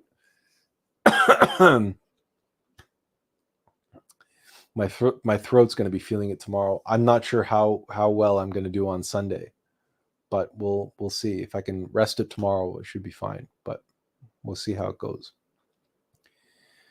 I want to thank all of you who took the time to be here today. I really appreciate it. It's this would have been unbearable if I was speaking into the void and staring at a big zero, right, of people watching, right? That would have been unbearable. 10 hours of me basically talking to myself. So I really do appreciate that you took the time, you made the effort, and you helped give life to this little endeavor, this little celebration, this launch, whatever we want to call it. It means a lot. It really does mean a lot, and it helps give me a little bit more hope that we're on the right track and that something's going to come of it. Tiffany says, it's been so nice hanging here with you guys all day, doing business, engaging. It's been real. Thank you so much for all of you, truly, for all you do, truly. What a champ for hanging in there. Well, Tiffany, what a champ you are for being here, honestly, and spending your day. I do appreciate it. And I look forward to the future and being able to deliver back value that you all can see, you know, where the rubber meets the road. We can see, oh, so that's what he was talking about. Oh, and that's the fruit of our labors, right? That's the fruit of our efforts. Like any artist, like anybody with a vision, we long to see our vision realized. It's like, it's when that aspect of ourselves, it's like self-actualization. When the thing that we're here to bring into the world, we see it being birthed into the world and gaining legs and gaining a life of its own. Like any artist, that's what conscious arts is about, is bringing into the world these innovations and insights and product of imagination that comes from that higher place and that deeper place within ourselves. And I hope that the videos make that clear. I hope that the campaign makes that clear. I hope that I could bring some clarity to that today. And I hope that it didn't take 10 hours to do it.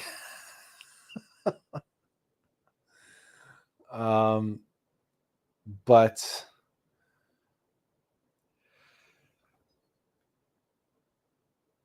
there's clarity of it within, and I recognize that it's difficult to express and to translate that, because it is a bit of a different or unique vision or approach. So, look, everyone, I want to thank you again from the bottom of my heart for spending the time and for sticking it out. All of you have been here for many, many hours. Benjamin says, congratulations on today's launch, sir. Thank you for being a genuine messenger and always sharing your valuable insights. And Benjamin, if I'm not mistaken, your book should have arrived today. So I want to thank you for your donation. I believe I got a notification that it was delivered today. So hopefully we're talking about the same Benjamin. Anyway, we have a lot of Benjamins here, so sometimes I get them confused. Thank you again, all of you, for being here. We're just going to be passing the 10-hour mark, and there we have it. 10 hours. And Benjamin says, yeah, that he got it this afternoon. Thank you for the very fast delivery. To all of you, I want to thank you again for being here. It's 10 hours, so let's call it a night. Let's call it a day. And for those of you who are around on Sunday, I'll see you Sunday. Otherwise, to everyone else, I want to wish you the very best. And I'm going to sign off, as always, with my usual inferential piece. Take care, everyone. And thank you again from the bottom of my heart for being here today and for showing your support. One more comment here. Tiffany says, keep laughing and smiling. You do it well. Thank you, Tiffany. So take care, everyone, and have a good night.